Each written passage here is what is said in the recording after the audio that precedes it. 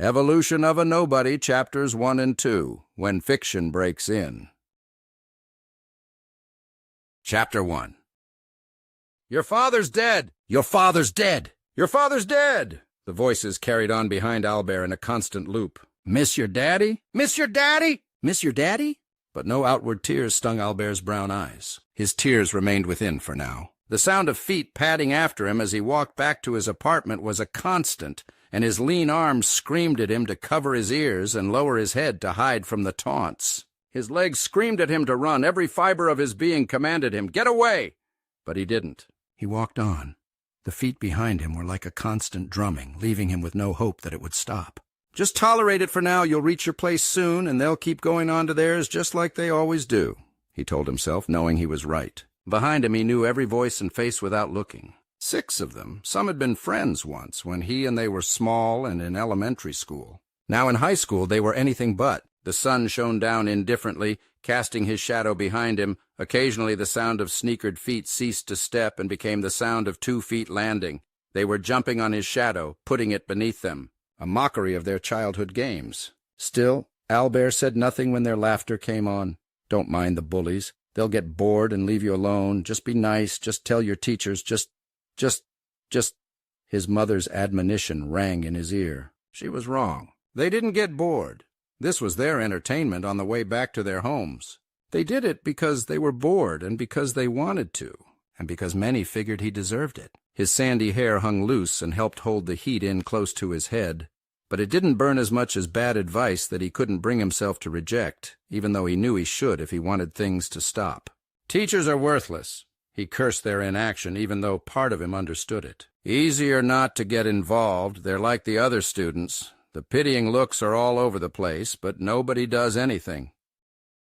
In spite of Albert's own resolve to show nothing to anyone, he wrapped his arms in front of his empty stomach and tried to ignore the growl there. He grabbed the dark straps of his backpack and hiked it up higher, pretending he wasn't hugging himself. "Show no weakness," he said to himself again and again, and finally he reached his safe space. Ahead was the path that led to the complex where he lived. It was a simple set of interconnected gray-painted apartments, wooden structures with a plaster and mesh surface covered over with seashells. Every time he looked at it, he remembered his lessons in science class. Millions of years ago, all this was underwater. That's why you find shells so far from water today. Albert enjoyed those lessons. It made the present seem so small to think on time scales like that. In an eye blink, this life will be over, and none of them can do anything to me then. Even he was aware of how depressing the thought was, but it wasn't death he thought of, but his high school life. Behind him, he could hear the voices calling him, "See you tomorrow, Albie! See you, Shadow Boy!" "Later, bitch!" The taunts and jeers faded as the 6 of them began to talk of other things and as they made their way onto their own homes. He took out his key and unlocked the door. A simple 2-bedroom apartment greeted him. A kitchenette to his left with a stove, microwave, and refrigerator. A living room with a table and television, a sliding glass door that led out to the public pool he didn't dare use. "Mom, I'm home?" Albert's voice cracked a little. No answer came. "She must be out," he thought. "Good," he added, and went to his room. Tears burned hot inside his body, but he couldn't bring himself to let them out. He tossed his bag onto the single bed and turned on his own television, and the game system along with it. He didn't need to select a game from the cases beside it, though there were several. There was only one choice. "Hilarum, here I come!" he said in the cracked voice of a boy nearing adulthood. He slid down from the bed to the floor and synced up the smooth black plastic controller to the console. The green logo flashed across the screen. He selected the CD tray to load from and began. Hilarum was the largest and most popular open-world game on the market. Doubly impressive because it had been around for years. Sequels had appeared, but Albert had no interest in them. They were MMOs, massive multiplayer online games. "I don't want to play with other people. Other people suck. I want my own story, not to be part of theirs." He let out a shudder and selected his character, Cammy.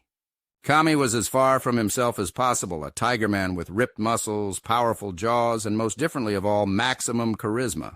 He had the same character for a very long time, and had maxed out stats to the point where the quests were not a challenge on even the highest difficulty level. That was the point. That was the fun. Here, I am a god. Thanks to his programming and editing skills and a dev kit-loaded console which cost a bundle to get, he could create his own mods and then install them. The 3D models were a bit pricey, but a side job got him the money to pay for models, so the game never got old. And in this way, Albert ensured he didn't need anybody. He let out a sigh and tapped his foot on the soft cream carpet that had begun to fade with age and imperfect cleaning. The new mod was ready, and it was time to play the story he himself had written. Time to lead the rebellion and destroy the 6 evil overlords, he grinned. Even if it does have a long load time. He chuckled a bit at the joke that even he knew wasn't really funny, and popped up to go get a soda.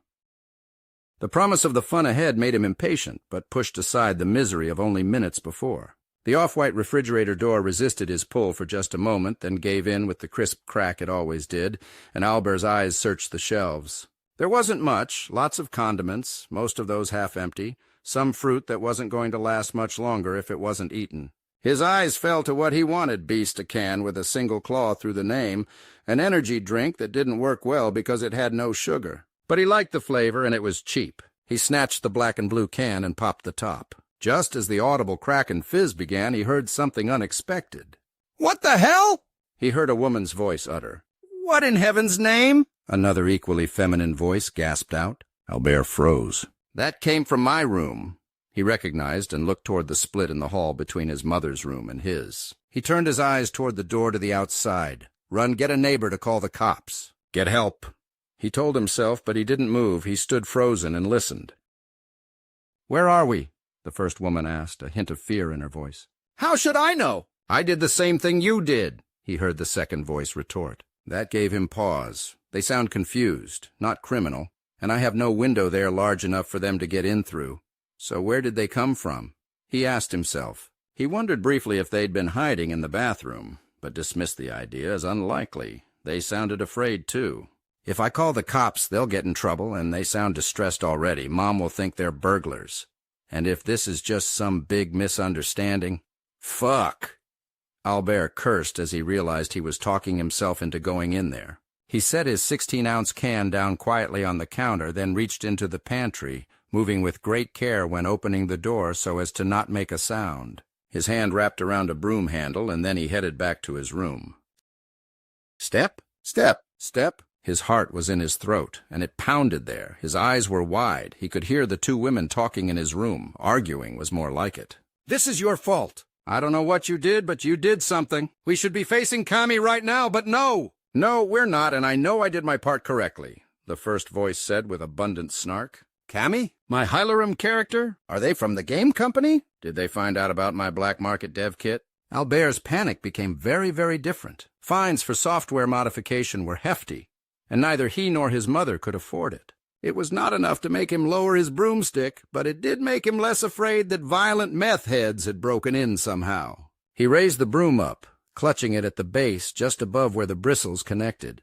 "Me? You always blame me? I'm powerful, sure, but even I can't take both of us out of there to somewhere else. If I had screwed up, it would just be me here now." "So something else must have gone wrong," the second voice said, just as his hand reached for the brass cylindrical knob of his door. Albert counted out in his mind, preparing to burst into the room. "All right, on 3. 1, he thought, and took a breath. 2, he thought, and exhaled deeply and in silence. "Yo!" He heard them blame each other again. 3! He took another deep breath, wrenched the knob, and burst into the room with the cracked shout of the sort that only a teenage boy could make, waving the broom handle high like he was going to bring it down on the head of whoever was in reach. Twin shrieks of alarm reached him in turn as the pair scrambled back in shock, pressing themselves against the wall. Albert's shout became something else almost immediately. A shout of fear and confusion brought on by the unexpected. From what he'd heard, he expected 2 women. What kind of women? Anything from executives who had waltzed in to demand his console be turned over, to druggies hoping to rob him, either of which would have been a thing to shout over. What he got presented before his eyes brought another shout, "What the hell are you?" On its face, the question was stupid, because what they were was obvious. He'd seen their sort many times in fictions and games, but never before had he seen them in life. Any teenage boy or grown man or person with eyes to see would have called them beautiful, with long, slender legs and arms, classical hourglass shapes with oval faces and long hair, one blonde, the other inky black. Their features seemed quite delicate, and would have raised alarm in no one if anything by themselves. Attraction and protective instinct would be naturally expected. But it was their other features that brought alarm. On the left, the inky black-haired woman had a pair of horns growing from the sides of her head, while black bat-like wings sprang from her back, and her flesh was a bloody red. Her counterpart, a more conventional skin tone that you'd call lightly tanned, her hair was long and golden, tumbling down behind her. However, from her back sprung wings of white feathers. An angel and a demoness, and they were in his home. "What are you?" he shouted again, and the pair, dumbstruck by the unexpected confrontation, had terror-filled eyes of their own, as if he was the monster. Albert waved the broom over his head, clutching it tight with both hands. "How did you get in here?" He shouted the question, and the pair of unexpected entries did something else he never expected, other than exist, which was strange enough. Their knees grew weak, they collapsed to the floor, and they began to let out a wailing, keening cry as if they'd come upon the corpse of a loved one. "It can't be! It can't be! It can't be!" The angel wept, while the demoness could not even manage words. Albert slowly began to lower his improvised weapon. His fear ebbed away like the tide going out, and the obvious set in for more than one reason. Something is very, very wrong here. It may be them, it may be me, it may be both, but something is. And for the moment he could only wonder what it was. Chapter 2. The danger sense that was going off like a fire alarm in his head moments ago stopped as quickly as it began. The wailing of the two women was painful and grating to his ears, but worse than that was the despondency on their faces. The fact that they'd more or less broken into his home was no longer relevant in his mind. The way they knelt and keened toward the ceiling showed the most unutterable depths of despair that he'd ever seen outside of a mirror. Albert set the broom aside at the wall. It slid down and fell to the carpeted floor with a thud that was drowned out by their cries. The fact that they were creatures out of mythology and fantasy, or worse, or maybe better, out of some anime series, was less relevant at the moment. A thudding from upstairs began, which brought them up short. "Hey! Keep it down, brat!" his upstairs neighbor shouted and stomped on the floor several times. The pair of women were caught off guard by the sudden noise, so much so that their faces froze. Albert took advantage of that in an instant to crouch down in front of them. He held a finger up to his lips and whispered, "Shh." Foreign as they were, they understood the request to be quiet. Though with the noise above stopped, little choked sobs began again. I'm not quite sure what to say here. I really don't know where to begin," Albert said. Their eyes were full of tears through which they stared at him. So luminous and bright they were that he looked away, unable to bear what he saw in them. "You would think my years of video games and anime would prepare me for this sort of thing, but no. No, it definitely did not." He looked sideways at them with a fragile, shaky smile, though they clearly didn't understand. If he read their pursed lips and curious eyes right, they returned his smile with ones of their own. "So, I guess names?" "Yes, names first." "My name is Albert Baptiste Lamarck." Albert Baptiste Lamarck," the pair repeated. He shook his head and his hand back and forth in front of the space between them. No, just Albert Baptiste Lamarck." I see." The angel said, "I am Liala." She then put her hand on the demon's shoulder, "And this is Raziel." "Right, so, Liala, Raziel, no family names?" he asked. "Camilla," they said at once, and that at least brought a smile to their faces. Albert flopped backwards, catching himself on the carpet when his hands thrust back behind him. "Okay. One of you is adopted, I assume?" They shook their heads, and Liala was the one to explain. "The name comes from the training house where we prepared for—" "For?" Albert asked. She trailed off and looked away. Taking some of her long blonde hair, she fidgeted with the locks, winding her finger around them over and over again. Raziel thrust her sharp-looking red finger down at the floor between them. "This, which we failed." She grimaced enough to bare sharp fangs, and then the angry look faded to one of woe again. "We failed!" Her back arched, and she looked up to the ceiling. "By the Lord of the Undead, we failed!" Both of their sets of wings were shaking, and Albert felt a rush of panic that they would begin that keening wail again. "Wait! Failed at what? What were you trying to do exactly? Maybe there is some way to fix it." he urged in a rushed, hoarse voice, going up to his knees and curling his legs under him. In a bold gesture, he grabbed both of them at the shoulder. That brought them around for a moment, and their faces met him again. The demon woman had bright, sparkling ruby eyes, while the eyes of the angel were a brilliant sapphire blue. "You're not dead after all, so there's still something, maybe?" Owlbear faltered a little, but flailing for something to say, it was the best he could do. The pair traded looks. "Do you know Kami?" Liala asked in a hopeful voice as smooth as silk. "Oh, boy!" Owlbear moaned and ran a hand through his sandy hair. They cocked their heads at him. "Well?" they asked at once. Owlbear fumbled for words. "Do you have video games where you come from?" he asked as delicately as he could. "We have games," Raziel replied, her dark eyebrows furrowed. "But that doesn't sound like you mean what we do." "It's easier to show you, I think," Owlbear replied, and grunted a little when he stood up. He went to the television, which had gone into power save mode, and swept his hand across the base of the screen to power it back on. The music picked up again, and the pair stared at it in disbelief. "Where are the musicians?" Raziel asked. She pointed up. "It doesn't sound like it's coming from up there." She focused her eyes on the television. "And that is a weird... Wait, that isn't a window." She snapped her mouth shut, but Liala was already quiet and watching with fascination. Owlbear seated himself in front of the screen and scrolled to the character Kami. "Is this who you were looking for?" he asked and pointed at the screen. "Yes!" they exclaimed at once and clapped their hands together. "Now, if we can just get him," Liala said with joy. "Go ahead, summon him. I don't know how we ended up here, but maybe if he's a summoned being instead, well, that should still do." "All right, I'll summon him," Owlbear said, and he felt Raziel staring at the back of his head. She picked up on his tone and that something was amiss in all this, even if Liala had not. He tapped the green button on his controller, and the scene shifted, as did the music. Owlbear made the character go into third person and began to move him across the screen. "That is Kami. He's just a character in my story. He's not a summon to the real world. Just lines of code expressed as a visual for me to play with. He's not real fiction, fantasy," Owlbear said as gently as he could, then set down the controller and turned to face them both again. Raziel gave a little nod. "That explains it. That's why we failed. That is why the spell rebounded and brought us here." "What?" Liala asked, scratching her head. She looked over to the demoness beside her. "You can't summon fictions, Liala. You just can't. If we could do that, we'd solve our problems just by making up heroic stories every year and recycling old plots with new names and descriptions. But we can't. Even a normal summon might do. But when they're not real at all?" She shrugged her shoulders, spreading her arms and wings out as she did so. "There's nothing there."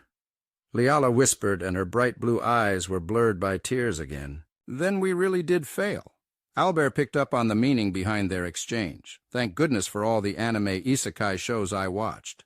Owlbear thought with a mental sigh of relief to go with it. "Wait, so if we didn't actually get the hero we wanted, then we can just go back home again." Liala brightened, and then so did Raziel. The pair stood up and almost synchronized. They interlocked their hands and stretched out.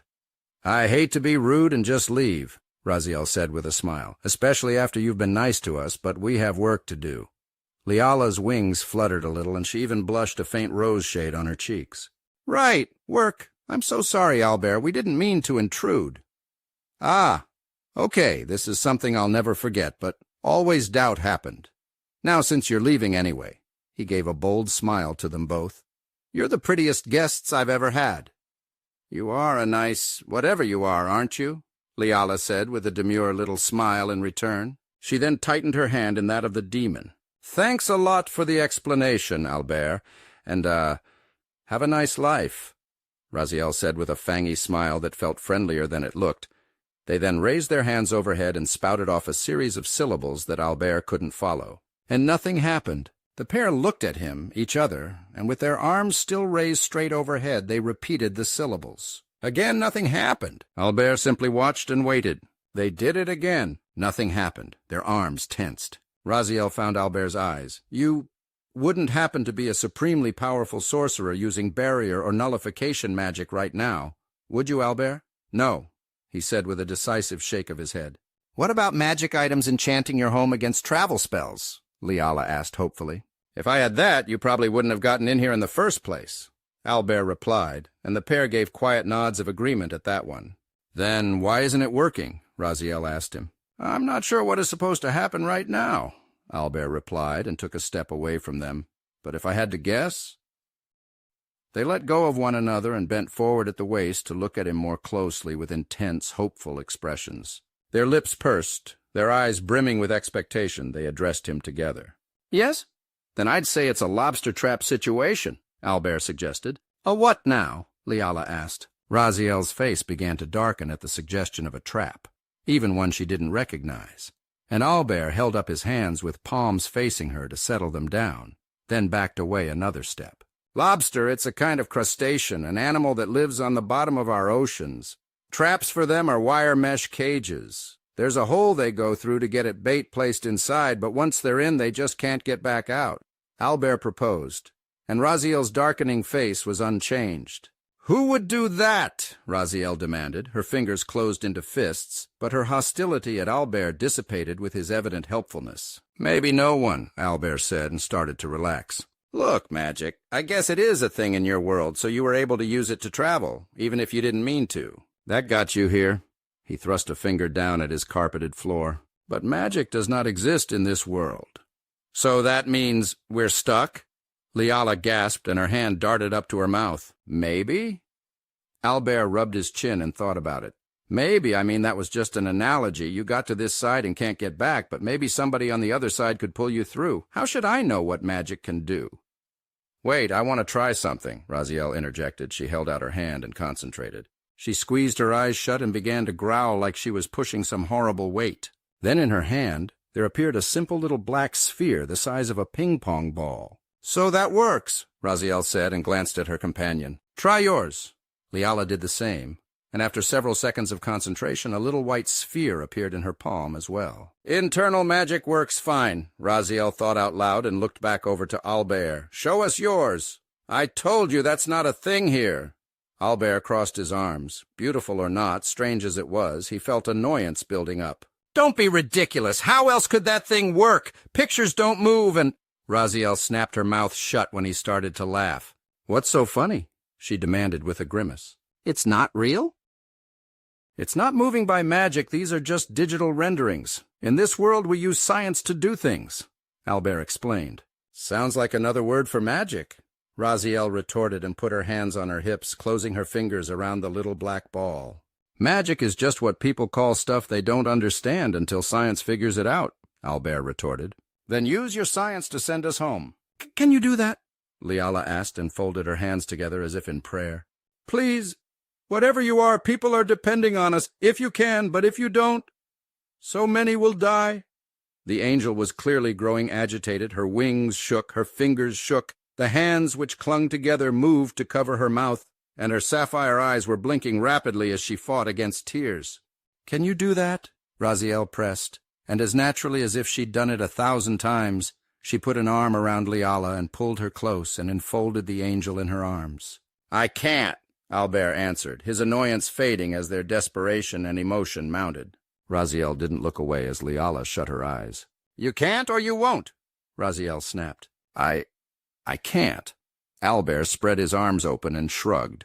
First of all, I'm not a scientist, I'm just a student. I haven't gone to learn any of the sort of science that would be needed to address even the possibility of getting you home. I'm something of a nerd, so I know enough to know the existence of other dimensions. Where other natural laws exist is at least considered. But the science to even test that, let alone create a travel path. No, that's not even on the drawing board, explored yet. A student? Raziel asked. She squinted at him. Yes, I'm in high school. Albert replied, I still live here with my mother. I don't have the slightest idea what to do about sending you home. Could you take us to your scientists, maybe? Perhaps they could help us. Liala half whimpered it as if it were a plea. Albert went to his tan wooden desk, pulled out a chair, and sat down heavily, causing it to creak under him. I don't think that's a good idea. Why not? Raziel asked, sensing his reticence. Because you two don't exist here, Albert replied. We're very real, Raziel retorted with a little frown made from her dark lips. All right, Albert put a hand to his chest. I'm a human being. We're the dominant species on this planet, apex predators. Really? Not orcs or demons or angels or... Raziel was about to list off too many things for him to go over, so he cut her off. None of those are real. This planet has only humans as intelligent, civilized creatures. There were others once, but the last evidently intelligent species similar to us died off 12,000 years ago on their last little home when a volcano erupted. The other species, we drove them all to extinction over the course of thousands and thousands of years. There are no orcs, angels, demons, goblins, trolls, or anything else. Those exist only in our mythologies and fictions. Albert explained it as gently as he could and then put his hands in his lap, clasping his fingers into an interlocked position and shifting uncomfortably. You don't exist here at all. You never did. If I took you to scientists of any sort, you'll spend your lives being subjected to all kinds of experiments. You'll both be prisoners, and our governments will exploit you like a resource. Raziel hissed like an angry cat. I'd never allow that to happen to us. Albert shook his head. We're not apex predators for nothing. We're a species built for war and predation. We do a lot of great things. But trust me, you won't be happy with the outcome if I do what you're asking me to do. If humans are so bad, why aren't you doing what you say will happen to us? Liala asked in a quiet little voice. Because I don't like people, so I don't want to be like people. He snorted with contempt. So? Raziel swallowed. What happens now? Albert put a hand on the desk at which he sat and began to drum his fingers over it. I have question about where you're from, but that can wait, I guess. He clenched his other hand into a fist. Unutterable despair began to form on their faces again, and their fear, their sense of isolation, was clearly growing by leaps and bounds as their lives hung by a thread and his hands seemed to hold the shears. I can't just throw them out, he realized, and he made a decision. My mother works very late and sleeps a lot. She's away right now for a while. So, I don't want to send you out into my world ignorant and alone. That won't end well for you. I guess you could stay with me for now at least. Maybe people where you're from can call you back home, right? Right. Thank you, Albert Baptiste Lamarck, Raziel replied. Thank you, Albert Baptiste Lamarck, Liala added. Just call me Albert, that's easier, he said and stood up. Albert, then, the pair affirmed. Let me get some sleeping bags for you. You won't have to worry about my mother. She completely respects my privacy and never comes into my room.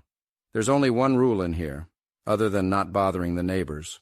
He thrust his hand out, pointing to the door behind him. Out that door is a hall. At the far end is another room. That is my mother's bedroom, and under no circumstances are you ever to go in there. She needs all the rest she can get, and I doubt she'd handle you two very well. Myths don't often spring to life in front of you, okay?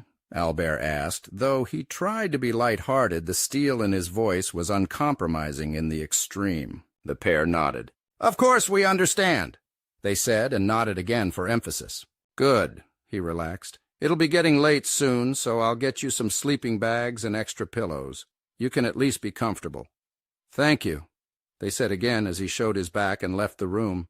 They bent forward at the waist, bowing deeply to their unexpected host and wondering, what do we do now? Evolution of a Nobody, Chapters 3, 4, 5, and 6, Worlds Apart Under One Roof. Chapter 3.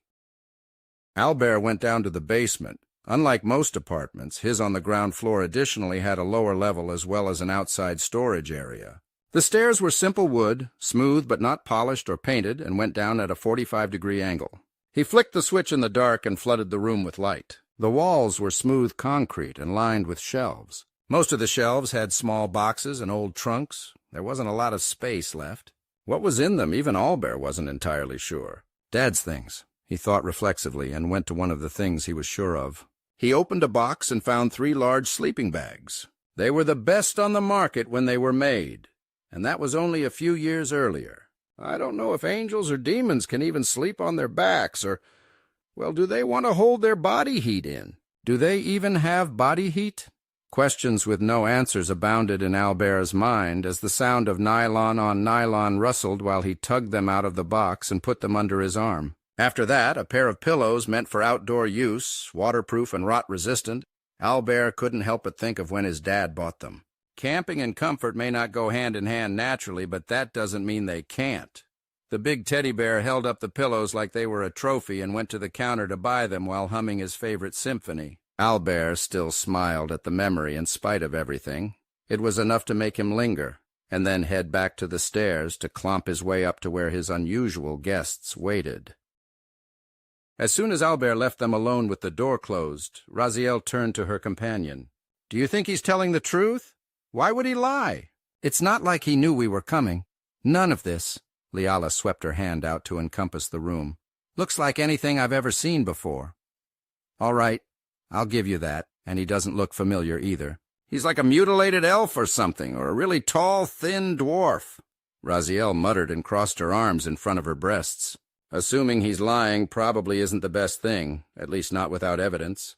Leala threw her shoulders back, squaring off against her sister, and put her hands on Raziel's arms. She made the demoness face her. We're going to be okay. That's my line, Raziel said, and unwilling to meet the sapphire blue eyes any longer, let them follow the path of her curiosity where the little box and the rectangle continued to function.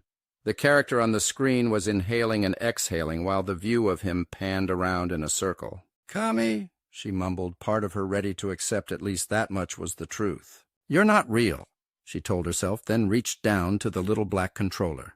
"You shouldn't touch that. You don't know what it is," Leala admonished after allowing her companion to break away from her touch. "If it were lethal, he probably wouldn't have left it lying around," Raziel pointed out. Leala turned up her nose and put her back to Raziel, her wings fluttering a little in agitation. "Don't blame me if you end up in yet another world unable to escape. Who knows where that actually is?" She inclined her head toward the screen. "Whoever heard of a window not on a wall or door or something?" Raziel moved the little stick around. The feel of the dark thumb-shaped instrument was strange, soft but not soft. Kami moved around with her, and the view snapped back over his shoulder. She moved it around again, and Kami ran in a circle. She pushed a button, Kami jumped, and Raziel smiled. Meanwhile, Leala's eye turned toward a closed door on the other side of the room. She approached it, standing there for several seconds, as if she could see through it if she stared long enough. A little brass knob, polished to a shine that reflected her face, somewhat warped, back at her, sat there inviting her to turn it. "You shouldn't go in there," Raziel said while mashing buttons on the controller to see what else Kami would do. "If it were dangerous, he would have told us not to open it," Leala replied, her tone full of smugness when she threw Raziel's words back at her. The demon shrugged. "What's this button do?" she asked out loud when she found the buttons underneath, and Kami raised his hand and began to spout flame from his palm as he ran forward. Leala grabbed the knob, turned it, and opened it up. Inside, she saw the impossible. "Is he rich?" She eeped out. There was a pure white tub on the floor, and a wash basin to her left, and a chair, for some reason open and full of water down below it. A looking-glass hung on the wall, which was broad enough for her to stretch out her arms and wings and still not reach the end of it. "Sister, look at this!" Leala exclaimed hoarsely while pointing out the state of the room. Raziel held onto the controller but followed the call of her closest companion and looked inside.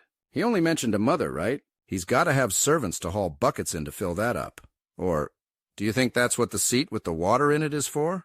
Raziel asked. "Maybe," Leala asked. "Is it to drink from? You could get a cup easily, or a bowl, but a bucket to fill that tub doesn't seem like it would be a good fit. And where's the bucket?" Raziel pointed out the cabinet beneath white wash basin with the silver device hanging over it. "Maybe down there?" she asked rhetorically. Leala crouched down, opened the cabinet, and saw the metal tubes beneath. "Sister, I think he might have been lying about there not being magic. There's a wand here." "A wand?" Raziel asked, and Leala stood back up. It looked a lot like one, a long wooden stick and a rounded end with a hole. It wasn't quite the same, but then what was? Even the familiar was a little removed from the norm. "Maybe you have to use wands here in order to do magic, do you think?" Leala asked. "It's worth a try. If he is lying, then we want to get out of here now," Raziel said, but looked with abundant regret at the tiger man on the screen. "So long, Kami," she thought as her sister, her companion, her friend, raised the wand overhead. Raziel dropped the little black controller onto the carpeted floor and put her hand on the wand just above her sister's hand so that they were connected. They rattled off the syllables of the spell and held the wand tight with their eyes shut, waiting for the magic to work. The spell was almost over when Albert entered the bedroom with his arms full. He dropped them to the floor in a heap just as they finished casting and exclaimed, "Why are you in my bedroom with my plunger?" "Did you do something to my toilet?" Chapter 4. "Plunger? What's a plunger?" "This isn't a wand?" Raziel asked, and lowered it across her body, holding it in two hands. "Ah, no. No, it isn't. I told you there's no magic in this world." Albert retorted, then approached, snatched the plunger out of their hands, and marched it back into the bathroom to shove it beneath the sink. "So you're rich, right?" Leala asked point-blank. "What?" "No," Albert replied reflexively and closed the bathroom door behind him. "So how can you have a private bath and—" she said, clearly not believing him based on the way she rattled off the contents of his bathroom. "Okay, so most people have these things. The bath doesn't require a well, the wash basin isn't filled with a bucket, and we definitely aren't using the white water seat to drink from or fill anything. That is a toilet, and it's where we relieve ourselves. You carry a whole seat outside?"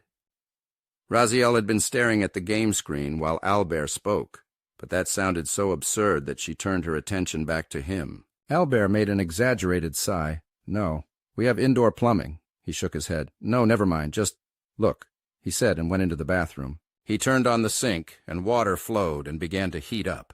"When you relieve yourself, you flush this by pressing the lever. Here, watch."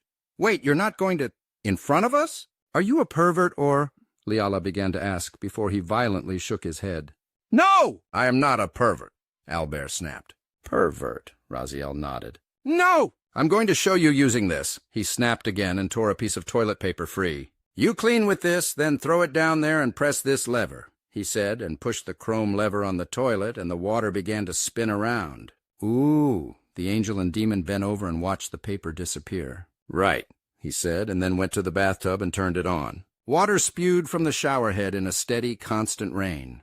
"Indoor rain. You're sure this isn't magic?" Leala asked with a skeptically raised golden eyebrow. "Indoor plumbing, it's a big deal here." Albert replied, his face deadpan, his voice dry. He pointed to the pile he'd dropped on the floor. "We can talk more tomorrow for now." I guess stay in here." They reached for the bags and clearly found them to be strange, but at least the concept must have been familiar because they laid them out side by side and slipped into them, lying on their stomachs. Albert, however, chose not to sleep. Instead, he picked up the controller and laid down on the bed, then resumed his intended game with gusto. Strange as it was to have an angel and a demon, pretty ones no less, nearby, his habits won out. He took on a few quests and even leveled up again. On this occasion, he rescued several children from a cult of vampires hiding in an undead-riddled tomb, winning the right to buy property within the city. The angel and demon chose to take their positions at the foot of his bed, and so he didn't realize it at the time, but Raziel chose to stay awake and watch him play. Or at least he didn't realize it until she complimented him when the reward music played and Cammy took his victory stance. "So that's all a game. None of it real, huh?"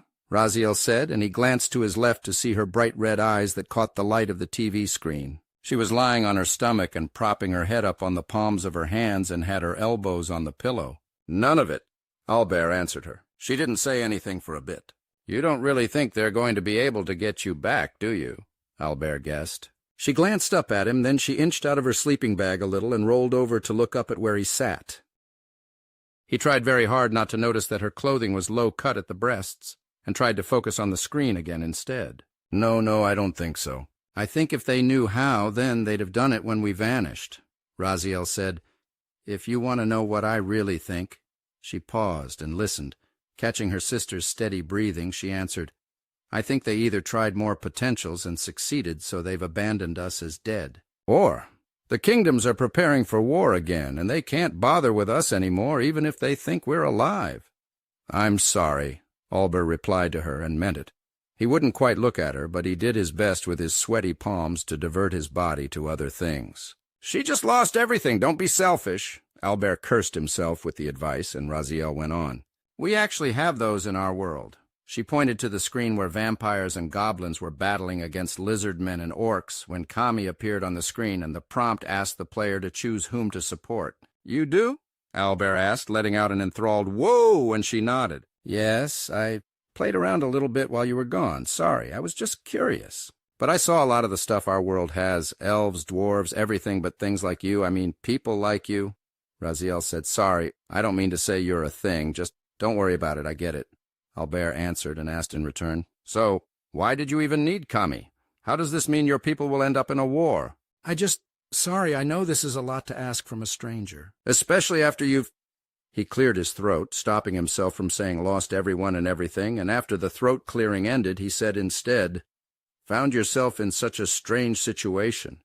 Raziel looked away from him. I'd rather not say right now, if that's all right. It's a long talk. All right, would you like me to, I don't know, teach you how to play? You'll need your own character, of course, Albert added with haste and started to save his game. Yes. Raziel brightened up and scrambled out of the sleeping bag as fast as she could without making noise, her fingers twitching, her hands out, and a smile that bared all her fangs while he set the game console back to square one and created a profile for her. Okay, now this is the first thing you do, he said and handed her the controller. Sit down in front of me. I'll help you out. She nodded along and sat down on the floor so that his legs dangled against her arms. First, press the black button on the right before the right side stick, he said, and she tilted her head back to look up at him. Thanks again, Albert, she said, and he smiled down at her. I really shouldn't have had her sit there. I swear I was only thinking about how to help her with the controls, but now I can see straight down her. He rubbed the back of his head and looked away. No, it's okay. Stress needs a release. Right, so I'm happy to help. Before she could respond, he cut in again and said, Now create your character.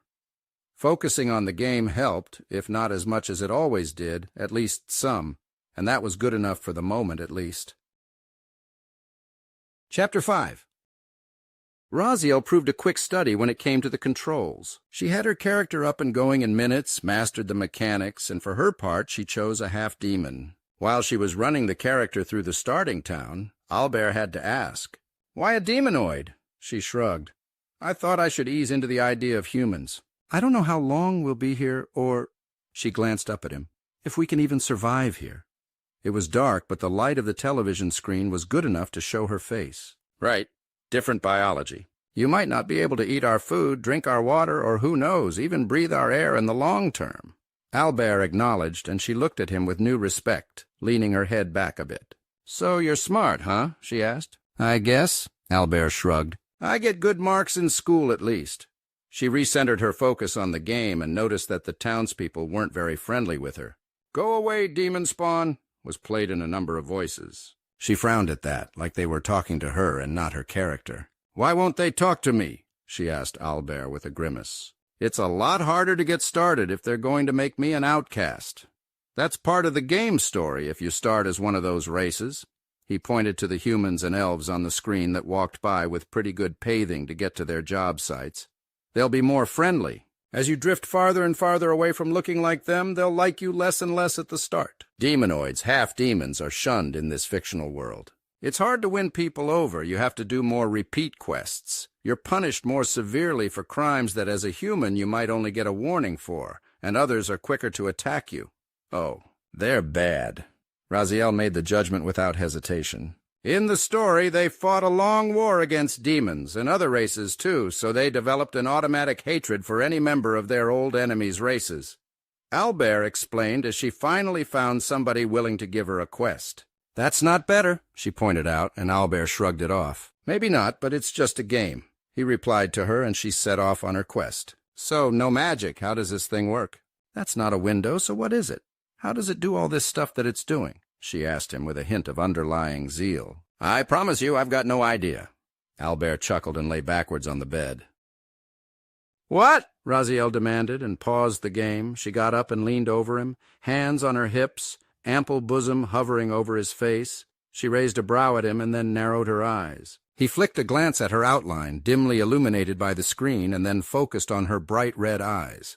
I said, I have no idea. I bought the console and the TV, but I have only a vague idea of how it actually does what it does. The game is programmed by hundreds of people, the console built by thousands, and the same goes for the controller, the TV, and all the components. Nobody really knows how it's all made. You can't be serious. Raziel's lines of sharp teeth were exposed. She put one red finger on his chest. Is this your way of keeping some sort of secrets from us? No, I promise, Albert answered with a slightly higher pitch. Her finger had a very sharp tip, more like a talon or claw than a finger alone. I wonder how strong they are. He had the uncomfortable thought, but turned away from it a moment later. He relaxed a bit.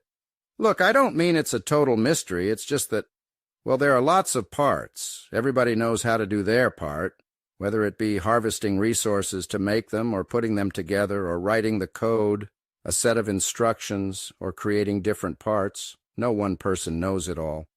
But our machines require a lot of complexity, so we specialize to create different parts each and then put it together at the end. Oh, I find that hard to believe, she replied, but removed her finger. If you want, I can pick up some books for you and even some things to play with a bit if you're really curious, Albert said and yawned. That made her smile, and her smile was beautiful until, as the game went to power save, it panned to a firelight view that flickered just right as she showed her teeth. Thank you, Albert. He shuddered at the winged demon looming over him. No problem. He replied, but privately wondered, not for the first time, what have I gotten myself into? Did I say something wrong? She wondered, but brushed it off. I'm going to keep playing if that's okay? Yeah, sure, go ahead. I need to sleep now, though. Albert answered and pulled the blanket over his head. The volume of the screen went down to a barely audible level, and the demoness kept at the game long into the night, far beyond the point at which he finally managed to go to sleep.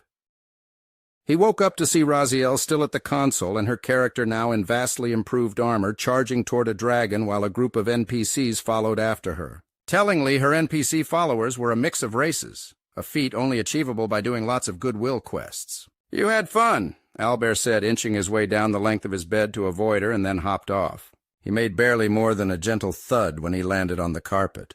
Yeah, fun, yeah. Raziel was staring at the screen and cackling as she swung her axe into the dragon's face. Take that, you scaly bastard! Somebody is really into it. What'd you do? Suck out a gamer's soul on the way here? Albert said with a half-joke as he walked away and into the bathroom. He didn't hear her respond, or really anything, from behind the closed door and turned on the water. The roar of the shower beat down, and in that quiet private space he was able to relax, strip, and step into the steam to get ready to start the day. Albert washed his hair and body and tried to prepare himself. You're going to be okay, you're going to be okay, you're going to be okay. It won't be that bad. It won't be. It's just another day. The lies poured past his lips on a loop and were only interrupted when he heard Liala shout, He asked what? Chapter 6.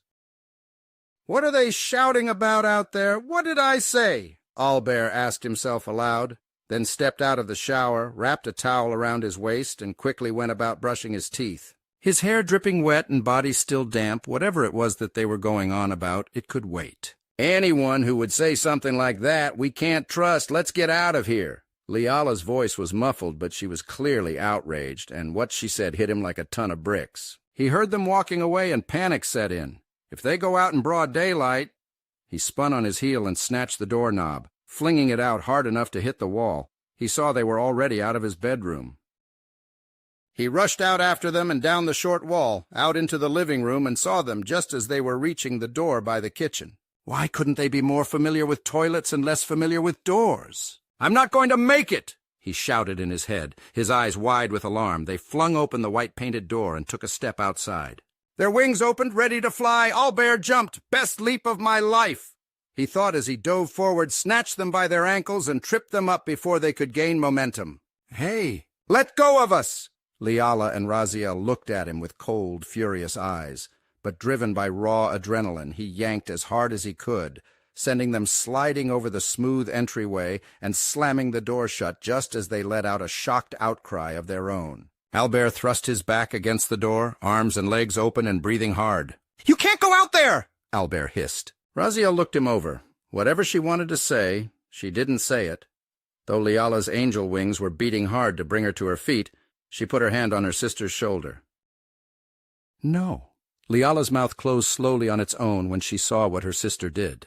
Albert's face was contorted with raw fear they'd seen 1,000 times over in their world.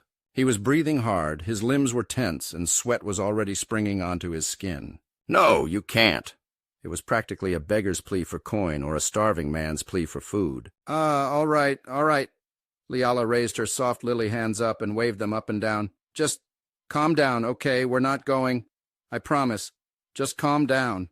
I told you. It's dangerous out there for you. You have to trust me.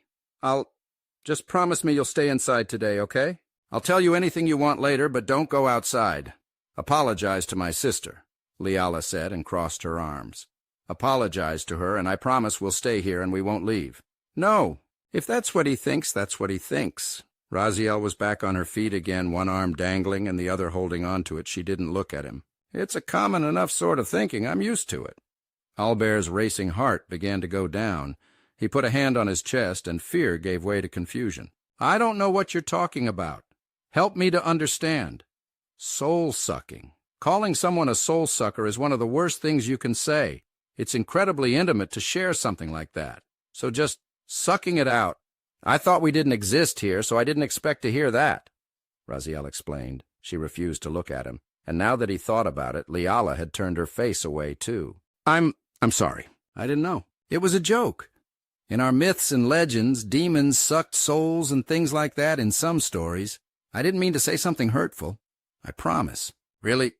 Albert lowered his head in contrition, and noticed that his towel was gone and lying several feet behind them. "I forgive you. I guess I should have figured you wouldn't know. I was just caught by surprise. But could you maybe—" "Your towel?" Raziel replied and covered her face. She was naturally red of flesh, but her sister clearly could turn close to that color, and did. "Pervert," Liala muttered and covered her face as well. Albert groaned and walked past them to pick up his towel. "You two don't have anything else to wear, and what do you eat?" He wrapped it around himself and returned to his room. They didn't quite follow him, seeming instead to prefer taking in the rest of the apartment and speaking to him from a distance. "Plenty, we eat plenty," Liala said, just as her stomach rumbled. "I'll make some breakfast and show you how to do things around here to look after yourselves while I'm away," Albert said a little louder from his bedroom. "Sure thing," Liala said, just loud enough for him to hear before he emerged in long pants and a long shirt. "Is that comfortable?" Raziel cocked her head. "It's warm out there, and you—" "It's fine, it's necessary," Albert answered curtly and brushed past to go into the kitchen area. "Okay," Raziel replied, and the pair walked tentatively after him. "I don't have lots of time, so just a few things and we can do more when I get home," Albert said, and pointed to the large black rectangle-shaped box. "This is a refrigerator. Food that will go bad goes in here. Help yourself, but be careful." Liala nodded. "Not to worry. I know a lot about nutrition. Get me a few books on what the stuff is, and I'll figure out if it's safe for us or not." She flashed a charming, pearly-white smile, which he didn't return. Her smile faded when one didn't come back her way, and he turned to a white wooden door. He opened it and pointed to the foodstuffs. "Do you have cans like these in your world?" he asked, and pulled out a can of soup. Albert extended it to Liala, and both she and Raziel handled it back and forth. "Metal, yes, but nothing shaped like this? Is it a weapon?" Raziel asked, and shook it up and down in one hand. "Do you throw it, or—" "No, it's got food in it," he said, and taking the can back, he pulled an electric can opener away from the wall. "Put this here." The magnet clipped into place against the top. "Then hold the lever down here." Raziel watched the can spin around, and the little black device held it in place while it made a steady whirring noise. Then there was a click, and he pulled it away and held the can upright and out to them again. "See?" Albert asked. "Soup. But where do we start a fire to heat it up?" Liala looked around for a fire pit or fireplace and found none. "You don't," Albert answered. "You absolutely do not start a fire." "But how?" Raziel was cut off. "Like this," he said, and poured the thick, chunky yellow contents into a large wooden bowl that he removed from the cabinet. "Put it in here and hit the numbers 100. He spent the next few minutes explaining microwaves, what not to put in them, and the fundamentals of not burning down his home. He had them demonstrated a time or two, and showed them the workings of the sink and how to handle washing the dish afterward. Short as the lessons were, it was enough. And when he was done, he said, "Later I'll show you some really good stuff, but for now, stay in my room. You can read, play games, watch TV, whatever, just keep it down. My mother will come home soon. She must be working another all-nighter, so after you're in my room, stay there." For a moment the fearful look filled his eyes again, and the two nodded emphatically. "We will, we promise," the pair said at once. "Okay, good, I've got to go. I'll see you later," Albert said to them, and ventured out the door. It shut and locked behind him with a click. They watched the brass latch turn, and heard him depart. They looked with at least a little anxiety at the closed door. "He must be serious about how dangerous it is out there. That's like battlefield fear," Raziel said with pity. "I guess," Liala said peaceably, and went to take up the bowl of soup. And with that they headed back to Albert's room. "I wonder if all humans have splotchy skin like that, though, or if it's just him." "Who knows?" Raziel replied, and got her game going again while Liala closed the bedroom door and sealed themselves away. Evolution of a Nobody, Chapters 7, 8, 9, and 10, The Ordinary Miracle. Chapter 7. Albert sat in class and tried to focus. There were about 30 other boys and girls, and the teacher, a young woman teaching English, was droning on. The desk at which he sat was a single solid unit, with the writing surface attached to the chair, and a steel undercarriage for holding books for class use. Hatred burned in his heart for the desk design. The reason was behind him. A bigger boy put his feet up on the metal undercarriage and kept tapping at it. "Do you mind?" Albert asked with a whisper. "No." The bigger one, a dark-haired young man with a shit-eating smile on his face, replied and tapped harder. Albert tried to ignore it. He was evidently successful, and the one at his back didn't care for that. For a moment the tapping on the underside of his desk stopped, and Albert had a sense of relief. The constant irritation had been maddening. Then the pain hit. A sharp pain in his leg. He looked down. The one behind him was leaning over. He had a thick rubber band, and he drew it back and let go, snapping it forward and holding on to the far end. The tip cracked against Albert's jeans right at the calf. "Hey, stop that," he whispered. The shit-eating grin was back. "Make me!" The crack came again, and again, and again, and again, and again, and again, and again. The pain mounted and mounted. His mother's words echoed in his ears. "Don't fight, just be good and tell a teacher if you're having problems." "Stop it," Albert said again. And again, and again. The shit-eating grin stayed in place on the face of the one behind him, and the smug little "make me" was whispered as a taunt. The pain kept growing until tears began to form in Albert's eyes, and his "stop it" came out as a plea. The rest of the class saw. On only one face he saw horror, but that one face was part of a student who did nothing. The teacher up at the front had paused her lecture and looked out at him, her mouth open like she knew she should do something, but one look at her, and Albert knew the truth. "I'm alone," he realized, and wept at his desk in the middle of class while the teacher resumed, and the pain continued to mount until the rubber band itself snapped and the bell rang to mark the end of the torment. "Albert!" The teacher called out as they all got up to leave. He picked up his books and approached, winding his way through the students. Most of them would not even look at him. Alone with the teacher for at least a minute, he stood in front of her. She was slender, young and in her early 20s, not much older than her actual students, with soft brown hair and a gentle oval face. He wanted to resent her. But he couldn't. Angry as he was, he didn't. He saw the reality of it. She's out of her depth, as afraid to act as I am. Does he bully you?" she asked. In his head, Albert wanted to scream, "What did you just see, you stupid bitch?" The absent resentment flared up like an inferno he could not let out. "No," he lied. "How ashamed do you want me to be?" "Why do I have to say it? If you won't do anything while you're watching it, why would you ask such a stupid question and believe I'd expect anything out of you if I say yes? You'll just make it worse." The rant he desired to scream at her remained locked in his skull. "Okay, then," she said, accepting his obvious lie and then looking away from him as fast as her head could turn. Unwilling to see him any more after she got the excuse to ignore what happened, Albert walked out, rushed to the restroom, and washed his red face. Lisa was waiting outside the bathroom when he emerged. Her arms crossed and one foot on the wall while the other was on the floor. Her head was turned toward the door of the boys' bathroom when he came out. "Hey, you okay, Albert?" He took one step. It was a limp. "Why do you ask, Lisa? If you're here, you already heard. Jason's not really a bad guy. He's just a little rough." Lisa defended him, stepping beside Albert and putting a hand on his arm. He shook it off, causing her long red hair to bounce a little behind her back. "Whatever helps you sleep at night, Lisa. I've got to go. Go see your friends." He half hissed it at her, and her green eyes blinked. "Albert, it's not like that. She said, but he put his back to her, moved to the side wall, and began to limp through the now mostly empty hall without her. "They're not that bad," she said after he left her alone and went on to her own room. At least things were calm for the next few classes, though it was hard to hide the limp. He kept his head down, avoided meeting anybody's eyes, and kept his arms tight into his body, clinging to the black strap of his backpack as an excuse and holding himself to the far wall of the hallways of the school to avoid bumping anyone by accident. That didn't stop the reverse from being done to him on purpose, even when it was mostly empty. His arms repeatedly smashed against the yellow brick of the building's walls. Nor did it stop the whispers, "Miss your daddy?" graced his ears time after time. But Albert said nothing back. His mother's admonition to be good, be nice, and not start fights always stayed his hand and stilled his tongue. When the bell rang for lunch, there was only one place he wanted to be, and he rushed out ahead of the rest of the math students to get there early.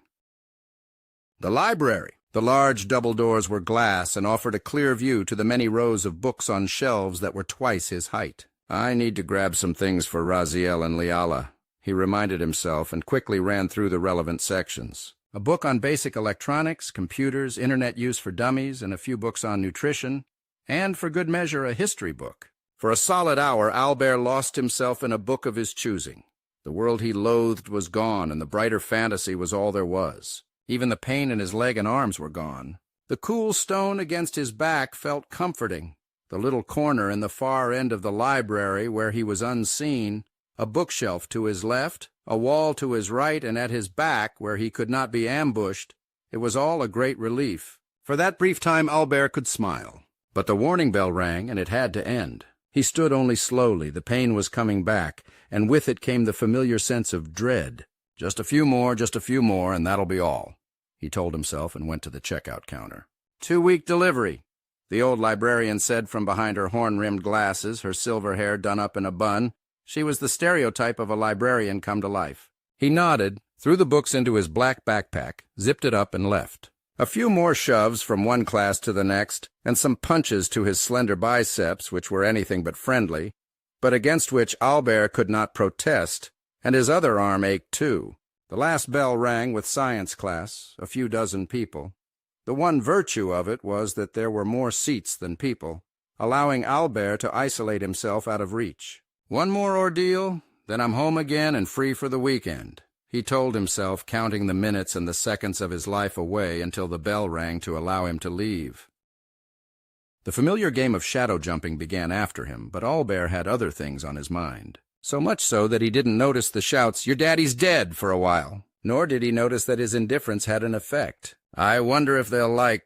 Albert's thought was interrupted when he felt himself being yanked backward. His entire body spun so hard that one leg in mid-step came up and toppled him off center. There was only a split second before the fist connected with his face right at the eye, and he fell hard on the concrete. He hit his elbow and yowled out at the sudden pain that lanced through him like a blade on fire. Ah! He rolled on his back. The pack there caught most of it, but that just meant more force on the back of his head, and for a moment everything was blurry. Shit! Go! Let's go! He heard the one who struck the blow shout out and take off running. Don't tell anybody or you know what will happen. It was one last admonition, and as he rolled over on his side, spitting blood from where he'd bitten his tongue, Albert shook his head. He got up to all fours and slowly began to stand before people poked their heads out of windows in response to his scream of pain. He held his stomach and then his elbow and shouted with a shaky wave of his arm for them not to bother. I fell down, that's all, he said, and gave a weak smile, then forced himself to straighten up and walk as if he were fine. Idiots, I don't know what will happen. All I can do is imagine that it would be worse, he thought, and hobbled up to his door when he couldn't fake it any more.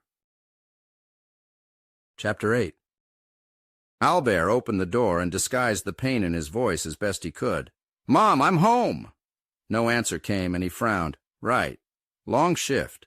She'll be asleep for hours, he reminded himself with a whisper, then walked as quietly as possible over to her door, cracked it just a bit, and peeked in. Sound asleep and quiet. He closed the door with the knob turned far to the left so that even the catch didn't make a noise, and turned the handle with a very slow motion to the right so that the door was securely closed without a sound. His own room was very quiet. The very slight noise of the game system at work told him that Raziel and Liala were still in there. The telltale noise of a magic casting character's lightning attack would have been like white noise to someone else. But to Albert, who logged at least 1,000 hours or more on the game, it stood out like a sore thumb. He almost opened the door, then he paused. What if they're changing? Then, pain or not, he thought again, wait, what if they're changing? He couldn't keep the pervy smile from his face. Pain or no pain, he was still a young man, and human or not, they appeared to him to be radiant beyond measure. He closed his eyes. Don't be a jackass, he reproved himself, and lightly rapped on the door with one knuckle. It's me, he whispered. He didn't hear any opposition to his entering, and so he turned the knob and opened the door. His right eye was starting to get blurry by then. I guess it's starting to shut. It was an abstract sort of thought, like he was observing rather than enduring. But even blurry as vision out of that eye was starting to be, he could see the dismayed faces, demon with her many fangs, angel with her quivering wings, and both covering one another's mouths. Was there a battle out there? Liala asked as she got to her feet. Raziel set the controller down, leaving her character to continue taking hits from a foe Albert couldn't quite make out. "Did you slay your enemies or just escape them?" she asked, and approached Albert while he closed the door. He brushed past them both, walking in between and throwing the backpack on his bed before flopping down in the chair at his desk. He ignored their questions and went for the zipper. Yanking it open, he began pulling out the library books. "Here," Albert said, and handed the stack over to Liala. "Something for both of you. I've got homework to do right now. Just keep it down, okay? I need quiet, he said twice, softer each time. He winced at the pain in his arms and hissed as he drew the books out. His eyes were squeezed shut to hide the tears of pain. He could feel them looking at him from behind, but had no desire to talk. "Albert, can I—" Liala began, a tiny tentative voice barely louder than a whisper. "Leave me alone! I've got work to do!" He snapped and flipped a book open with a satisfying crack of its spine, opened up a blank document on his computer, and began to get to work immediately. His fingers created a constant clatter on the keyboard, but it wasn't without pain. I must have landed harder than I thought, or they hit harder than usual. Albert wasn't sure, but his elbows, forearms, and biceps screamed at him while he worked. "At least it's easy," he told himself as he pounded out an essay from memory. "Albert!" Liala tried to get his attention again. She had a tiny little voice, delicate, really. "I don't want to talk. Let me work." He dismissed her perfunctorily. A part of him didn't like that, and he could feel the sting his words left behind. "You're not spotted, are you?" Roselia demanded, and put a hand on his shoulder. He whirled on her so fast, shooting to his feet when her fingers touched him, that the chair fell tumbling to the floor where it made a dull, heavy thud on the carpet. "Don't touch me!" He hissed with tears in his eyes. She yanked her hand back. That still hurts." He softened his voice when she drew back a pace and held her hand at the wrist as if he'd bitten it. But then he caught her question, and it was so utterly absurd that his anger vanished. "I'm sorry? Did you ask if I was spotted?" "Like covered in spots?" His right eye was shut completely now, and it hurt like hell, and he regretted the sudden motion throwing Raziel's touch away. The pain of that jerking motion was added on to the rest like additional interest on a loan he never wanted to take out. The marks from this morning, injuries of some kind, or am I wrong?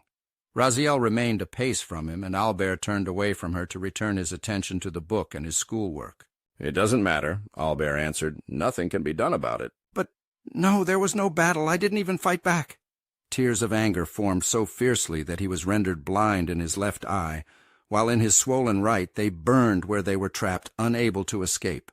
The unutterable humiliation made Albert's body shake with impotent rage. He balled up his fists and swallowed his anger and hatred the way he always did. His mother's admonition still rang on. "Just be good. Don't hurt people. Don't fight. Be a good boy." And Albert tried. But it wasn't enough to keep the hate at bay, nor the tears of anger that came with it.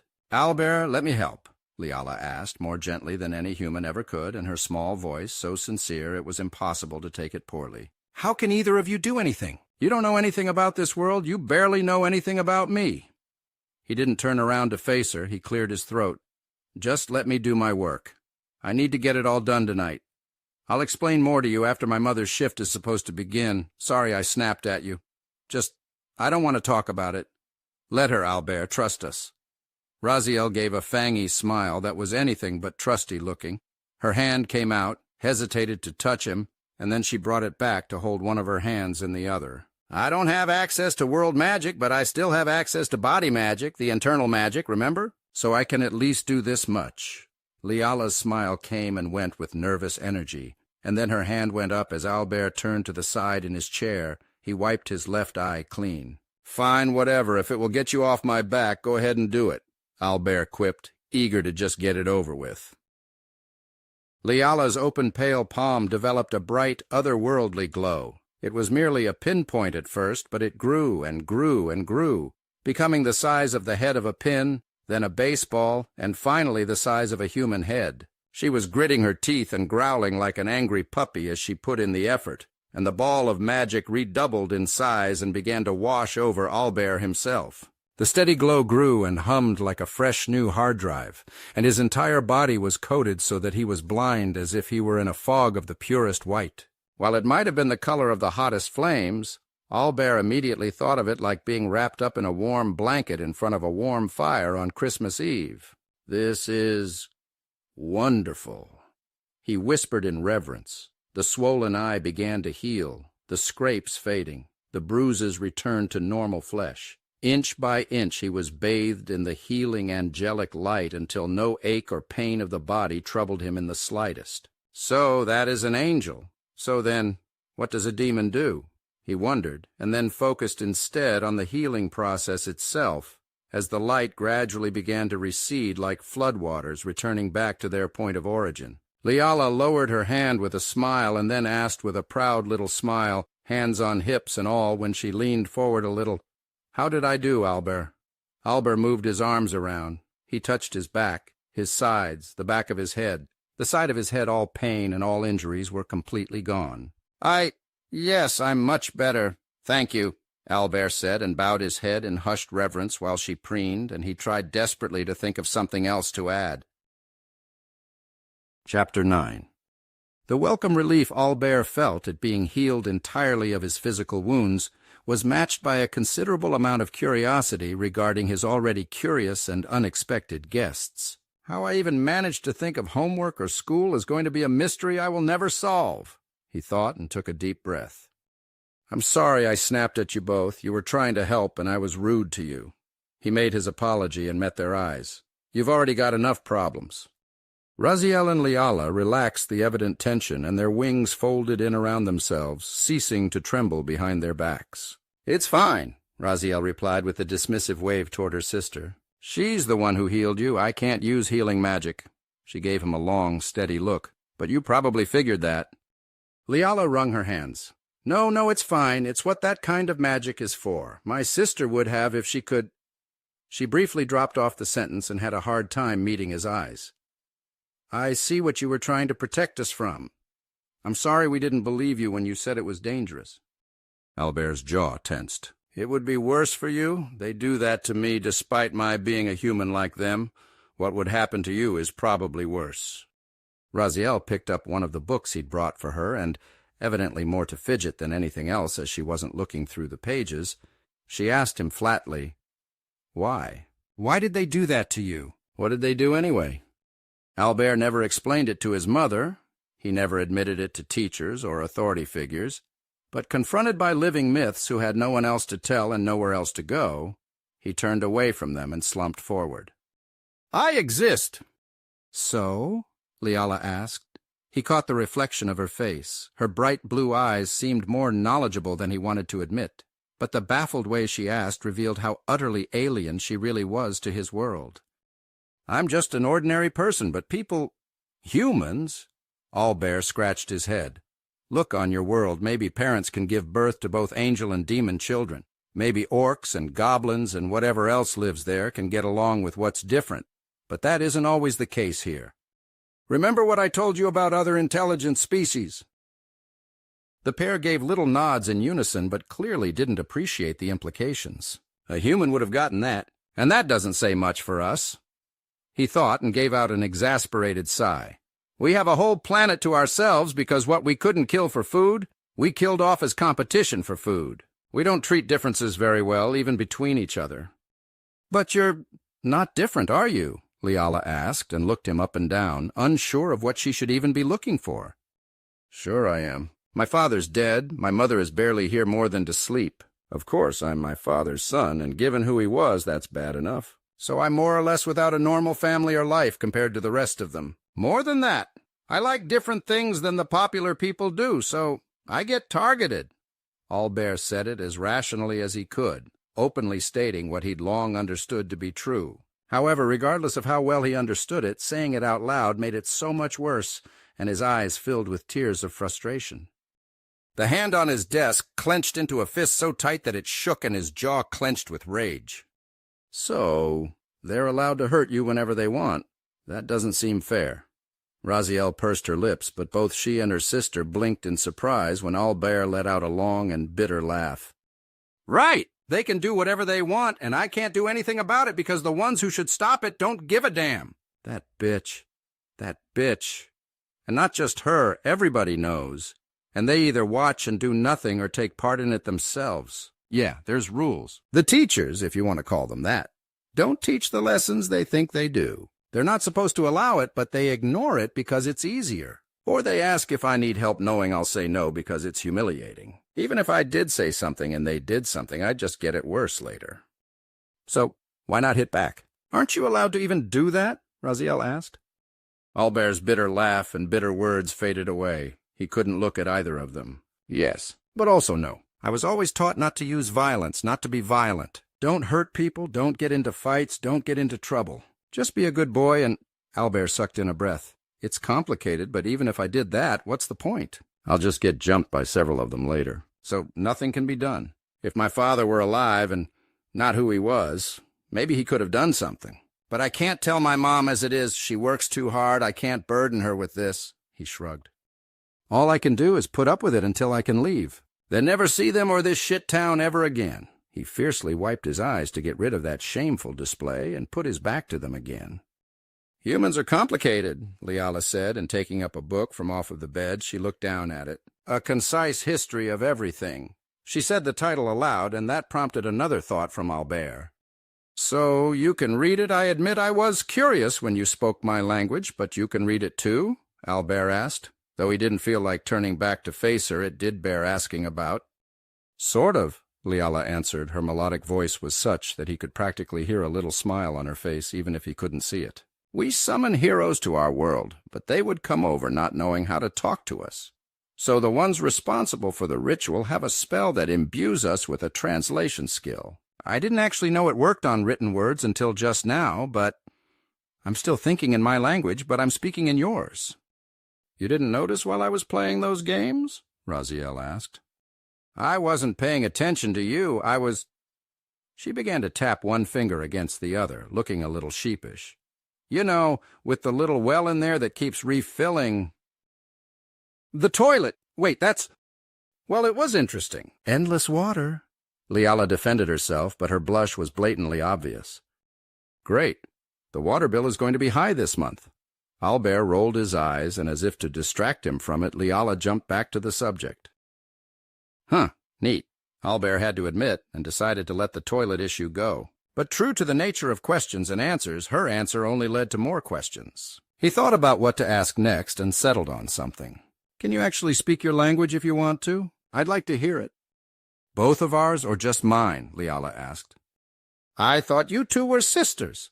Albert glanced over at Raziel, who rolled her eyes. I look nothing like her. She pointed her red finger sharply toward the one she called sister. We're siblings by how we grew up, not by birth.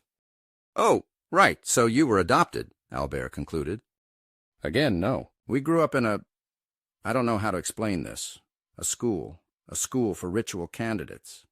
Raziel explained, and her red eyes no longer rolled, but she approached and put a hand on his shoulder. I suppose we owe you answers, but this isn't comfortable to talk about, so do I have to answer more on this? Are you going to make us leave if we don't talk? That was what Albert heard in Raziel's question. He closed his eyes. Don't be cruel. They're alone. They've got nobody, and they're nice. No, I'm sorry. I would like to hear what your languages sound like, though, if you don't mind. Albert gave a warm smile up at the fangy demon woman, and she straightened up a bit, heartened. Meanwhile, he tried very hard and failed, not to notice the way her breasts bounced just a little when she did so with such a crisp motion. I'm a pervert, he thought with resignation, but kept the smile on his face to listen. Liala folded her hands together in front of her waist, spread her white feather wings, and bent humbly forward. Mao eria sen shalau falenshi salo fashila, Albert Baptiste Lamarck. It was melodic, harmonious, and beautiful, musical the way she spoke, and Albert was transfixed. So that's your language. It's beautiful. Does it have a name? We call it cloud tongue, as you would say it, Liala said, and brushed a lock of golden hair away from her face and back over her ear. Yeah, it's pretty nice, but it's all soft. Raziel waved a dismissive hand and spread her wings as wide as she could, her hands on her hips, her red eyes flashed like a ruby catching the light of the sun, and she spoke her mother tongue. Exox, mevski, mit wuskit pluki zinksi tiktkil, Albert Baptiste Lamarck, where Liala's had been melodic as a mother's rocking lullaby. The savage, guttural language of the demon might as well have been a death metal concert. So, that had almost no vowels. I doubt I could ever say anything like that. But it was something else, Albert said after flailing for something nice to say. Raziel took it for a compliment. Thank you. We don't use vowels much except either in a name or in reference to something very specific. Angels use them like they're going to rot if they don't. Storm tongue is much stronger, Raziel smirked. But Liala piped up, holding her hands up into fists. She glared at her sister earnestly and bounced her heels while she exclaimed, "We just like pretty sounds. What's wrong with that?" Albert held back any noise of his own while he watched the angel bicker with the demon. If he ever doubted they were siblings, he didn't anymore. It was only his stomach growling that stopped them from arguing. "You're hungry." Actually, so am I," Liala said and put a hand on her stomach. "If it's okay, can we eat too?" Raziel seemed the more conflicted. Asking for things didn't seem to come naturally for her. She unconsciously put a hand on her own stomach as well. But before he could say yes, she said, "I'm happy to do some chores or something. Unlike my sister, I am not a freeloader." "I'll work too," Liala piped up, and Albert got out of his chair. It's fine. I can feed you both without shopping today, and I'll show you some things you can do to help out. I just have to make sure my mother isn't here. I don't want her asking why I'm making 3 meals, Albert said placatingly and went to the door. His hand was on the brass knob when he turned back and asked, "Just out of curiosity, when you were speaking your languages, what were you saying?" "My sister was saying some very lewd things. She's a shameless pervert," Raziel said, and crossed her arms in front of her chest. She whistled casually and looked away while Liala turned as red in the face as the demon herself and exclaimed, "I was not." "Wait, was she?" Albert asked with his head cocked sideways a little, and Liala turned on him with her wings fluttering hard enough that they almost lifted her from the ground. "No!" "Raziel, tell him," Liala pleaded. "Fine, she wasn't." Raziel shook her head and went over beside her sister. "She's a bit of a prude if you want the truth." "I am not," Liala squeaked out. "Just because I'm not a succubus doesn't mean I'm a prude." "Whatever you have to tell yourself, virgin." Raziel looked down at her sister just a little with a cocky smirk that exposed her sharp teeth again. Liala took a deep breath to shout something back, her hand raised and finger ready to point. She stopped, they both did, when Albert cleared his throat and coughed into his hand. What we were saying was," Liala said, and faced him again, bowing with hands in front of her waist and waiting in silence until Raziel rolled her eyes again and imitated her. They then said in unison, "Thank you very much for helping us, Albert Baptiste Lamarck." "You're welcome." Albert flushed red in the face and left the room, closing the door behind him. "How long has it been since I heard the sound of a thank you? And to think I'd hear it that way. And hey, did Liala imply that Raziel is a succubus? That's—" He kept his eyes tight shut, and after calling out for his mother and hearing nothing, confirming she was gone, he stood outside his door again for several minutes with his hand on the knob. "Do not go into the bedroom where a succubus is waiting with her sister with a full-blown harden. We've had enough misunderstandings already," Albert told himself, taking several minutes longer than was comfortable before he dared re-enter again to give them the all-clear. Chapter 10. He opened the door and then stepped back, unwilling to enter the bedroom lest he remember he was living with a succubus and an angel. "Come on, I'll show you how to do some things around here," Albert said, and opened a small closet. "This is a vacuum cleaner," he said. "Looks like a weird weapon," Raziel said with a queer look at it. "What does it do? I mean, if there's nothing there, what's there to clean?" Albert did a double take at that, raising one finger and opening his mouth. She seemed so serious. He folded the finger back into his hand and let that drop to his side. "Never mind, I'll show you."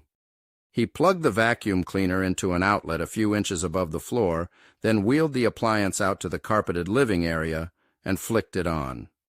It roared to life with a sucking, whirling, nightmare-like noise of the sort that sent dogs and cats running for cover and evidently set demons and angels alike to flight. Their wings sprang out and they leaped up and away, bonking their heads into the ceiling and then dropping down to low crouches. Raziel had a leg back and knee bent, one taloned hand up and bent above, one open with talons facing the machine, and her mouth open to bare all her sharpened teeth. Albert caught sight of the way Liala moved after striking her head. She flipped backward, assisted by her wings, and landed squared off against it with one hand on the floor and one fist cocked back. He froze and turned it off. Every fiber of his being screamed danger. Their eyes were hard as the stones he was reminded of when looking at them, and they did not move an inch after the noise stopped. "Okay, calm down. Everybody calm down," he said in a slow and gentle way, taking his hands off of the appliance. "Are your heads all right?" he asked with a quiet, friendly smile at them both. His easy manner and concern for their well-being saw them calm almost instantly. "What monstrous thing is that?" Raziel asked. "Is it dead? Did you slay it?" "It's not alive, it's just a machine. It sucks dirt and stuff off of carpet to help keep the place clean," Albert said while trying not to laugh at their overreactions. "It's just a noise," he explained. "It hurts," Liala said with a shake of her head. "A lot," Raziel agreed and glared down at the upright machine. He then went to the kitchenette, and they followed behind them with darted glances back to the storage area where the machine stood waiting. "Ah, other things then. I'll show you how to use an oven and make some simple foods, after I show you how to use the internet. If you want to try to pull down recipes and experiment, you'll have the time for it. I can afford to waste a few ingredients for you to learn, and I guess it would be nice to have a meal made. Mom doesn't have time anymore. Her job as a nurse is too demanding." Albert blinked back tears and was grateful he wasn't facing them directly while standing in front of the oven. "So, first you do this." He then proceeded to show them how the coils conducted heat to warm up and cook food in pots and pans, and how to use the oven beneath the stove, explaining how it controlled the temperature, how to set the timer, and other basic things. Liala's eyes lit up when she looked at the shiny black appliance, and she nodded along sagely while he went through what to put in it, such as metal, and what not to, such as plastic. Her wings fluttered with childlike excitement, and she peppered him with questions. But the most ominous of them was, "Is it really all right if I accidentally ruin some of the food?" "I'd rather you didn't ruin it, but if we have to throw some away, it happens." Albert shrugged, and the pair responded with unabashed stares. "You are rich," they exclaimed. No, I'm not." Albert shook his head. "If I were, I'd hire somebody to take care of the assholes who make life difficult." "But you're talking about wasting food!" Liala half cried out. "It's annoying, but we can just have more delivered. Oh, and the spice rack is over there. Those are—" He never got to finish that sentence. "Spices?"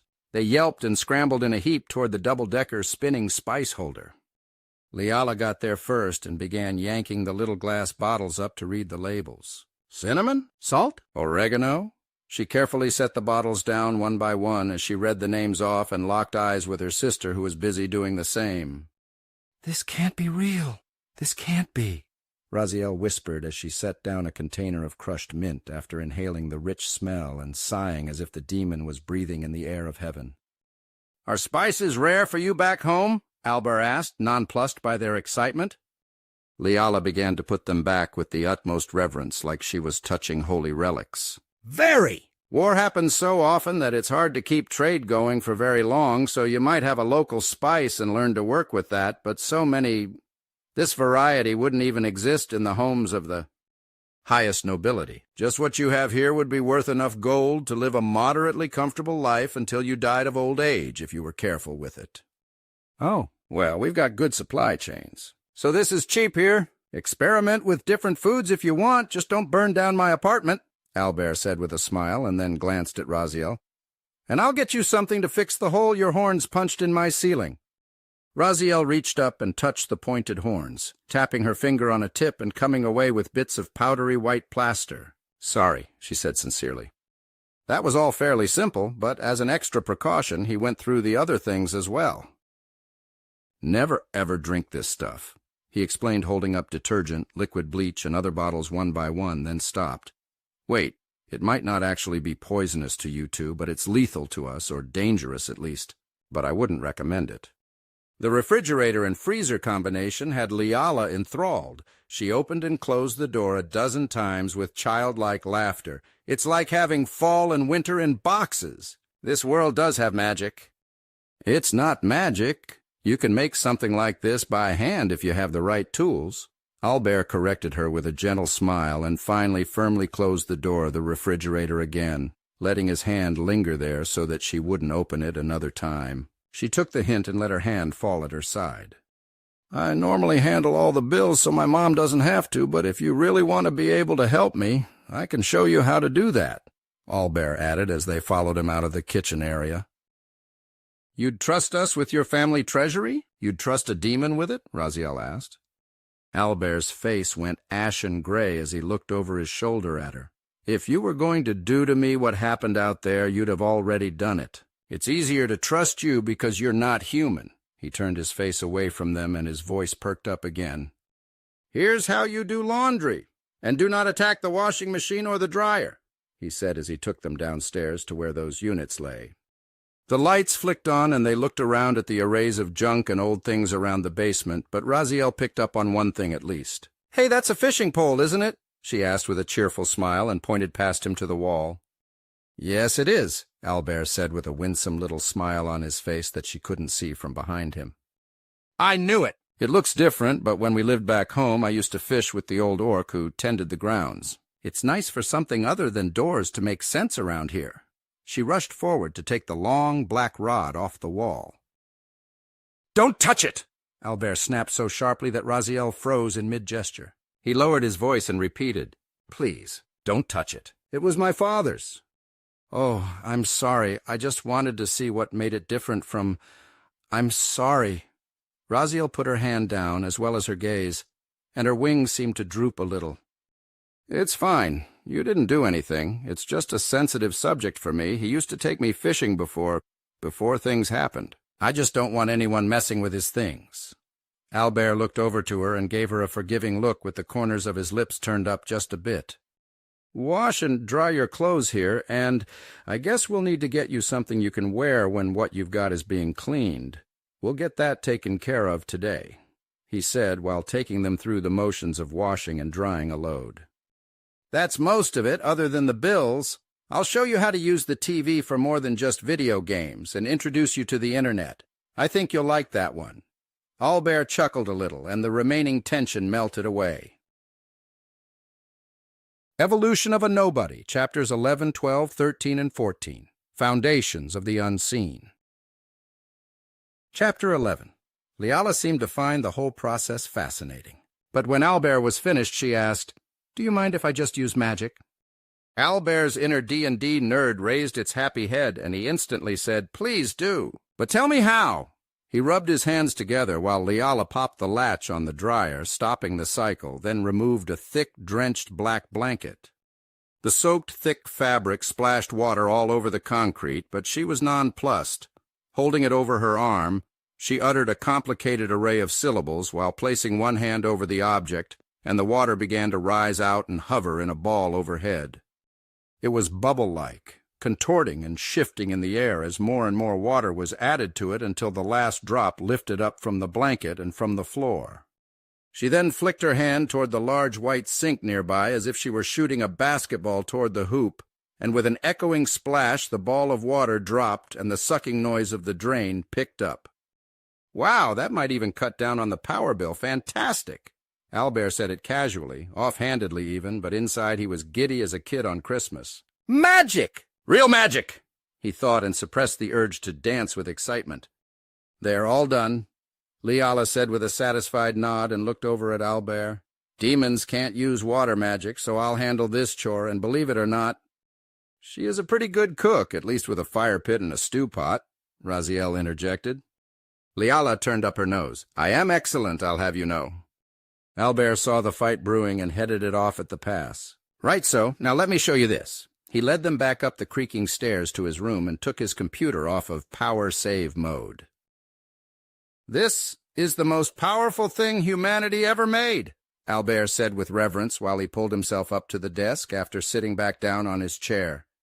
Intrigued, Leala and Raziel leaned over his shoulders at his right and left sides. He was acutely aware of their breath and noted a clear difference.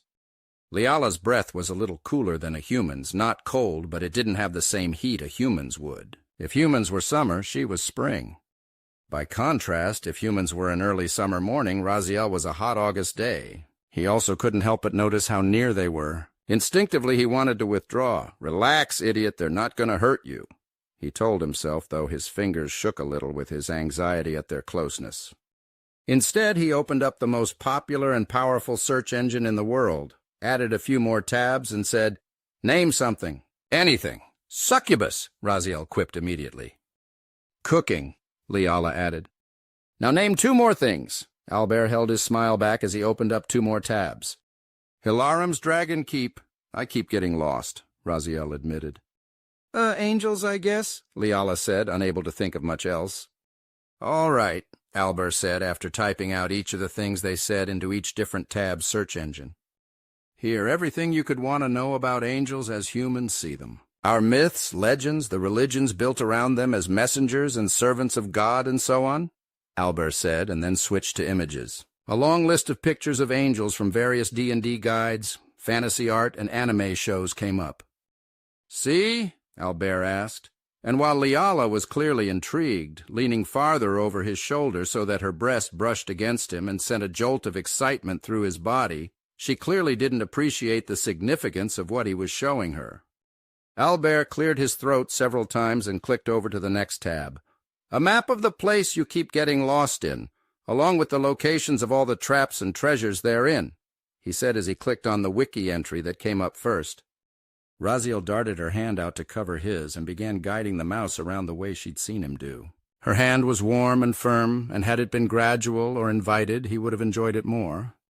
As it was only a half-second before he yanked his hand away from beneath hers while she obliviously clicked the map to enlarge it. "Oh!" she exclaimed. "That's where the hidden tunnel is." She took her hand away and stared with rapt fascination at the screen. Albert waited until her hand left the mouse and tentatively put his own back on it. He went to the second tab from the left and brought up the results of searching for cooking. "Pretty much every recipe ever imagined is found on the internet," he explained. "Art, music, science, history. This gives us access to the totality of human knowledge for the last 12,000 years. Everything ever written, composed, or built can be seen, read about, or listened to." "Gods are said to have this kind of power," Raziel whispered. "Gods, actual gods, are supposed to have this."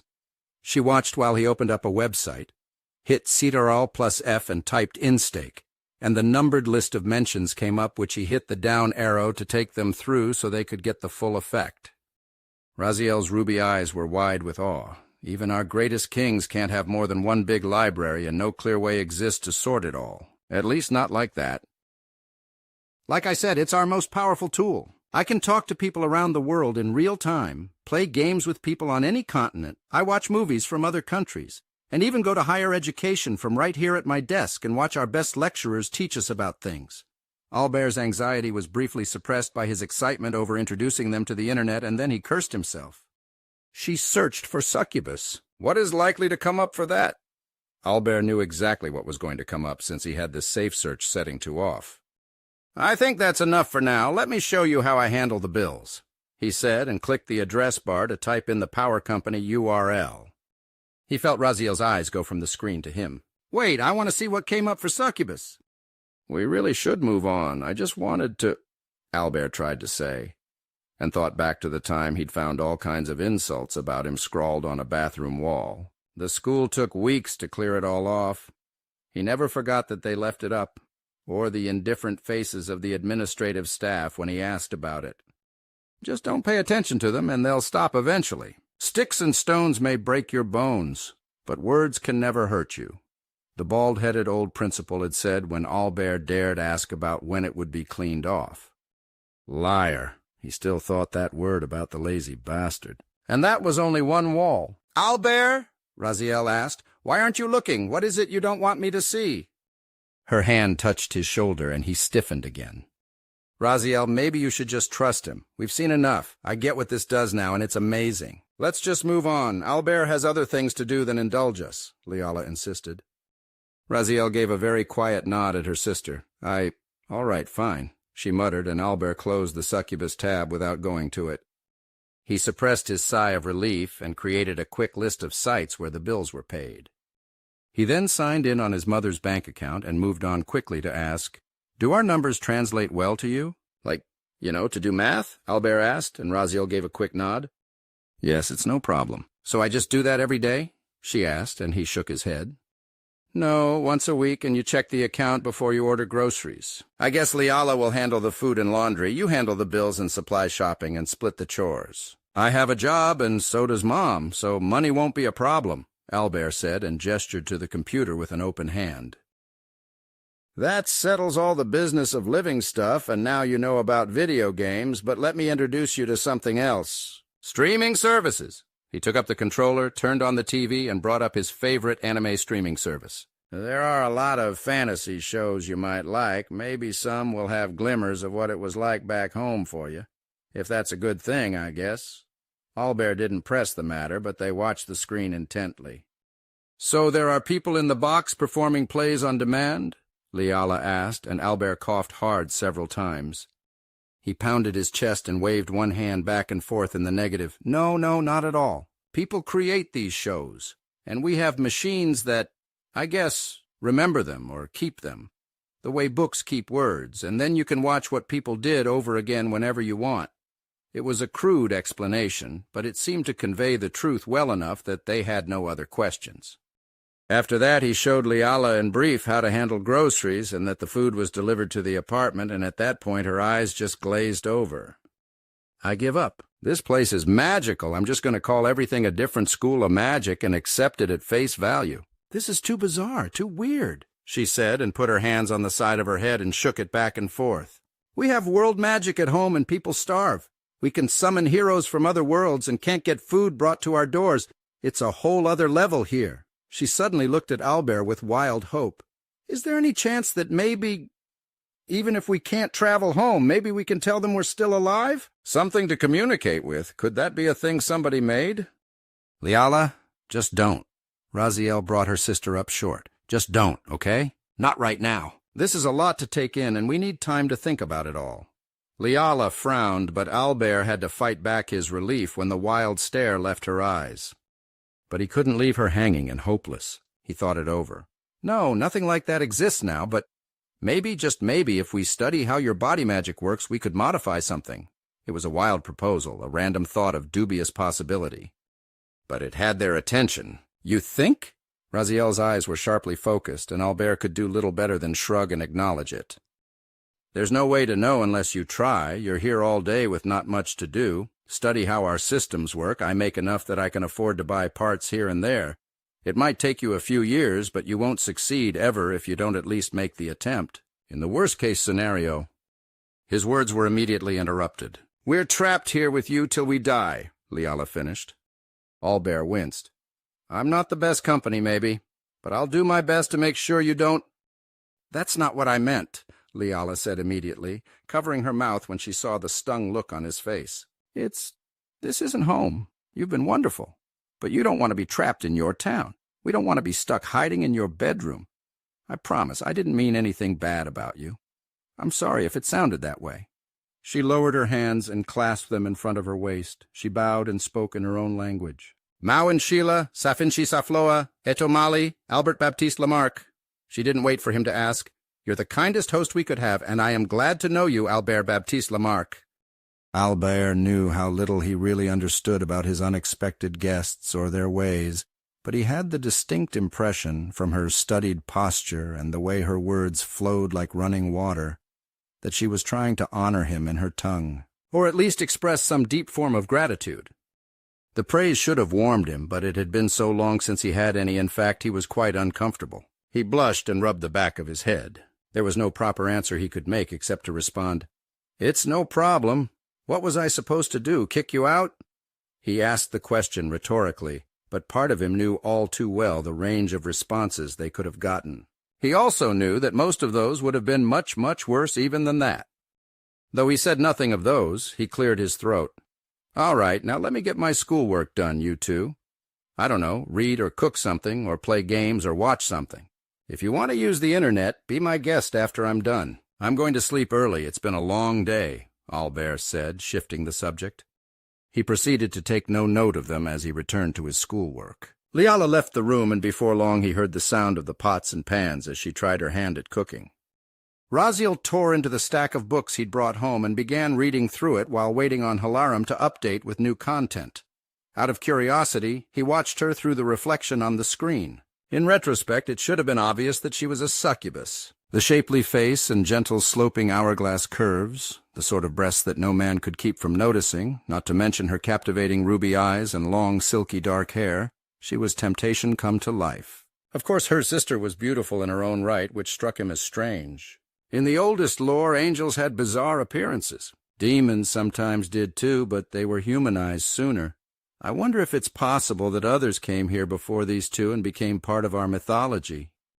He could think of no way to confirm that, but the reality was, they were here now, and Albert knew he had to think of a long-term plan. He couldn't hide them from his mother forever. I'll need to learn more about what their magic can do, he thought, noticing the way Raziel read through the book in her hand on internet use. I guess I'll just have to do what I can, the same as they are. And when I leave, I can smuggle them with me if I have. 2. He was just finishing up his work, and Raziel had just started playing her character in Halaram when Liala entered the room with a few plates holding a crude mashed potato and meat mix ladled with a little too much butter and gravy. My first attempt from the cookbook there. I hope you like it, Liala said with a warm smile as she handed a plate to Albert and to Raziel. Are you sure this will be safe for you two to eat? Albert asked, and at that they both nodded. Strangely enough, this actually looks like stuff from back home, though it takes a lot longer for us to make it. She dug a spoon into the bowl and took a mouthful. Albert shrugged and did the same. It wasn't quite perfect, but the explosion of flavor told him that Liala knew what she was doing. His eyes popped open. Amazing, he said, and stabbed the spoon into the mix to take another bite with a smile spread all across his face. She grinned and sat cross-legged on the floor with her own plate and tore into the meal. Thank you. It was a quiet response, but it was meant, and that was what counted. Albert wolfed his portion down, then put on an anime fantasy series and sat back to watch. He barely noticed that he got an audience until he'd streamed 6 straight episodes and was ready for bed. The exhaustion of the day hit him like a freight train, from the nightmare of school to the difficult but sometimes enjoyable process of introducing the world to his guests. There wasn't really a need to converse. He simply wished them good night and flopped down under the covers and shut his eyes. He barely noticed if they wished him good night as well and fell into a deep, deep slumber. He was therefore completely unaware when Raziel got up in the middle of the night and stared down at his sleeping body. Her blood-red eyes lingered on his face. Seeing him clearly even in the pitch black was no problem for her. What were you hiding from me? Why didn't you want to show me what my search would bring up? She wondered. Albert was nothing but nice to them, even aggressively protective, and when he came home she understood why. A demon always knew pain by sight. One look and she knew all the ways he was injured and how much pain he must have been in walking all the way back. And that had happened before. I still can't believe my sister didn't realize he was bruised up before he even left. No, that makes sense. She's seen no humans and few bruises. All in all, Raziel considered it strange he was willing to help them at all. But this rankled. So she sat at his computer, did as he did, and found the search engine. She used one sharp finger to tap the keys. His own rapid typing was unusual, but Raziel resolved to practice it a bit later. For now, she keyed the letters one by one and then hit go. The page loaded, and she began to click through the links one by one, including images. It was only a few minutes of exploring the way humans saw her before all the demoness wanted to do was cry. Chapter 12. Raziel knew very well what she was, how her body worked, and what that meant back home. Now here, in a whole other world where her kind did not even exist, somehow I'm still a fetish. Every lewd act, every single position, the art portraying succubi tore her down to becoming nothing more than the receptacle of other people's wants or the cause of their destruction. Her fingers shook as she tried to control the mouse and clicked it far more often than she meant to. When she figured out how to set the browsers side by side, she couldn't help herself. Raziel searched for angels and found the miracle stories, the beautiful, valiant representations of her sister's race, Every noble and virtuous trait seemed to be attributed to them. For her own self, it was not so. In the best case were nothing but whores, enjoyable temptations to play with. The worst, though, every vice, every wickedness, every disgusting trait and flaw was heaped upon her. By the time she couldn't bring herself to keep looking, she was convinced. This is why he's helping us. My sister because she's supposed to be everything good, and me because he wants me to be that, or at least assumes I am. Raziel's despair clawed at her mind while her sister slept soundly, snoring softly and drooling a little into her pillow. "I can't even get trapped in another world without escaping that!" She cursed her very birth and glared at the sleeping owlbear. Every kind thing, it felt tainted now. Maybe he doesn't really think I'm that way, she told herself, but it rang hollow. He hadn't tried anything yet, but maybe he's just waiting. I wonder if humans have a heat cycle or something. Raziel's despondency was briefly distracted by the question of her host's uncertain biology. She set it aside. In Hilarum there were multiple story elements, including romances, and none of those involved anything resembling a heat cycle. Not even that one with the slutty lizard maid she kept finding in game books about. If there's no heat cycle, there's no mating season. If there's no mating season, that means that their sexuality is year-round, like the apes in my world, which means when he looks at me. The despondency was mixed with anger. Anger at him, anger at her world, anger at his world, and anger at herself for not being used to it by now. Her red eyes burned down at him. While she was less innocent than her sister, Raziel's lack of innocence had not always ended as well as her sister assumed it had. Even among demons, succubi had a reputation, one that followed her into every first hello and out of every last goodbye. Whether she'd done anything or not, nobody wanted to be the one who couldn't even get laid by a succubus, and so it always ended the same way. If she didn't do anything, they said she did, and who would believe a succubus denial? Which left Albert a point of confusion in her head. And if it was one thing Raziel hated, it was not understanding something. She clenched her jaw and fought back her tears. She cleared the browser history to hide what she'd been up to, then went to lie down beside her sister. All that, it required answers she didn't think she'd get by just asking. She slid into the sleeping bag and pulled the top tight over herself. She stared up into the darkness and tried to get all the lewd images and art out of her head, and while she did manage to eventually go to sleep, they did not leave her even in her dreams. She woke up to the sound of the falling water he referred to the other day as a shower, and saw that her sister was not beside her. She unfurled her wings and stretched out, the memory of her findings last night coming back to her in the moment. She scratched her horns for a few seconds, then ran her hands through her hair so that the dark strands tumbled down her back. He must have heard her get up because she heard him shout from in the bathroom, "My mom works long weekend shifts at the hospital, so you've got the run of the apartment today. As long as she doesn't call me, we're fine. So just keep an eye on my phone, all right?" "You're what?" Raziel called back to the door.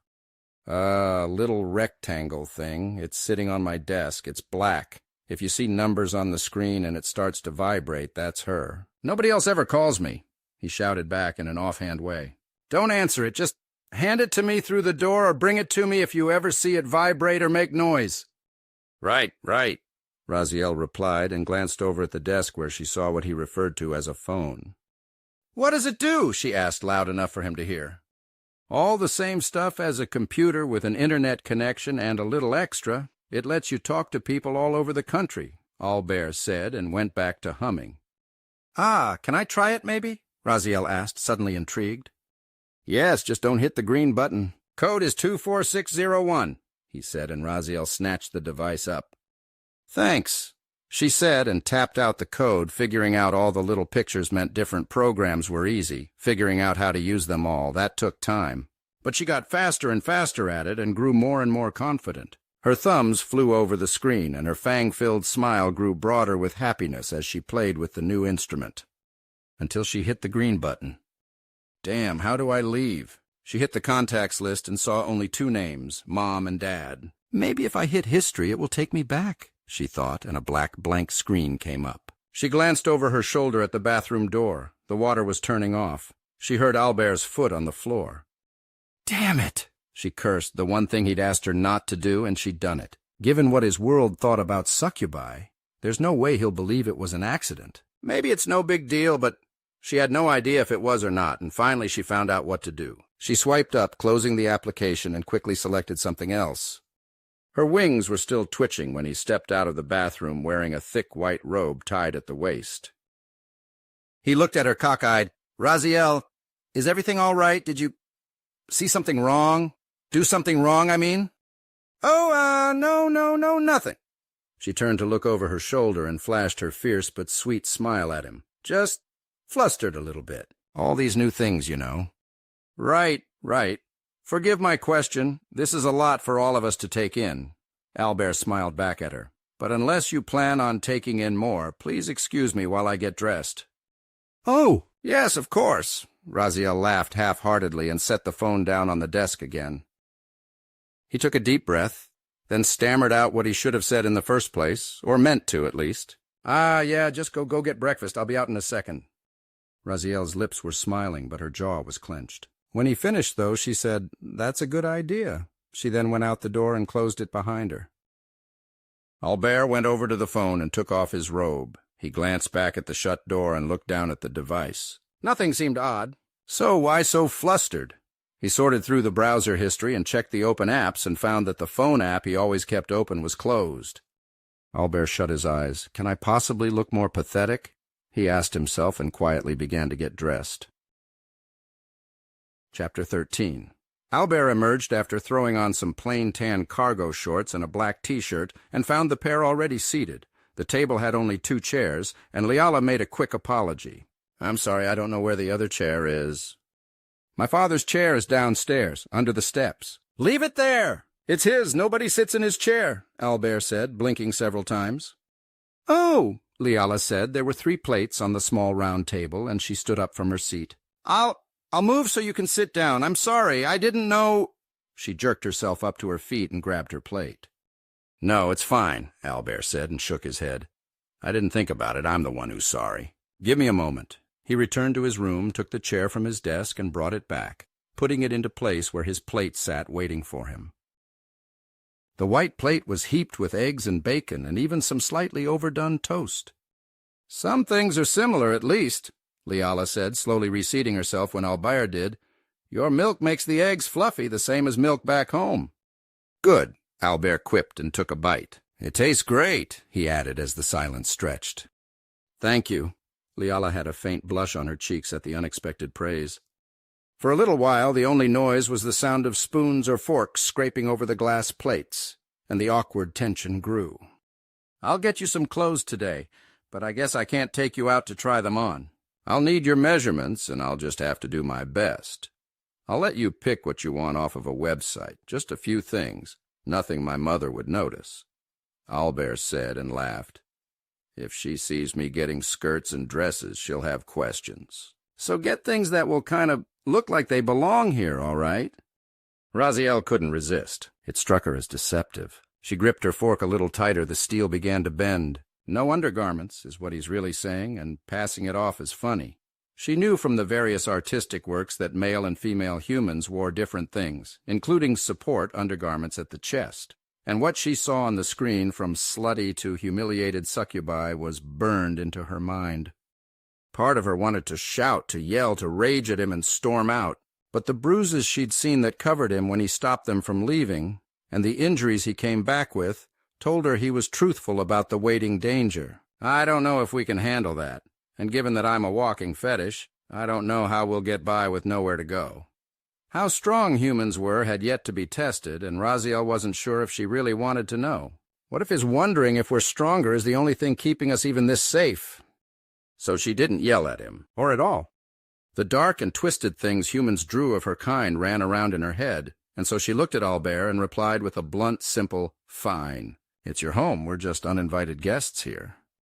Raziel picked at her food. It was good, and that grated on her, too.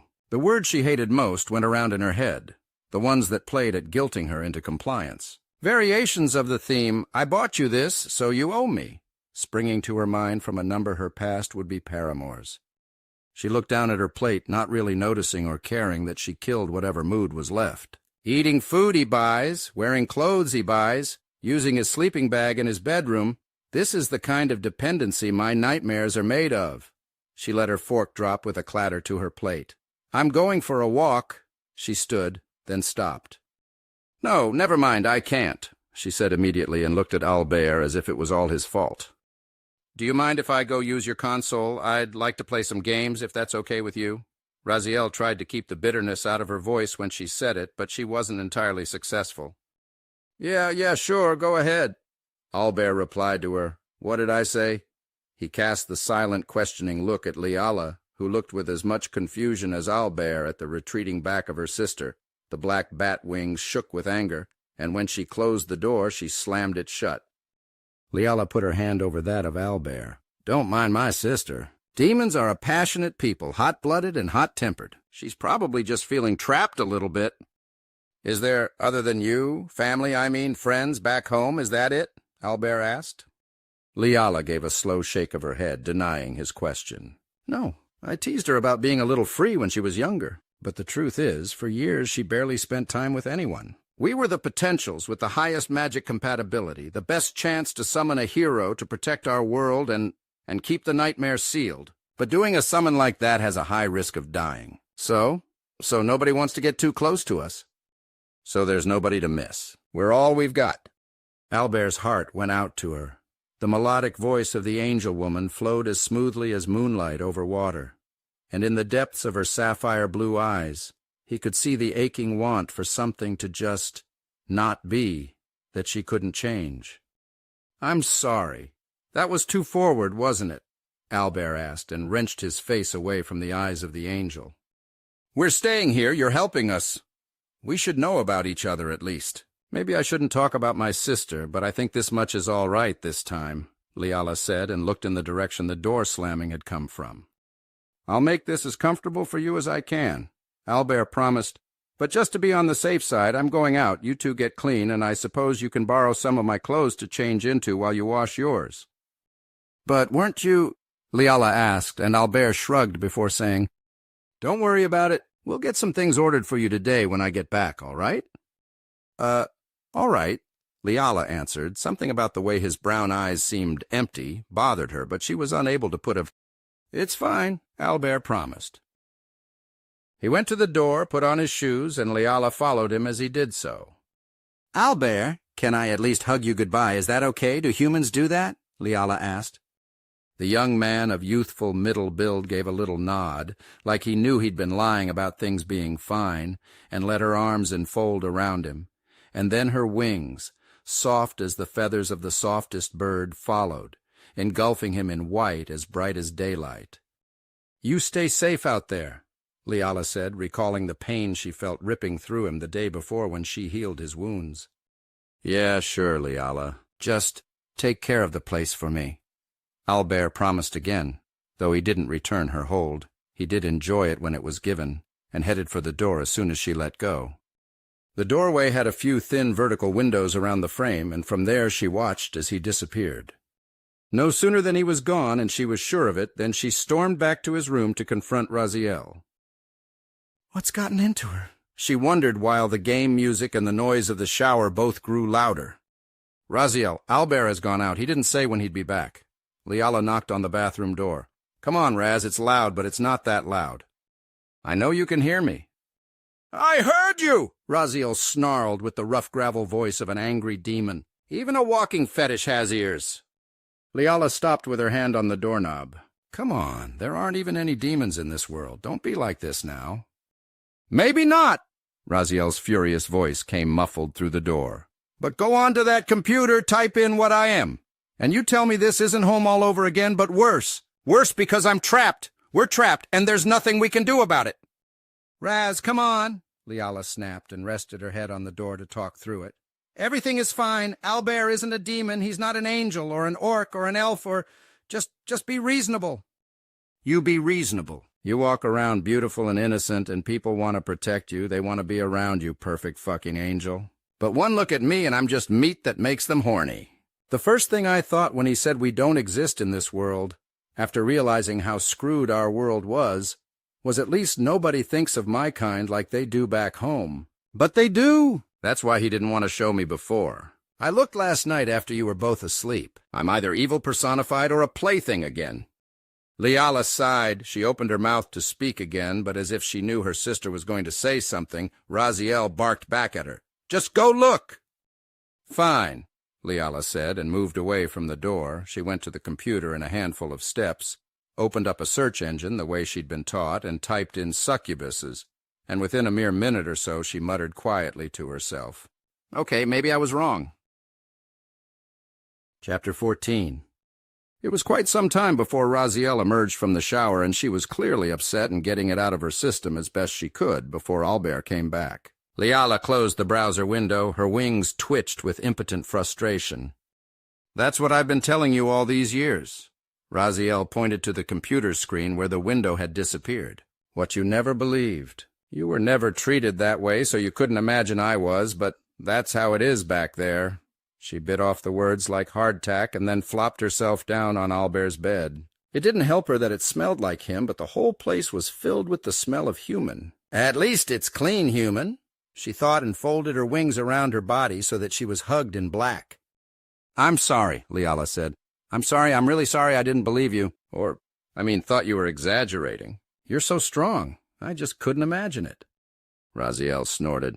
"Sure, but no strength changes what people think or what they believe. And since I can draw power from sex and desire, strength just made my reputation worse. Nobody ever believed it was really me, just what I took from others for myself."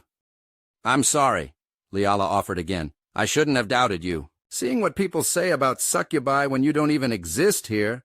Liala shook her head and lowered her eyes to her sister. "I just thought you were being dramatic, exaggerating, or boasting about the attention you got, since I'm the delicate one people want to protect." "That actually makes some sense, but now we have another problem. What to do next? We've got nowhere to go, and nobody is likely trying to find us. Unless someone else tries to summon Kami, we're alone, and if they do and show up here, that just adds another problem to the mix. I doubt Albert can hide us all." She casually picked up one of the books Albert brought back, this one about electronics. Liala went to the search bar and looked up Wild Lands and Wilderness. She pointed to the results. "This world has wild lands too. We have wings, since Albert turned on the light to go down into the basement.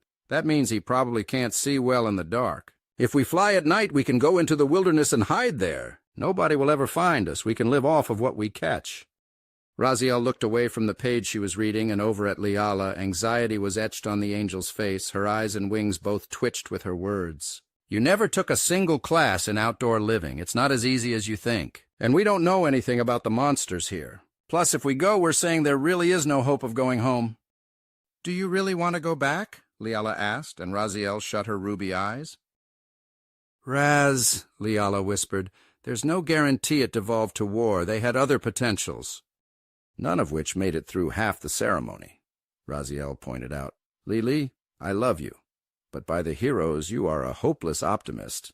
It took long enough to get us ready. Do you really think there was time for another try?" Liala was silent, but now Raziel could no longer focus on the book in hand.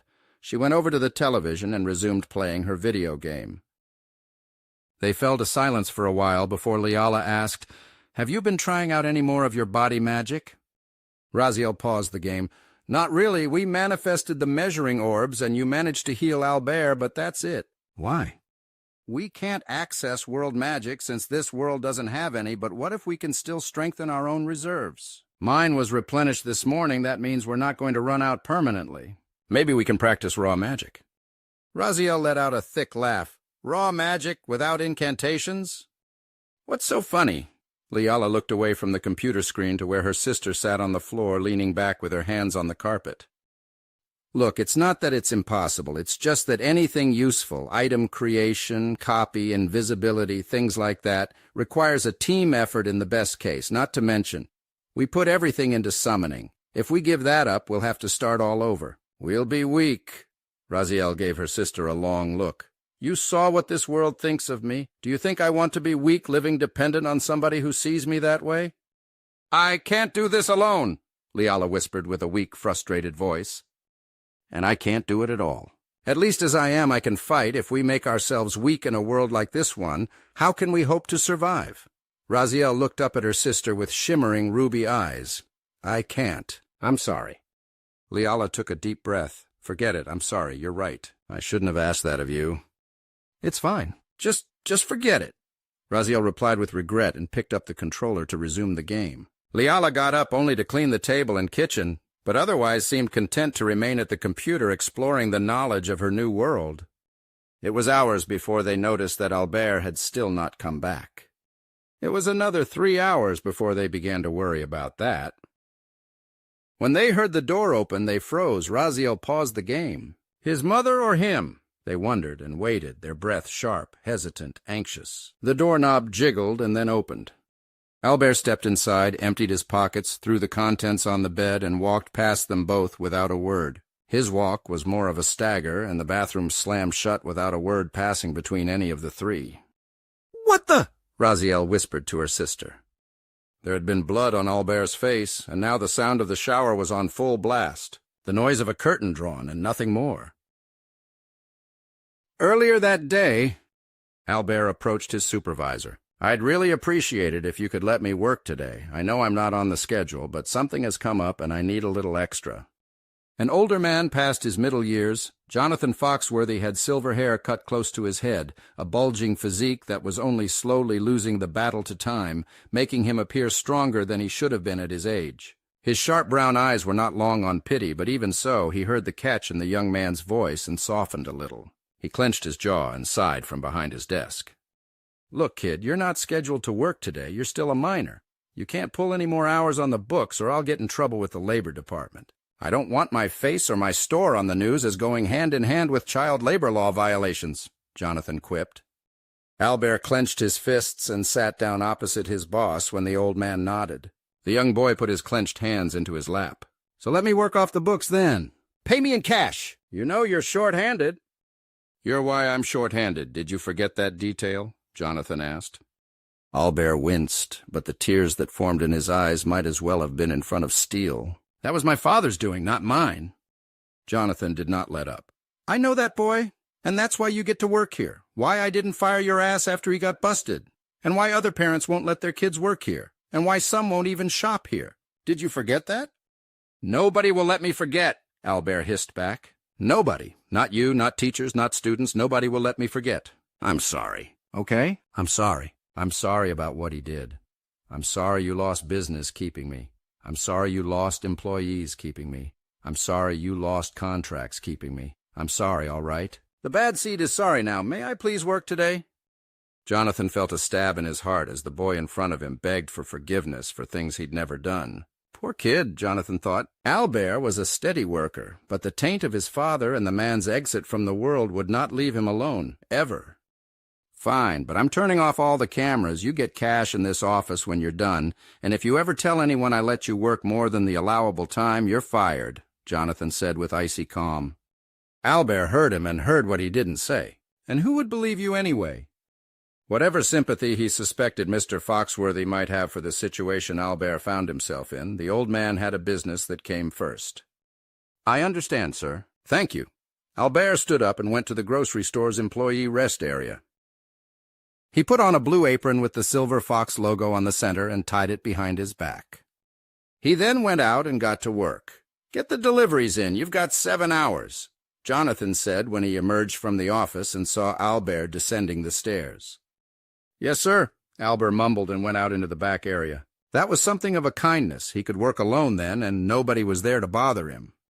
The big white truck lowered the boxes. They were stacked higher than Albert's head, and there had to be 1,000 of them, or so it appeared. "It's not really that many, but this will take all day." He grabbed a small aluminum ladder and set it by the front column of cold white cardboard, stepped on top of his short ladder, picked up the box overhead, and hopped down. He then headed inside to the large walk-in freezer and set the box down on the cracked, dirty old wooden pallet in the corner. Again. And again, and again. Albert went out. Long after the truck vanished, he carried the boxes of produce in and set them down. Working alone at one of the dirtiest jobs, he was content with the quiet, a quiet that was interrupted when a feminine voice spoke up at his back. "So Granddad's got you working today, huh?" she asked. Albert turned around with the next box in hand. "Hi, Lisa," Albert said with a dull, unenthusiastic voice. "Look, I'm working now, so... do you mind?"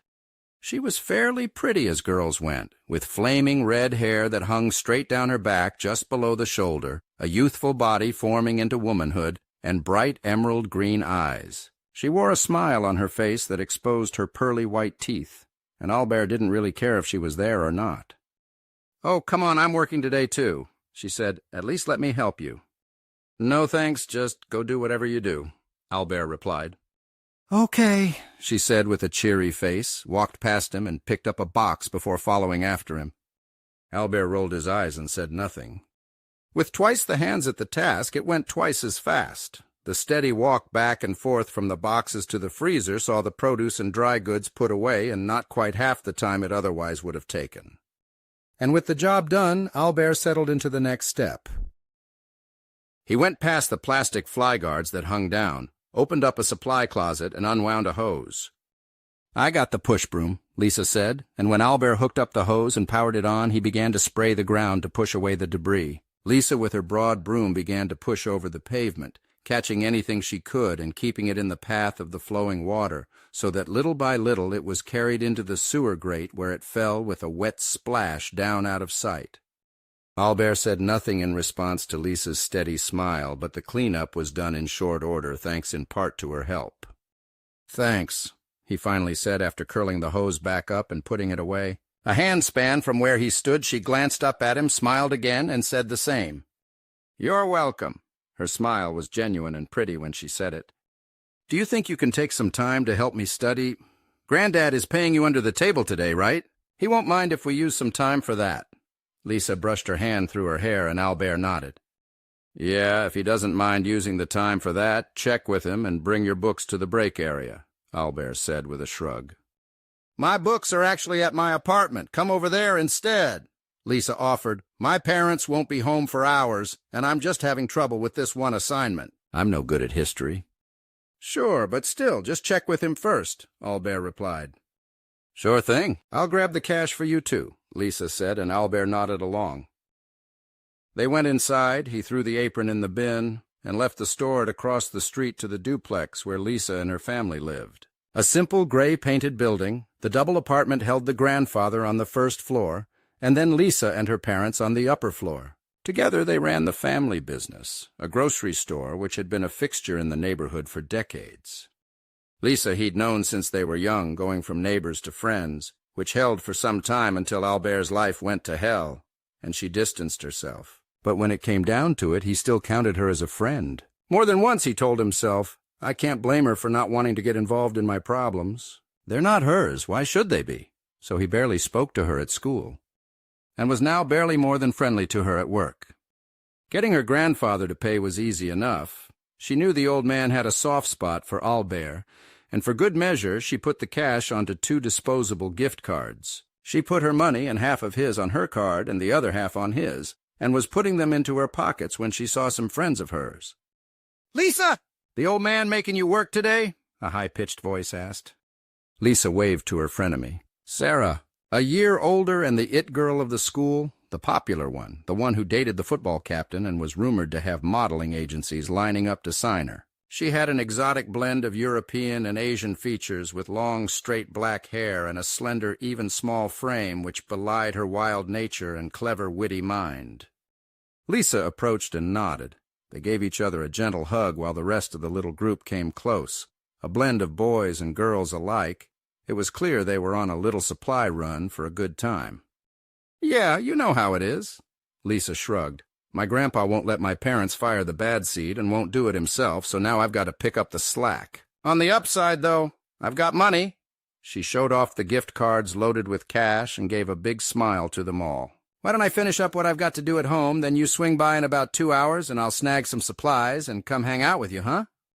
She pocketed the cards again and Sarah smirked a little. "Sure thing, Lisa. See you in about 2 hours."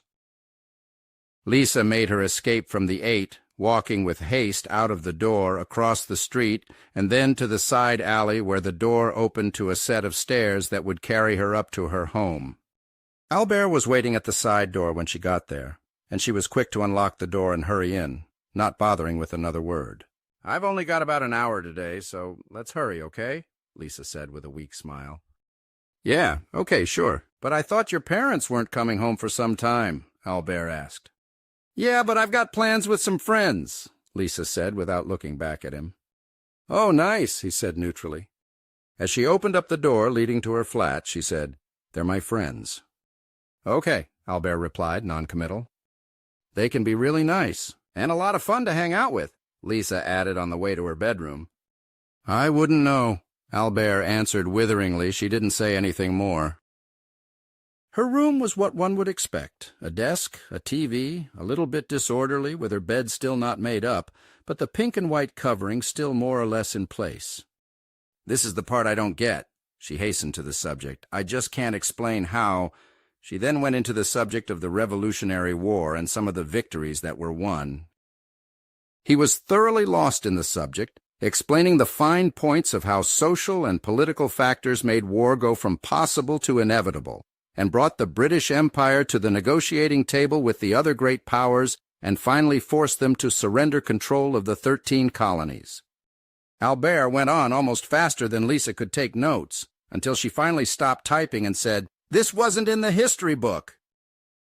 Thanks, Albert, Lisa said, looking down. Guilt hit her over the gift cards in her pockets. Albert shrugged. No problem. Listen, Albert, she started to say, a slight stammer to her voice, and then he interrupted her. He checked the clock. Wow, look at the time. I hope I haven't kept you.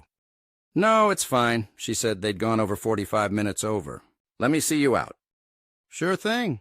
He grinned boyishly, his brown eyes lustrous as if all was right with the world, and briefly forgot that there was money involved. She froze for a moment and then let him out.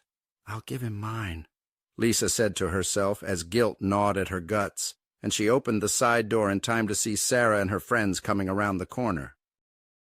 Lisa's first fear was, no! If they see him leaving here, my reputation will be ruined. The fear proved well-founded, as Sarah revealed when she said, Hey, what's he doing coming by here? Are you two going out? Oh, that's... Albert stiffened, looking at Lisa with a panicked plea on his face and silence on his lips. Oh, God, no. I have better taste than that, Sarah, Lisa laughed. The bad seed, Her mind raced and clung to what it found first, Sarah's accusation. Came to tell me he liked me. As if... She laughed and watched Albert's face twist, too frozen to move, too frozen to run, too shocked to even speak. He was so caught up in what he heard from her lips that he never saw the punch coming, though he felt the paralyzing agony in his kidneys and his body began to spasm as he was folded sideways. The next hit connected to his ear, and all he heard was ringing when his eyes shut. He couldn't quite make out what Lisa was saying, or what any of them were saying under the torrent of abuse. The only blessing Albert had was that when his head scraped the wall and blood ran down the side of his face, they decided they'd done enough to him and let him collapse. At least whatever they'd said was nothing but noise to his ears. He lay hacking on his side, unable to hear whatever Lisa was saying to her nice friends, but whatever it was, it got them to leave. Lisa crouched down and brushed her hand over his face. I'm sorry, she said. Let me help you up. I'll call your mom to come get you. No! Albert spat blood out of his mouth. It landed on her white shoes. His body was spasming, heaving, and coughing, but his eyes at least had cleared up, and he stared up at Lisa accusingly. All right, I'm sorry, but they were... She began to try to apologize again while Albert rolled over to all fours in the shadow-strewn alleyway between buildings. Save it, Lisa. He spat blood into the moist and dirty space. His knees were scraped bloody and covered with muck. I was trying to get rid of you before they got here, she snapped. You ruined it. You overstayed. You wouldn't have been here if you'd just gone home. It's your fault, she wept with rage as he got to his feet, clutching his gut, and fell back to rest against the building opposite her home. Is that what you tell yourself every time? Albert grunted out, his hurt and betrayal replaced by the same look of loathing he gave to everyone else. Lisa didn't answer him. She reached back into her pockets and took out both of the cards she'd loaded money onto. The bright, silver reflective design of presents on the cardboard covers caught the light from within her open door, and he looked at them with the same loathing he now held for her. Albert snatched them into his hands. Why are there two? I made a mistake, Lisa yelped out. I made a mistake and I fixed it. Too bad that it doesn't work every time. Albert grunted, and after he shoved the cards into his back pocket, he turned to the side and pushed himself away from the wall. He felt her eyes as he began to half limp and half walk away. He'd gone not 10 steps when he looked back at her. "Do one thing for me." "Yeah?" Lisa asked. She wiped her eyes. "You're going to let me call your mom for you?" "No. She's busy. She can't come. Something else." Albert hissed through the pain. "Tell your grandfather. I quit. I don't want to be anywhere near a family that created something like you." He turned away and rounded the corner, but he definitely heard the door slam when she went back inside. "Gah, at least it's only a mile or two," Albert thought, and put on the best show of painlessness as he walked the rest of the way home. Evolution of a Nobody, Chapters 15 and 16, Kindness. Chapter 15. Leala made a tentative step toward the bathroom door. The pain on the young man's face was made more stark by the fact that in most ways he wasn't bad-looking. "Albert?" she asked. She put her head to the door and rapped lightly with her knuckles. He didn't answer. She glanced back at her sister. Raziel shrugged. She knew the look on Albert's face from her own experience. Betrayal, it seemed, knew no race. "Albert, can I come in?" Leala asked, her voice melodic and gentle. Albert tried to play it off. "You want to come in while I'm in the shower?" he asked rhetorically. "Yay, wait, no, Leala stammered. "Look, you're hurt," she spat out. "I'm an angel, for fuck's sake. Let me take care of you." "Where were you today? You were gone for hours." "At work," he snapped, not giving her the permission she sought. "Are you with a militia, or how does that happen at work?" she said through the door, her wings trembling, her hands still only because she braced the door. "This didn't happen at work," he snapped again. "Look, it's none of your business." "It doesn't matter. I'll come out when I'm clean, then do your angel thing or whatever," Albert shouted back. "Okay, then. Okay, I'll wait here," she said in a small, timid voice before she stepped back. Things were quiet for a minute, just the noise of the water. "Wait, I thought you weren't working today."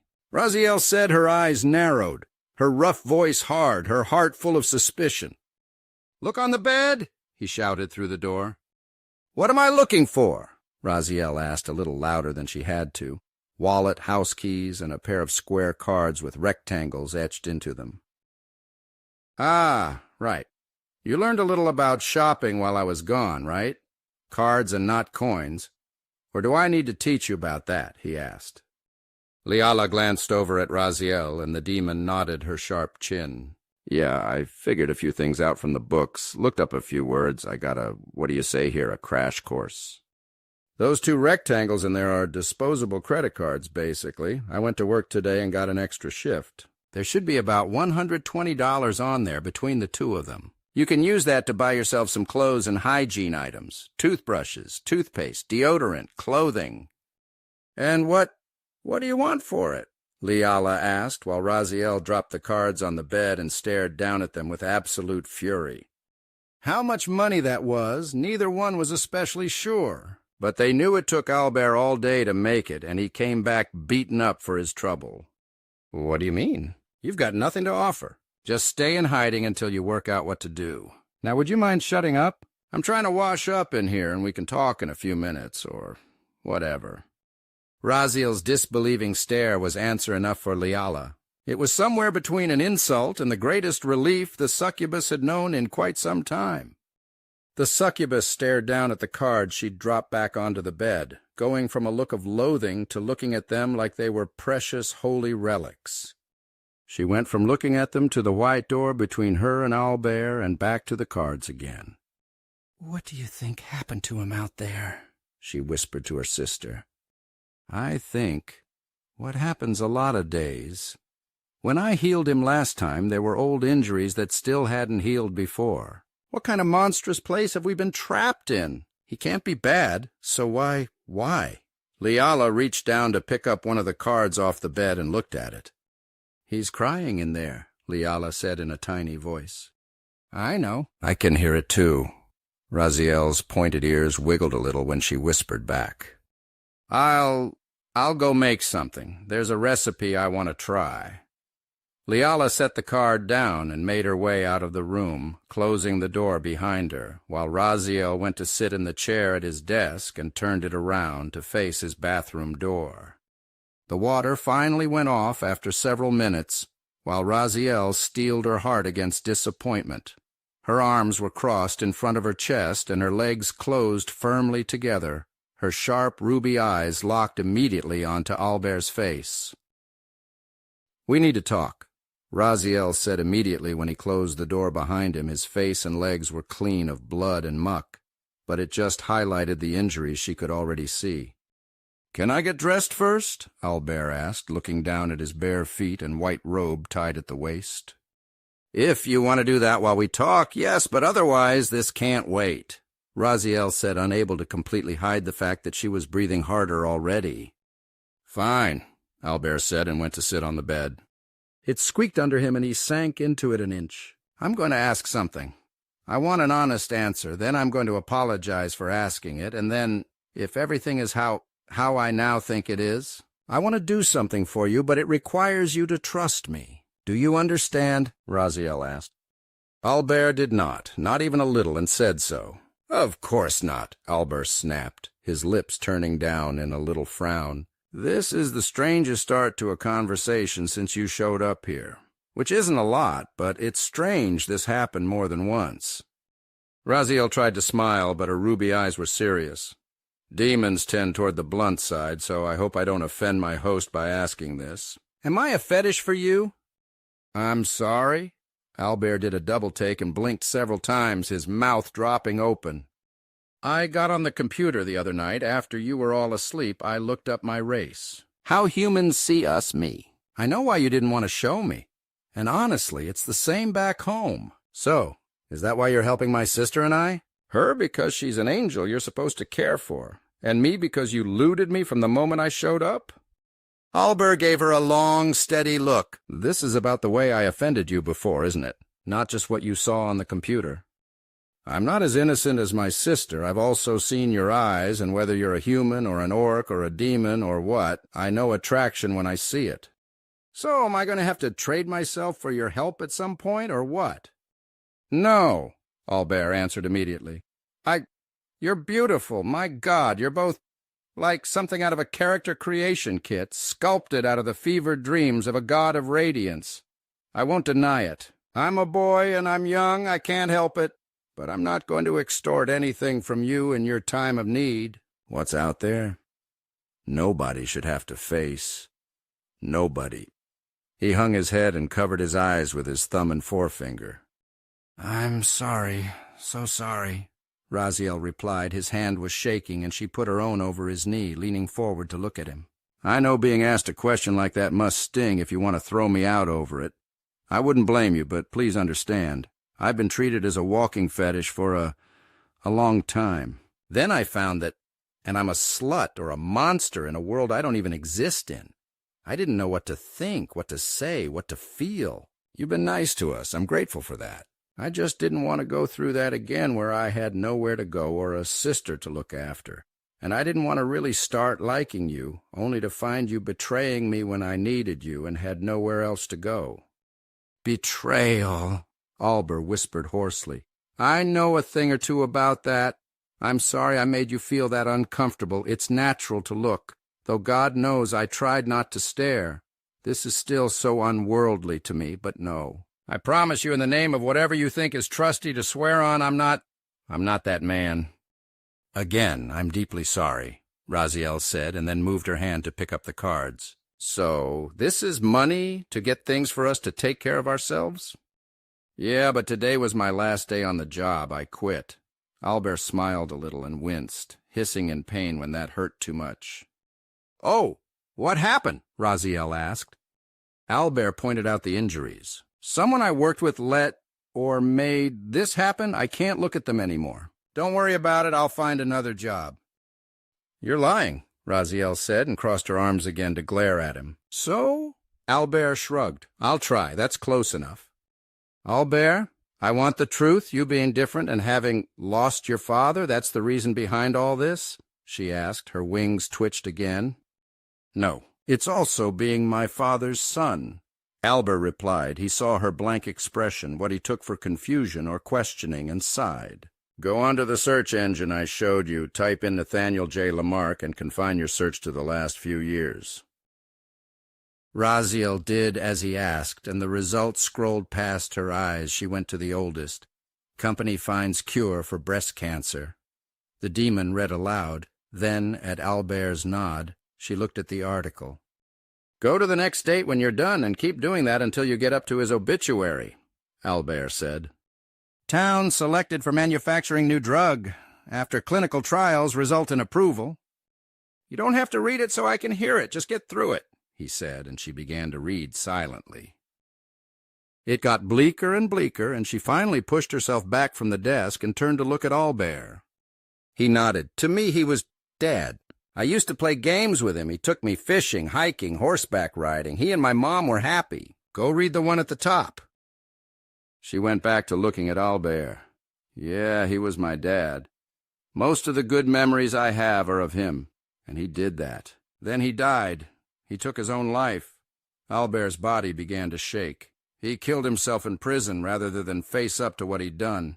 This town depended on that factory, and he not only cost hundreds of lives, but ruined thousands more. Unemployment and poverty are high here, and some of the people in this town, they died because he told them to get switched to the drug he knew didn't work. And of course, again, since he's now dead, Albert bit the words off bitterly. Nobody can punish him. "Leaving you," Raziel concluded. "Yeah, me. I get beaten up, treated like shit because of things I had nothing to do with.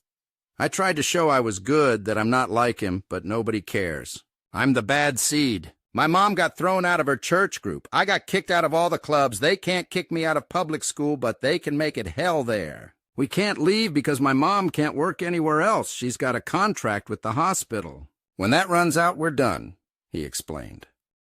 "I didn't do anything. Not a damn thing. I just had to be his son. And I never did get to ask him why he even did it. We weren't rich, but we weren't poor either. Did he want money that badly? I just don't know, and now I never will." Albert met her ruby eyes. "There, now are you sure you want to stay with the son of a mass-murdering con man?" "Yes," Raziel replied, and moved from the chair to the bed. She moved the cards aside and sat behind him. Her arm and wing went around to draw him into an embrace. The thick, leathery bat wing pressed against him, and her arm, strong as steel, held him tight against her body. Albert Baptiste Lamarck. His sobbing wasn't loud, but he wept against her blood-red flesh, and it muffled it only in part. What's that mean?" He stumbled the question out. "You're not the bad one, Albert Baptiste Lamarck," Raziel whispered and kissed his forehead. "Well, that doesn't matter here," Albert said in a weak, broken-hearted voice. Raziel put her forehead against his own and said with quiet reserve, "That comes to the next thing. I know you're in pain, and I would have my sister take care of you right away, but that will make this easier. But this part goes with being a demon. Soul-sucking is a thing that demons can do, but it is terribly taboo. The equivalent of rape, but we can engage in sharing, or mingling." "Okay, this is sounding ominous," Albert answered, but didn't move away. Her touch was welcome, a little warmer than that of a human. He did not want to pull away from it. "I want to look into you, a part of you. I want to help you a little. But to do that, I need you to open yourself to me. I'm not sure if this works on humans, but my sister's magic did, so mine should too, I think," Raziel said, and scratched one of her horns. "Will you let me try?" "What do you want?" Albert leaned back and looked in askance at her. "I want to see the ones who did this to you. I can fly at night. I won't kill anyone, I promise. But just trust me." "Will you trust me, Albert?" Raziel asked and clasped his hands in hers. "What do I need to do?" he asked. "I guess after all the trust you've put in me, sort of. I would be shitty if I didn't return it at least some by now." Raziel snorted. "Just lay back. Your pain will help me work, and I can even feed on it somewhat. Although succubi usually feed on desire, any demon can draw something from pain." "All right, go ahead," Albert said, and he lay back on the bed, resting his head on the pillow. Raziel looked down at the shut-eyed boy. On the cusp of true adulthood, he was filling out well, and to endure the beatings he did, He must have been tougher than he looked. With the right training, he might have made a great warrior. Poor unfortunate soul. Not to worry, this is the least I can do. She lowered her forehead to his and opened her mind. Darkness enveloped her as she found before her an array of scenes in chronological order. Some were larger, some were smaller. If this is like other races, then the larger it is and the cleaner it is without cracks, the more intact it is. She went through her identifiers and began to sort.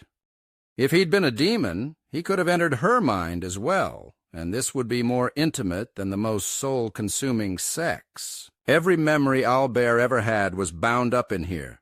He had no way to protect himself, no knowledge of mental defenses. She began to walk through it.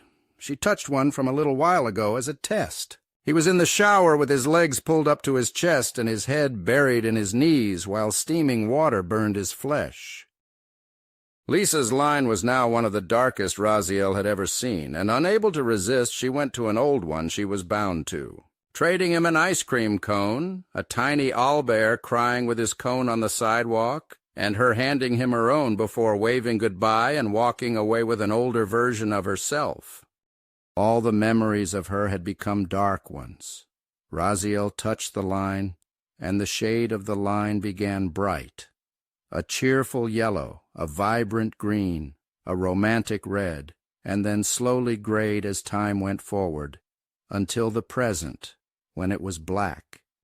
The succubus went back to the most recent memory and listened to what Lisa said. The emotions of hurt and betrayal on Albert's face she could see reflected in a window beyond Lisa.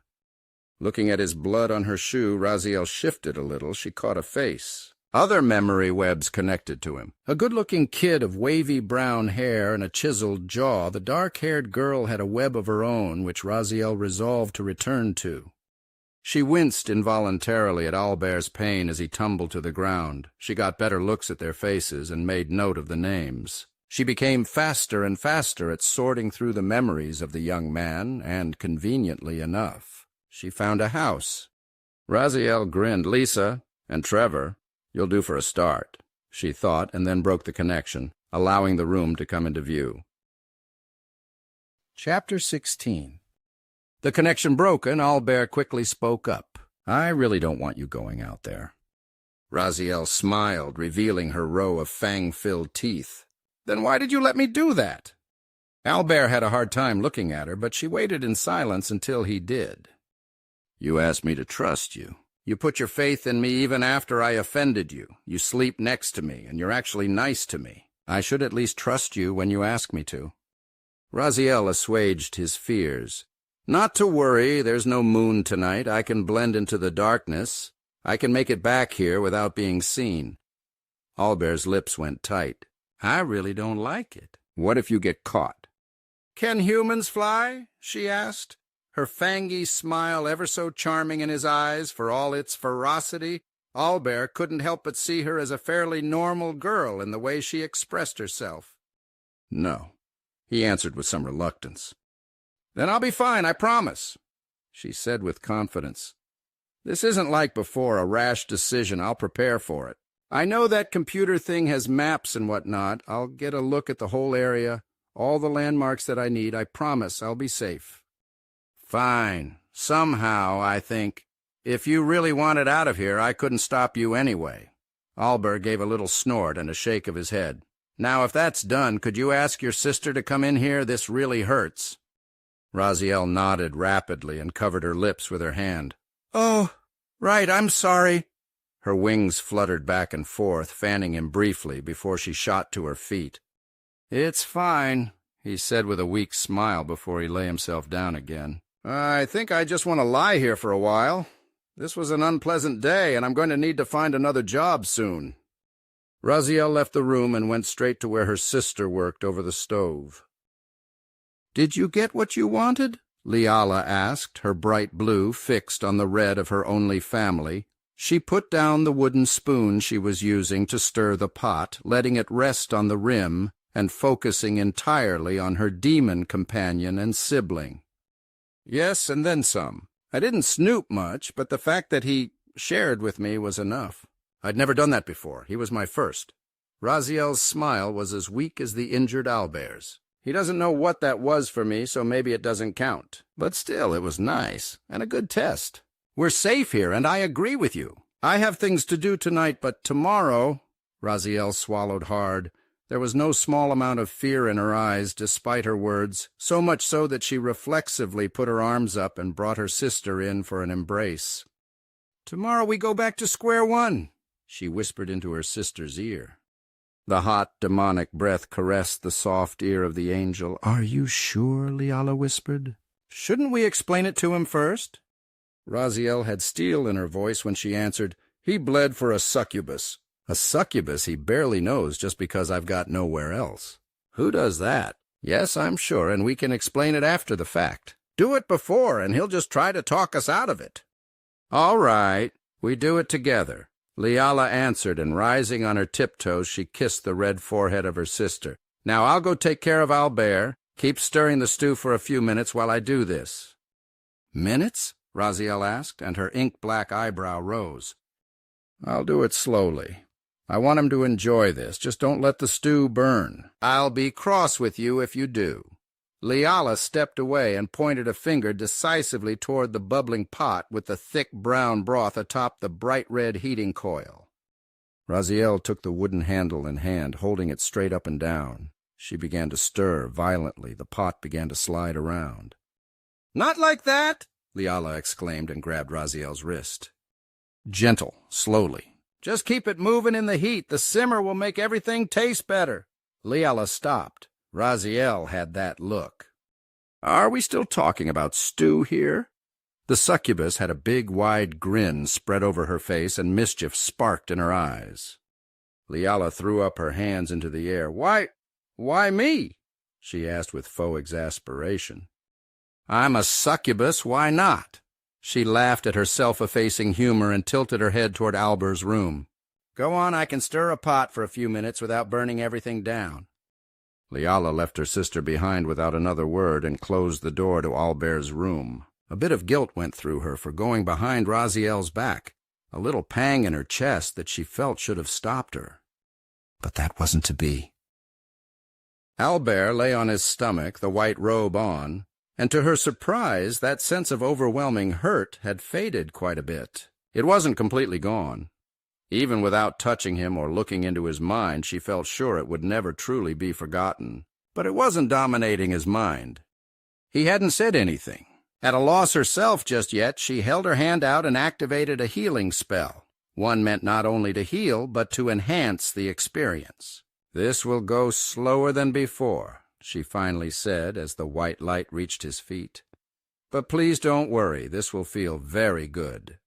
He nodded without saying anything.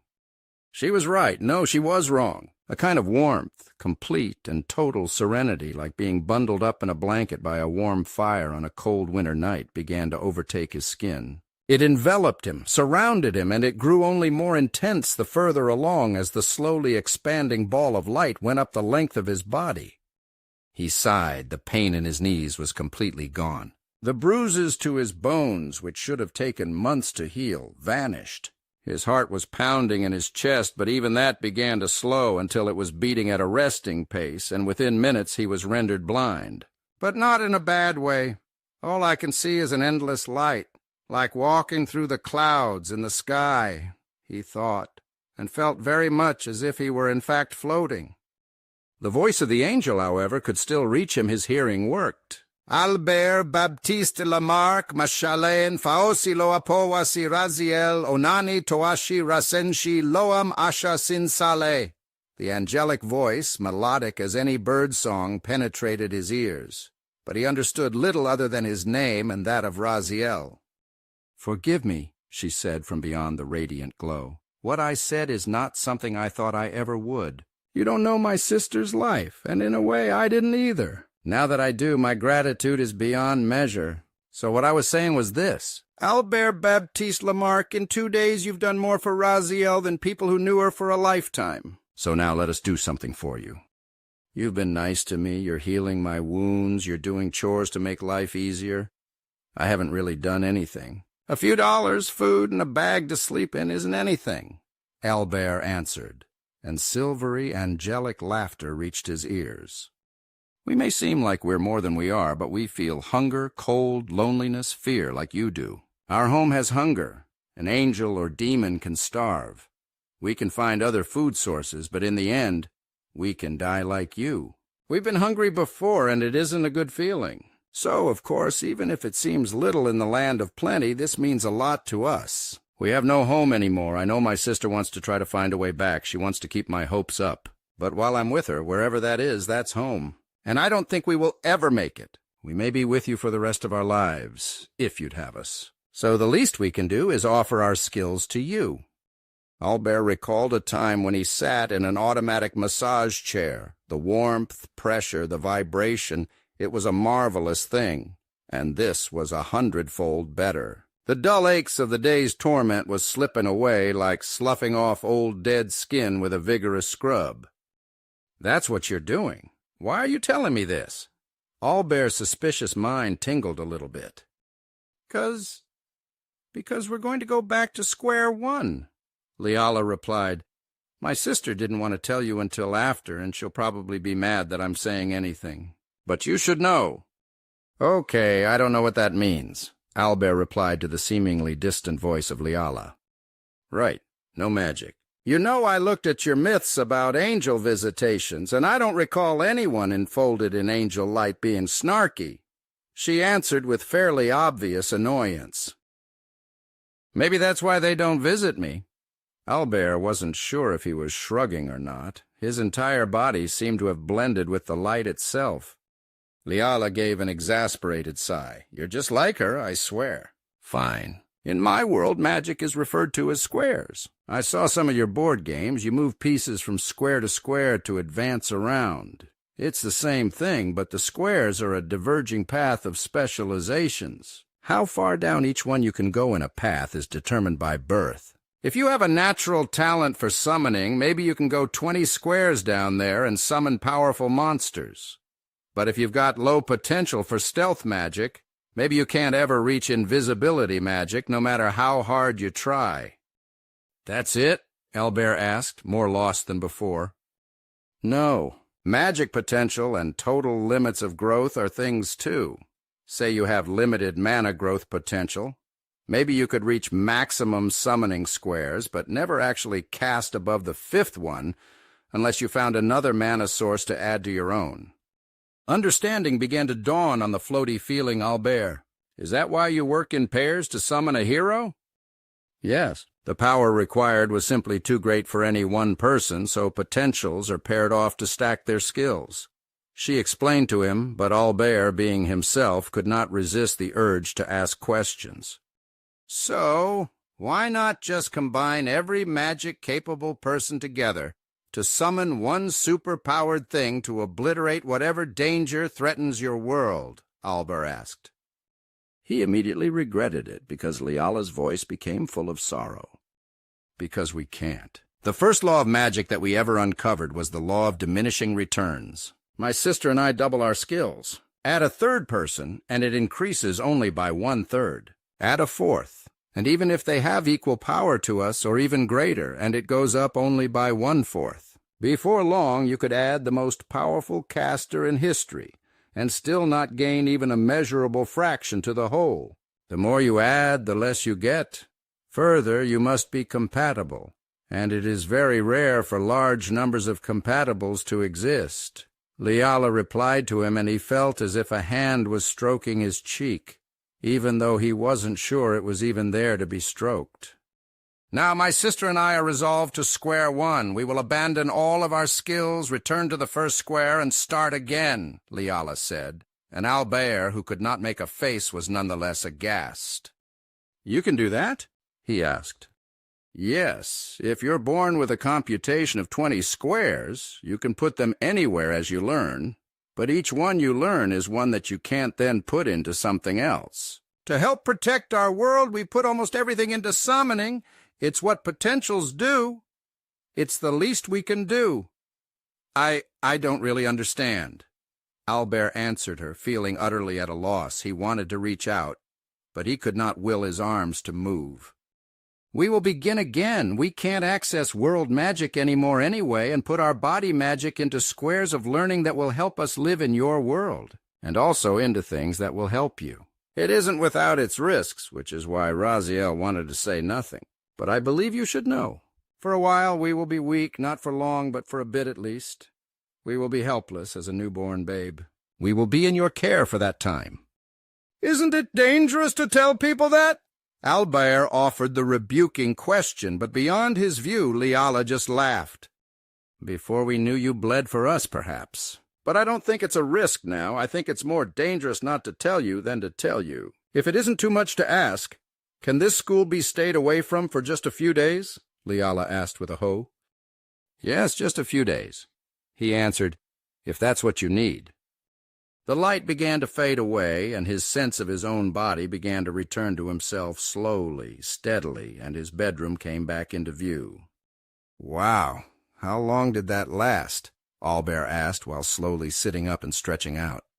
About 5 minutes or so, Liala answered with a demure blush.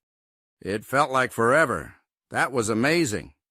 Albert stood and began to stretch out, but it wasn't lost on him that she kept blushing. Is something wrong?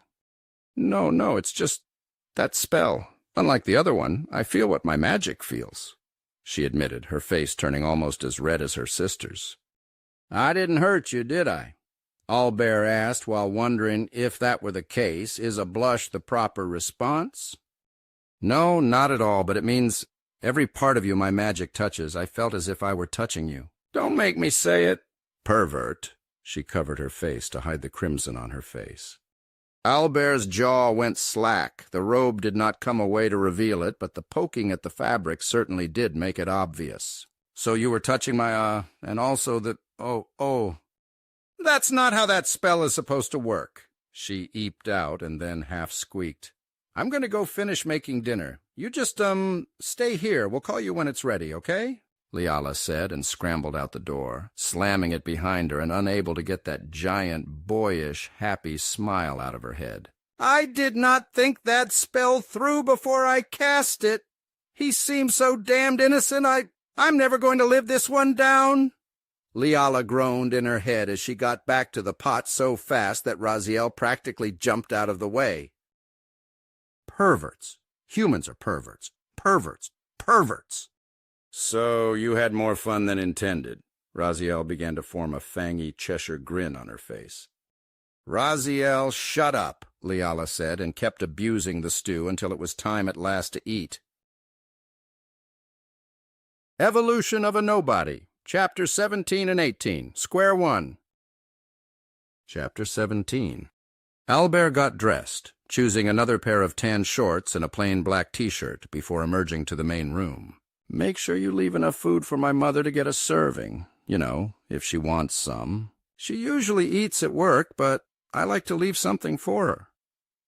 To the relief of angel and demon alike, he wore a smile on his face and he had a spring in his step. Behind him he was dragging the chair from his desk and he yanked his arm forward. The wheels didn't carry it far, but it stopped right at the table nonetheless, to within an inch or two from where he wanted it. So food? He asked, glancing over to where the blushing angel was nearly done. She piped up a little higher pitch than she needed to. Yes! Just a second! Raz, put bowls on the table, will you? Raziel gave her sister a double take, as if to ask, what happened in there? Before reaching for the bowls and spoons and taking them to the table. No answer was forthcoming, not even by facial expression, which only deepened Raziel's curiosity, but she let it go for the moment.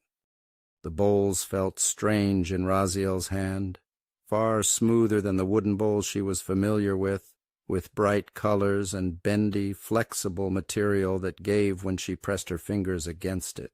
She folded her wings around her body, and after laying a bowl with a spoon down at each place, she sat. So, Albert asked congenially, did you do anything fun while I was gone? Video games and reading, nothing remarkable. Your world, though, what great evil are you trying to seal?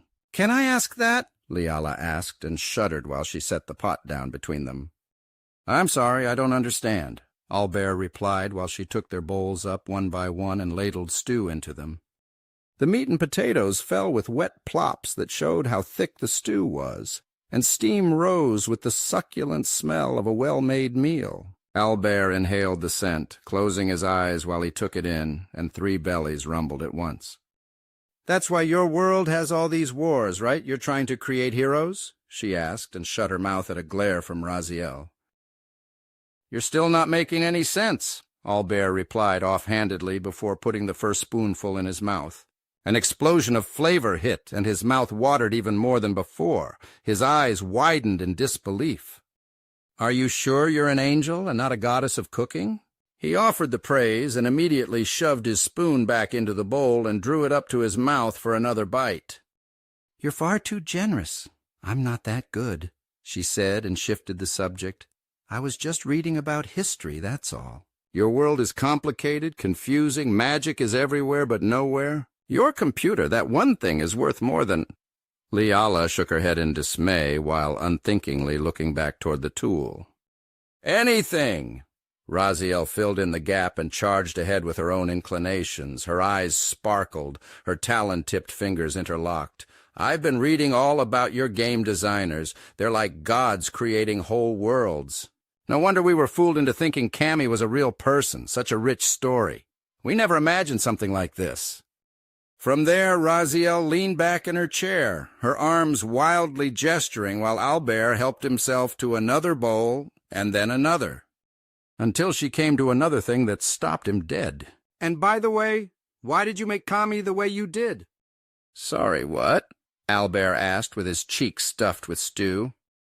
"He's a fighter and a mage, and he has some crazy destructive powers.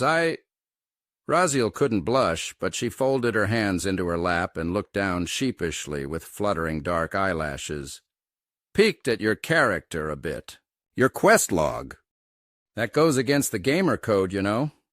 Albert didn't really glare. It was a little invasive, but not the same as reading a diary. "Yeah, I figured that when I felt guilty snooping. But your character quest log, you made him some all-conquering force of nature. So how come?" "How come you wanted that when you won't even protect yourself?" Raziel asked, and then snapped her jaw shut when she felt a pinch on her leg from her sister. "What my sister means, Albert," Liala interjected, "is she's wondering why you enjoy all that fake violence, but you just go with it happening in the real world." Albert's expression changed. The luster in his eyes was gone, and Raziel realized how badly she'd overstepped. "Forget I asked. I'm sorry. That was rude." "Please accept my apology," Raziel said and bowed her head to him. "Do you think I like this?" "I don't. I don't want to get hurt. I don't want to come home beat up every day. I hate them. I hate them all so damn much. The teachers, the students, my former friends, the administrators. I hate them. But what can I do? I'm one guy. If I don't defend myself, it ends faster. If I just let them do what they want to me, it ends and I can go away. And my mom, she always said to be good and don't fight. Just be good and people will like you. Just be good and you won't be alone. Just be good and you can make friends. Everything will be fine, just fine, just fine if I just don't do anything bad." He wasn't really paying any attention to them anymore. He was looking down to the scraps of remaining stew in his bowl. "If I don't do anything bad, everybody will see that I'm good. They'll see I'm not my dad and don't deserve this. Then Mom and I can have friends again, be happy again. I can't have Dad back, but we can have real lives, just as long as I don't do anything to anybody and put up with whatever they do. The pain always stops eventually. Cammy helps me put up with it all. I can blow off steam by blowing things up in the game. I can pretend it's Jason that I'm throwing off a cliff after setting him on fire. I can pretend it's Trevor that is running away from me. I can pretend it's Lisa who is trying to apologize. As long as I can pretend, I'm fine." The table was quiet. Albert raised his head. "Wow, I never realized how pathetic that sounded until I said it out loud and heard it with my own 2 ears. He huffed. "Pathetic. All I'm trying to do is act the way my parents, particularly my mother, want me to, and it's made me pathetic." He stared seemingly at nothing for a short time while Liala and Raziel stared down and ate quietly. Only the noise of their spoons striking plastic bowls sounded within the little apartment. "You're not pathetic," Raziel said, and dropped her spoon in the same way. You're not pathetic or gutless or anything else." "I didn't say I was gutless or anything else," Albert said, dropping his hands down and leaning back in his chair. "But you were thinking about it," Raziel deduced. "You took in two strangers who in your world shouldn't even exist. I know your world's mythology about my race. By all rights, you should have automatically thought the worst of me." She bit her lower lip hard enough to draw a tiny bit of blood that hissed when it was exposed to the air. "But you didn't. You let us stay here when it would be a whole lot easier for you to just throw us out and forget us.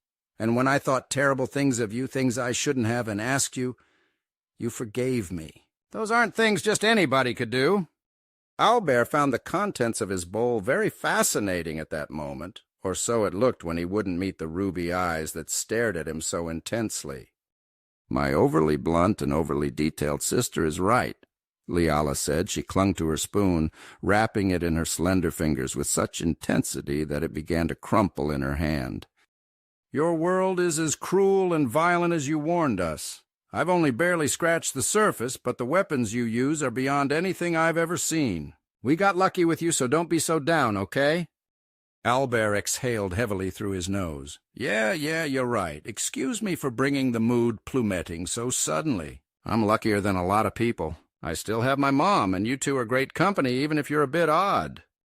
"As if we couldn't be," Raziel smirked. "What she said," Leala added, and crossed her arms in front of her chest in a huff and looked away with obviously exaggerated haughtiness. "Let's see about getting you some things to wear, yeah?" "What do you say?" Albert said, and rose from the table. "I don't have much, but—" Raziel's hand moved faster than his eye could follow, two of her fingers covering his lips and a warm, affectionate smile on her face that exposed the row of sharp fangs. "Albert, don't apologize for giving us a gift. Whether it's a copper or a gold piece, we didn't do anything for it, and it will make us more comfortable, so thank you." "Thank you very much." Albert blinked several times, breathing against the hard red fingers of the succubus. He mumbled out, "Kahai," and blushed. The others rose from the table and followed him into his bedroom. He sat down at the computer while the sisters leaned on his shoulders. They didn't weigh very much, but despite the softness of their skin, there was a solidity underneath that made him think vaguely of granite.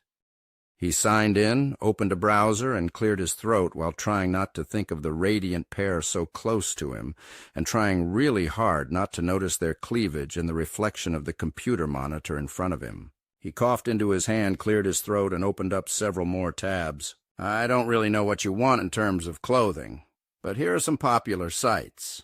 This one sells what we call goth material. This one's stuff for teenage girls. This one just something of everything. Try to get 2 sets of each. I can't get you much, but it's better than nothing." "Albert, stop doing that," Leala said, and put a hand under his chin. She turned his face up toward him. "Again, we're thankful for what you've done. Please." She blinked her eyes several times in rapid succession. "We're not demanding. This is already heartbreakingly kind, just based on what you went through to get this for us. We'll do our best to buy cheap and leave some left over." "Sorry," he said to her. "It's just what I'm used to. I'll let you shop.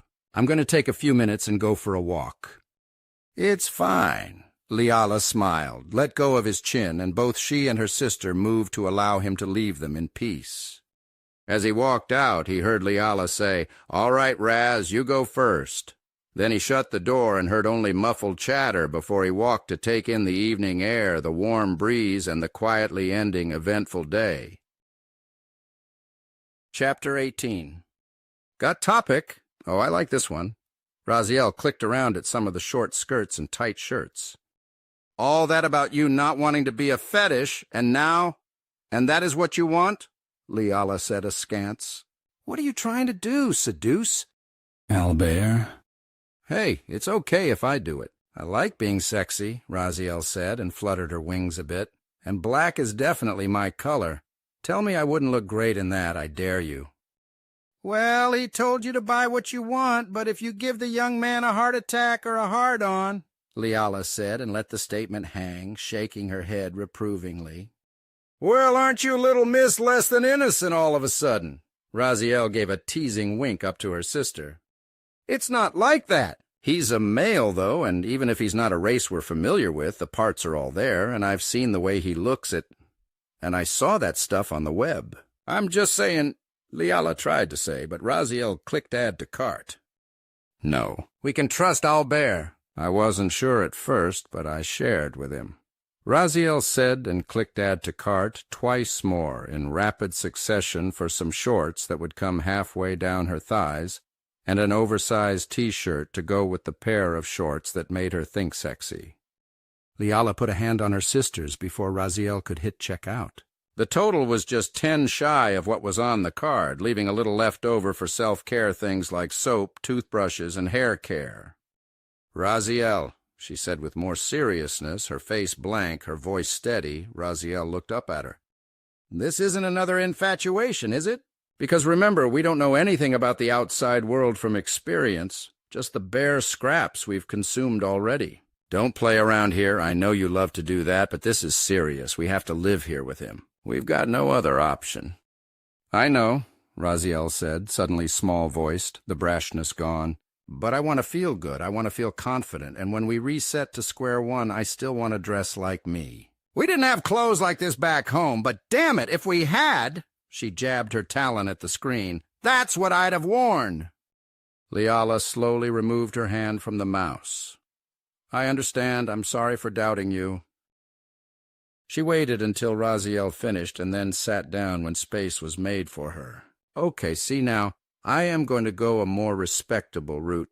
Something prim suits me, and apparently there's this very large religion. A lot of girls go to their schools, and they have this wonderful uniform. She quickly added 3 pairs of red plaid skirts and 3 white-collared button-down shirts to go with it. Apparently they revere angels, so if we have to go out, I'll wear this and be perfectly respectable. Liala checked out, and similarly, she had enough money left over for a few care items. Perfectly prudish, you mean? Raziel taunted her and arched her back, stretching out her arms and her wings. You could stand to be a little more daring, but hey, if you're too shy, you're too shy. You'll grow up someday, sister. Raziel patted the blonde hair of her sister with a taunting laugh to join it, and then while Liala fumed silently, went to turn on Hilarum and play some more. Albert was enjoying his walk. His mood was already improving, but it wasn't without its recriminations.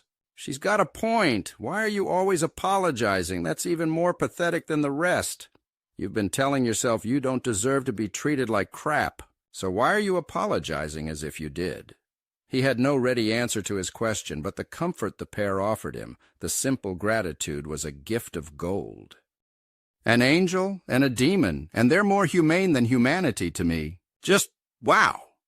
Despite the somewhat bitter acknowledgment, a degree of gratitude for their kindness was matched by sympathy for their plight. In a few years I can leave this place and never come back. But them? They have nowhere they can go, nothing they can do. If I kicked them out, they'd have to head for the wilderness and pray never to be found. They've got literally nothing. It was a sobering thought that consumed him so completely that he almost didn't even see her coming. Or rather, he didn't see her at all, but he did when she called his name. Albert! He ducked immediately and protected his head. Albert, no! It's me! It's Lisa! Lisa Foxworthy, she shouted. He slowly straightened up to get a look at her, and when he did, he gave her the same empty stare he gave everyone. That changes nothing, he said and walked on. Albert! I was on my way to your place, she shouted and jogged across the street.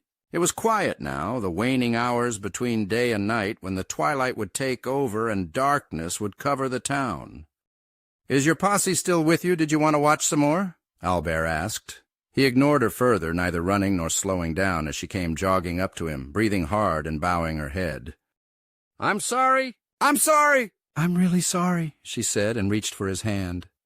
He flinched back, yanking his hand away from hers and looking at her with the empty, glassy-eyed stare. I don't care, Albert replied. You made your choice, and it was yours to make. No, I didn't mean it, Lisa half yelled, half whimpered. You know me. You've known me since we were little. I'm not like that. No, I don't. I did know Elisa Foxworthy a long time ago. She was a nice, sweet girl who liked making people laugh and who people were happy just to be around. She was great. I liked her a lot. I don't know who the fuck you are, and I don't care to, Albert replied. Go on, leave me alone. I just said those things because Sarah was there, and so were... She had glistening tears in her bright green eyes, but they did nothing to slow his scathing response. Those nice friends who are so nice once you get to know them. The ones who knocked me in the muck, cracked a few bones, and punched me so hard in the kidney that I seized up and fell to my knees. Are those the people you mean? Albert stopped and glared at her.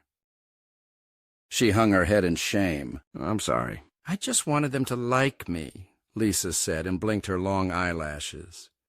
Well then, you should have given me a swift kick to the face, too. You'd be in with the group for sure then. Albert clenched his fist. I wouldn't do that.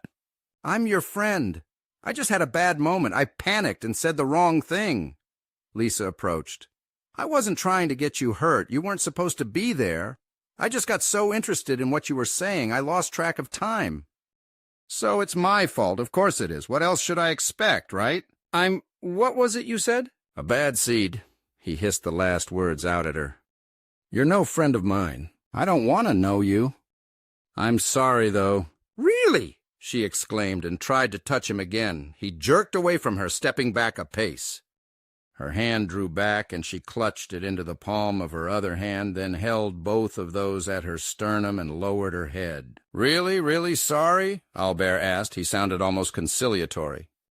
Yes. I just made mistakes. I didn't mean for you to get hurt, she said, and wiped her eyes with the back of her left arm sleeve. All right, so prove it. Go to Sarah and Trevor and the rest of them tomorrow and tell them that you lied. Tell them in public, too, because you know they'll spread it around, Albert demanded, and Lisa froze stiff as an icicle. But then I'll be... Lisa bit her lip. A joke. A laughingstock? A liar? What else? Albert crossed his arms. I can't! Can't you just forgive me? I said I was sorry. You always used to forgive people when they said they were sorry. Lisa was shouting now, loud enough that he felt the need to look around to make sure nobody would bother them. Only then did he notice that he wandered to one of the emptier areas, a place once meant for employees of Pharmatol to live. Nobody was around. Okay, fine, I forgive you. Now you can leave me alone. You got what you wanted. Go home. I'm doing the same, Albert said and wheeled around, ignoring her again. Hey, you didn't mean it, she accused him after she found herself rooted in place by his sudden physical and verbal turnabout. No, I didn't, he said as she scurried to catch up to him. Mean it, she demanded. You first. Albert retorted, Until you make it right, I won't even consider it, and why should I even if you tried? You can't unring a bell once it's rung, and this time it tolled for our friendship. He picked up the pace and kept his eyes ahead while she took longer than comfortable strides to keep up with him. Did you at least tell your grandfather I quit, or do I have to call him too? Albert asked. I'll tell him in the morning. Is that all right, Albert? Lisa asked. Fine, whatever, but I'll call him also, just to make sure you're not lying about that too, Albert retorted. Albert, I'm your friend. I just made a mistake. I'm not like the ones who do those things. I'm not. Lisa blinked back her tears as she insisted on her innocence of the charges, to which Albert said in a flat, uncaring monotone. From where I'm standing and from where I was lying on the grime in the alley by your home where I went to help you, you're exactly that. Have fun with your new friends. I hope they're everything you wanted. Albert bit off the words with a sour expression and took off at a run. Lisa stood there in disbelief, watching as he picked up the pace. There wasn't a chance in hell of catching Albert, so all she could do was watch him put more and more distance between them until he was totally out of sight, which didn't take long thanks to the blurring in her eyes. One tiny part of her mind, however, had one rational question. How can he run like that after the beating he took? The Evolution of a Nobody, Chapters 19 and 20, The Measure of Monsters. Chapter 19. It was already dark when Albert reached his house. He'd walked farther than he intended and took a roundabout way home that he correctly guessed would ensure no further unexpected encounters. I'm home, he shouted when he breezed through the door. Leaving Lisa behind proved a liberating feeling, and oddly enough, it could even have been said that he felt good seeing her upset, like payback. "Welcome back, Owlbear," the pair in his room said pleasantly, just a little louder than normal to ensure he heard them. "Are you done shopping?" he asked as he began clearing the table. "Yes," the two said at once and came out of his bedroom. "Here, we'll help with that." The two said at the same moment. Leala went for a cloth and began to wipe the table down. Owlbear put the dishes in the sink and the remaining stew in the fridge, while Raziel began to wash the dishes. There was more work for three than for one, but with 6 hands at it, the whole thing was done in no time at all. "Did you find things you like?" Owlbear asked while breaking out some ice cream from the freezer beneath the fridge. "Yes, I found stuff on Got Topic. There was a little more money than you said, but I didn't feel like spending too much, so I got a few sale items. Black skirt, shorts, some leather things, but it didn't say what kind. I'm hoping for dragon skin." Raziel had a fang-filled grin on her face at that. "No, sorry, my world doesn't have dragons. They're mythological, too," Owlbear replied, and his curiosity about their home increased. "It's probably from a cow." "Oh, well, that's nice, too. We even got a few accessories." Raziel said, then added, "I can't say I like that we can't get girl underclothes, but I understand. It would raise questions." "And a skirt won't?" Owlbear pointed out. "I saw some pictures of men wearing skirts, and—" She trailed off when Owlbear began to look at her cockeyed. "You were looking at some websites that had nothing to do with the clothing." He dragged his hand over his face with an exasperated sigh. "We can still cancel the order," Leala said, a deep blush forming on her face when she understood what he meant. No. Look, my mom works and sleeps, and that's it. As long as you do the laundry when she's at her shift, it should be fine. And I can come up with something. I'll just tell her that I made some unusual friends who needed somewhere to wash their more risque clothes. If she asks more, I'll just tell her that I'm letting them wash their clothes here on the condition that they behave a little safer than they otherwise would. She'll accept that." Owlbear's smile was a little fragile but present. "It's also sort of true," he added with a snap of his fingers. "Wait, so we can order undergarments then?" Raziel pointed out. She gave Owlbear a teasing long look. He blushed. Yeah, you can. With that story, I can explain anything unusual here if I have to. My mom, she was always a big advocate of being safe. She might have approved of some things. But she'd always say that if it made you safer, it was probably a good thing. "We'll edit our orders right away," Leala said, and snapped her fingers the same way he did. "Fine, I'm going to play some Hylarum then. You have fun," Owlbear said and entered his bedroom. The console was already on, of course, and he quickly loaded up Kami and resumed his fan-made quest line. Leala sat behind him, trying very hard not to blush that there was a boy sitting next to her while she selected bras and panties, and immediately thought, I should have left this to Raziel. Her blush deepened, though, when she imagined what Raziel would acquire if it were left to her. But all thoughts of that were erased when Raziel, after standing over Owlbear's shoulder and watching him play until the darkness hit outside, announced, "I'm going to get going." Owlbear paused his game as the summoned dragon appeared on the screen, its body slowly emerging from a portal of shimmering blue he'd cast in the air. "What exactly are you going to do?" Owlbear asked. "I'm a demon. That comes with a few perks," Raziel said with a smug look. "And I'm a succubus. I know exactly how to handle this." "Without being seen?"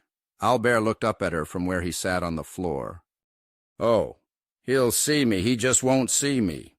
Raziel made the flippant remark, and a knowing, rough little chuckle began. "I promise I won't leave a mark on him." "Who?" Owlbear asked. "I think I'll start with Trevor," Raziel said with a sharp nod. "He hit you first. I think that makes him a kind of ringleader."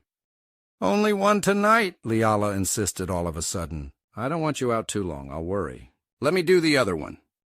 "You, Miss Goody-Goody?" Raziel looked down at where her sister sat finishing the order updates. "Yes, what they did was wrong.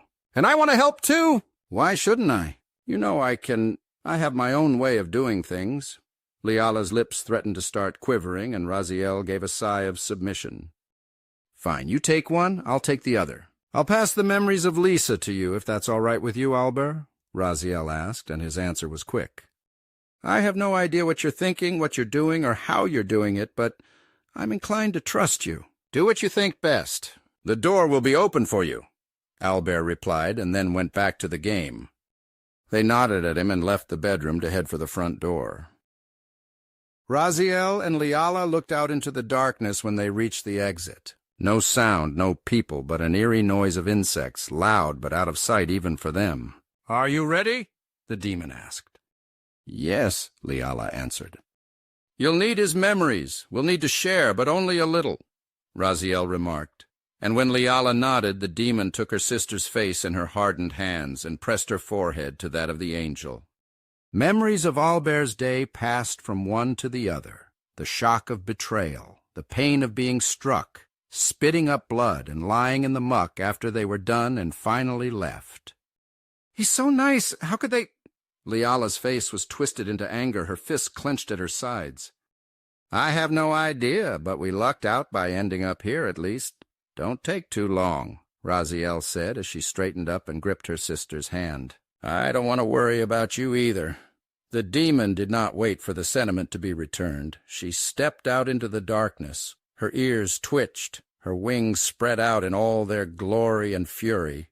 Then she took to the air on the moonless night in search of her target. Chapter 20. Raziel felt the warm night air washing over her body. It always reminded her of swimming upstream in the great river Thames. The currents and waterfalls were all powerful and long, and the water was always warm. The powerful current threatened the lives of those who were weak, but for the winged demoness it was only a blissful resistance to be conquered.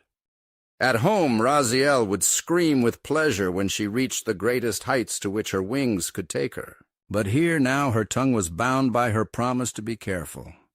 But so much of it, for all its differences, this is just like home.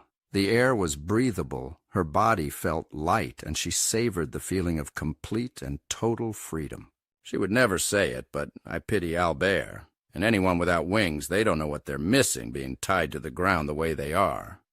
She flipped herself over several times, somersaulting in the sky, heedless of the way she tumbled. Her confinement to his home had been very brief, but only now did she realize how much it was getting to her. Now that she was free as a bird on the wing again. She might have enjoyed it for hours. The temptation was there. But I have something to do, promises to keep, and an open door waiting for me to come home to sleep. That was a warm, pleasant feeling, the thought of somebody waiting for her, hoping for her to come back. Other than her sister, she struggled to think of anyone who gave a damn. The teachers weren't so bad, but I guess it's hard to get invested in 30 or 40 of us at once. She dismissed the memory as she came nearer to her destination, the boy, Trevor, which Albert knew where lived. The house was what, back home, Raziel would have called a manor, but this one was almost a copy of the ones around it. The wealth of this world. It's beyond my wildest dreams. Even Albert has a room of his own. To the demon who shared a space with 10 others, that in and of itself was unimaginable. The tools of this world were things on par with myths of her home. Gods who could access all knowledge and craft whole worlds, it seemed unthinkable. And yet there it was, the proof of it all, within talon-tip striking range in his home, and passing beneath her now as she circled in low and silent. Albert had the scent of his attacker on his body when he came home, so finding him in the home was easy. She landed on a grassy area. No crops? She wondered. It seemed bizarre that nobody was growing food. Where does it come from? Raziel put that curiosity aside and followed her nose to where the smell was strongest. A window on the upper floor, she reached out to touch the home. It was made of a mix of wood and stone. Nothing her talons couldn't have pierced with ease. No evidence. She reminded herself and listened. The sound of snoring came from within. Perfect. Her smile became predatory. She jumped up to the second story and caught the ledge. She peeped in. The room was dark except for a dim light coming from beneath the door that led to its interior. Even better, the window was slightly cracked. While insects chirped around her, she slid the window up and folded her wings within. She crept in, remaining low, her body slinking over the carpeted floor and over to the bed. The concealment of night was nothing to one of night's creatures, no more than the ocean was a barrier to fish. She rose up beside him and looked down. He wasn't a bad-looking kid, chiseled face losing what was left of its childhood behind. His chest rose and fell steadily, as if he slept without guilt. A smile on his sleeping face suggested pleasant dreams. The faint smell of desire, that much was familiar, easily recognized across all lines of race when it came to a succubus. She held her hand over him, deepest dreams. She released the spell. Aspect of the succubus, dreamwalker. She then got on top of him. The bed creaked a little. The squeaks of the mattress giving in to her added weight added to the creaking noise. But it was nothing. Her feet were on his chest. His breathing became more labored, and her hands rested on his face, cupping it as if he were a lover. Then the red eyes closed, and she entered into his inner world. "This is not what I expected," she thought and looked around. A happy sort of music was playing somewhere. The sky was green, the grass beneath her feet that was blue like the sky should have been. The bouncy tune was so disgustingly happy that she couldn't help but tap her feet to it while she sought her prey. She didn't have to look long. Trevor was sitting on a chair watching a television. There were characters bouncing up and down, bizarre creatures, legs growing longer and shorter, with da-da-da-da-da-da-da playing on a loop. Raziel didn't know much about the world of humans yet, but a few things she was sure of. That television would have to be plugged in for it to work. Well, dream logic, who cares? She brushed it off. Trevor, unfortunately, and also unsurprisingly, was nude. Raziel asked herself and strode over to where he sat. She gave the woman a shove, knocking the nude, dark-haired woman onto her side down on the bluegrass. Trevor's eyes shot up to Raziel. "Stop. I bind your tongue, mortal." She laughed as his lips twisted into knots on her imperious command. Trevor's eyes, once blissful and confident, were suddenly full of fear. His fingers clawed at his painfully stretched and knotted lips.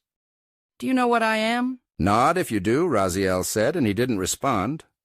She grabbed his hair and yanked him from his chair, then threw him onto the grass and brought her foot down onto his spine. The sky turned red, the ground shook and cracked around him. Fire spouted upward from the many gorges he saw. His pretty Sarah remained frozen where she lay, but the music remained unchanged. He was now trapped on an island surrounded by impossible pits, the heat of them being like volcanoes. He couldn't scream, but he could try and did, his cheeks puffing out from the failure. "I am a demon out of hell." She used her fearsome fangs to best effect, opening her mouth to let him see the jagged knives, and plucked from her passing remembrance of what she read of human mythologies. "Do you think you're dreaming, boy?" Raziel hissed and laughed and kicked him on his side, sending him rolling over the grass several times to land on his back. She jumped, her wings spread out in all their glory, and landed on his stomach. This is a nightmare, but the nightmare is one you won't awaken from. Your twisted evil has brought you into my grip." She dug her talons into the dreamer's flesh and began to pull it away. "Am I overacting? Maybe. But he'll wake up fine. This will do," she told herself, and when his face was twisted in confusion, she saw her chance. "Unbind?" she said, and his lips untwisted. He immediately protested, "Evil? I'm not evil. I've never done much. I'm no worse than anyone else." He howled in protest and writhed under the demon while her appearance changed, muscles grew, and her face became twisted and fearsome. As she grew, flames began to gout from her pores. "You? Innocent." "Let's see, I never make mistakes," Raziel hissed and shoved her hand through his open mouth, tearing his brain out through the gap between his teeth. Trevor gaped at seeing his own brain, and hovering over it like on a flat screen, his memories unfolded. "You beat that boy into the muck. Why?" The demon's hand grew. She stepped off of him and took his entire body into her fingers. She began to squeeze. His name is Albert. He deserves this. Not me. He deserves everything he got. Everything and worse, Trevor protested, staring at the boy on a loop going down again and again. Why? She shook him hard, rattling his head around before stopping. Tell me why I should take him in your place. Convince me! Because his father, Trevor began, and Raziel cut him off. We already have his father, boy. He burns and burns and thirsts and has no hope or relief. I was thinking I would take you to his chamber, share in his torment. Raziel made what she herself counted as a melodramatic laugh as she raised the boy aloft overhead and opened her mouth. Albert is a bad seed, Trevor shouted. To his eyes, she seemed frankly disappointed. Her body grew, and the distance between himself and the grass grew with her. That's your best argument? That he is related to someone evil? We have your great-great-grandfather in our hell. He burns. Burns brighter than the sun, if we use your words. Then you are also the seed of evil. A bad seed, and one I will enjoy tormenting for a long, long time. But Albert... Trevor's mind raced like mad, desperate to come up with something to say Albert had actually done. The demon's fingers began to burn at the muscle where his protective skin had been peeled away. But the demon's face cocked at him. It scratched at its horns. His brain in the demon's other hand was almost pulsing. Let's find something. Demons must be fair. It's part of the rules, she said offhandedly and began to filter through his recollections. Ah, here he is. You were very young then, hardly an age where you can be called guilty of anything. But we'll see, Raziel mused and let it play. It was clearly Trevor and Albert, but much, much smaller. You look like friends, Raziel said, and it was true they were playing in a sandbox, wearing shorts. Trevor handed Albert a cookie. Albert broke it in half and gave part back over to Trevor. Oh, yes, so evil. Trevor howled in pain. His muscles felt like they were being cut by a blowtorch. I'm going to enjoy you. You'll nourish my lust. Your screams, such pleasure. Raziel laughed and snapped her fingers. They began to shrink. She dropped the terrified young man. His bones snapped like twigs, and the demon crouched down and leaned over him. This is the end for you, and you authored it yourself by preying on the innocent. That's the truth of hell, that you mortals craft it all on your own, this dream, this nightmare. I'm going to carry you from it. Raziel gave what she hoped was a thoroughly villainous laugh, and it was at least good enough that the human on the grass began to crawl away from her. Just a dream. It's just a dream. If I can just wake up, I'll be fine. I'll be in my bed again, at home, safe. The demoness walked behind him as his arms pulled and legs pushed him over the grass. The blades of grass began to cut his flesh like actual knives. Raziel stepped over him, straddling his body. She put her talons on the back of his neck and pushed him down, piercing his face with the once soft surface. Wake up? Why would I let you wake up? No, I won't. Raziel laughed and drew one talon over his cheek, slicing it open, but Trevor protested. It's not fair! You said you had to be fair. At least give me a chance, Trevor yowled, and he immediately raised his head away from the sharp blades. Fair, fine. I'll give you a chance. Raziel taunted. She snapped her fingers again, and a few feet away there was the figure of Albert as Trevor last saw him. Just a puppet illusion, but he doesn't have to know that. Raziel suppressed her giggle and told her lie. Don't be frightened, Albert. I've called you into this boy's dream to decide his fate. Do you know him? Raziel's doll of Albert looked around, alarmed and confused, but answered. A dream, a dream. All right, it's a dream. Yes, I know him. That's Trevor. He did these things to me. Raziel plucked from the memory she gleaned and the wounds she drew from sharing with her sister, and the clothing of the boy vanished to show a body bruised, battered, bloody, and beaten. 2 years' worth of abuse scattered over his body were laid bare before Trevor's eyes. I didn't do that, Trevor shouted. By inches you did, 2 years' worth, Raziel laughed. What, did you think wounds didn't happen at all if they healed? Foolish boy. Trevor was still trying to claw his way forward, but she held him by the nape of his neck and met the eyes of her doll. Boy, Albert, this one is bound for hell. But he wants me to be fair. And what could be more fair than letting you decide? All you have to do is take one step back. She closed her talons tighter around Trevor's neck. He gasped. "Stick out your hand, Trevor. If he takes it and pulls you away, I'll let you go, but if he doesn't—" She giggled and crouched down by his face. Her horn grazed his head where some skull was exposed. The doll, her illusion, would do exactly what she wanted. "You come with me," she said, and Trevor's arm thrust out with wild desperation across the gap to where Albert stood. "Come on!" "Man, please. I know I was a dick to you. I'm sorry. Forgive me. Please forgive me. I'll never do anything again. Never. I'm sorry." Trevor's fingers twitched. His body trembled. "I want to wake up. Please let me wake up." Albert did not step back, but nor did his hand come out. "I don't forgive you. I hope I never see you again. When I leave that trash town, I'll spend my life trying to forget you." The doll seemed to waver. Albert would probably actually let him go to hell, but hey, object lessons, and I did promise I wouldn't take any lives. Raziel shrugged it off, and the doll stretched out his hand. "But nobody should suffer forever, no matter how much of a piece of shit you were. Fine, this is just a dream I'm having anyway, or you're having, I don't know. Nothing matters, so why not?" the doll said, and he grabbed the burnt flesh of Trevor's hand and pulled. Raziel let go and stood up, seemingly perturbed. She crossed her arms in front of her chest. "Well, this is unexpected. That's never happened before." Trevor watched Albert's hand like it was the hand of God. It clasped around his own and pulled him away from the demon's grip, and such was his relief that he barely registered the knife-like pain of the blue grass over which his legs were dragged. "Are we done? I don't want to be around this guy, even in dreams," Albert answered. "Yes, we're done, Albert." Raziel snapped her fingers, and Albert vanished in a puff of smoke. She put her hands on her smooth hips and sauntered over to the crumpled heap. "You got lucky, boy. Most victims of what I saw would have laughed and watched you be dragged away. So fine, you get to live." She snapped her fingers again, and the scene, everything about it, began to restore itself. The frozen image of Sarah, the grass no longer cut like knives. The gaps began to close up, the sky turned green again, and the fire vanished. And most importantly, he felt his body starting to heal.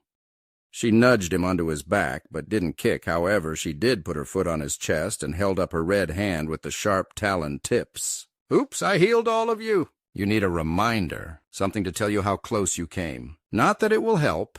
Animals like you are bound to come to me sooner or later." She clicked the talons of her hand together, bent over and sliced open his cheek again. She held the talon up, a drop splashed down on his face, and while he watched, she licked the sharp tip clean. "Sleep well, boy." "I suppose I can wait a few more years for you," she said and stepped away, then vanished. Raziel opened her eyes as she exited the dream. His body was now in a cold sweat, trapped still in the dream he couldn't wake up from. She thought for a moment, and a wicked thought came to mind. She drew her talon over his cheek, slicing it where it had been done in the dream she'd invaded. Then she got off the bed. It creaked and squeaked again as she put her feet on the floor. That should do the trick.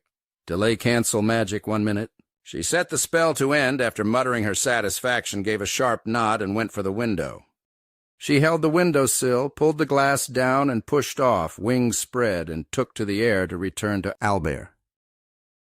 Evolution of a Nobody, Chapters 21 and 22, The Light We Leave On. Chapter 21. Liala's flight through the sky was almost straight up. The clouds were the best place, even on a moonless night. The face of fear Albert made when they almost left on their own was etched into her mind. Raziel feared for her sometimes, that she knew their teachers doted on her as they did on most angels. But they didn't know her well enough in Liala's mind to truly be called caring. So only Raziel was there to comfort the anxiety that thrummed through her veins. And without her sister at her side, Liala went straight for the greatest security: concealment. The nature of humans was mixed at best in her view, and it made square one all the more frightening. Why did I suggest that? She asked herself, but she knew the answer. And it was that answer that had her scanning the ground below. The scent of the woman was still on him when he came back, but even without it, her location was so precise that it was no problem to find the right place. Leala landed outside in the alley. She crouched down. Owlbear's blood was still there on the strange stone that passed for walkways here. She reached down and took some of it to her finger, rubbing the red back and forth over her pale skin. Such a terrible thing, she thought, recalling the deep hurt of betrayal that haunted his eyes. It stung deep, and it stung all the deeper because Leala saw that same expression on her own sister's face. That moment of understanding when someone deeply trusted proved they shouldn't have been. Raziel's pursuit of physical pleasure never bothered Leala, not much at least. But she gets so set on seeing more. Leala closed her eyes. It was no wonder her sister had become a cynic. The fact that she was okay with returning to square one and trusting Owlbear to look after them both was telling. Leala put a hand on the door and turned the brass knob. It clicked open and she went inside. From there she followed her nose. Her steps were light, gentle, and made no noise. Finding Lisa's room, she opened the door, closed it behind her, and approached the girl. Lisa had her head covered by one pillow and her face buried in another. She was wide awake and she was sobbing. This is unexpected. Is she genuinely sorry? Leala wondered, and plucked from what she read of angel mythology among humans. A quick rattling of syllables in her own tongue, and she cast the spell of silence. The magic released, and Lisa stiffened a moment later. First for the sound of a voice, then from her own inability to produce any noise. "Look at me, child, look at me. You'll be safe, I promise you." Leala spread her wings out in all their angelic glory and spread her arms out like she was offering an embrace. Lisa slowly relaxed her tight grip on the pillow that she held against her head, moved it aside, and turned to look behind her. There, in the gentle yellowish light of her lamp, was an honest-to-God angel. Her mouth moved. She tried to speak, to shout, but no words came out. Her bright green eyes filled with fear. She touched her throat and looked up at the honey-blonde figure out of mythology. "I am your guardian angel. You may call me Leala," she said in her melodic voice. "I think you know why I am here, lost little lamb. Now I will restore your voice, but promise me you will not panic." Lisa gave a little tiny nod, then repeated it several times. The babbling brook of her mother tongue rattled off dispel, and as she did, Leala raised her hand, allowing Lisa to speak. "A guardian angel? For real?" she asked, and drew her knees protectively up to her chest. "Yes. We're not normally so direct, maybe a handful of visits in person per century. But here I am. Tell me what's wrong," Leala said, and flapped her wings a little, carrying her floating over to the girl's bedside. "Don't you know?" she asked, doubt creeping into her voice while the faint stirring of air caressed her pale cheek. "Yes, this is about Owlbear, but talking helps." "So talk," Leala said, and sat down on the bed. "I did something terrible, and I did it all for nothing." Lisa whimpered and explained all that had transpired. Leala's wing came out and enfolded the body of the teenage girl, drawing her inexorably closer to the body of the angel.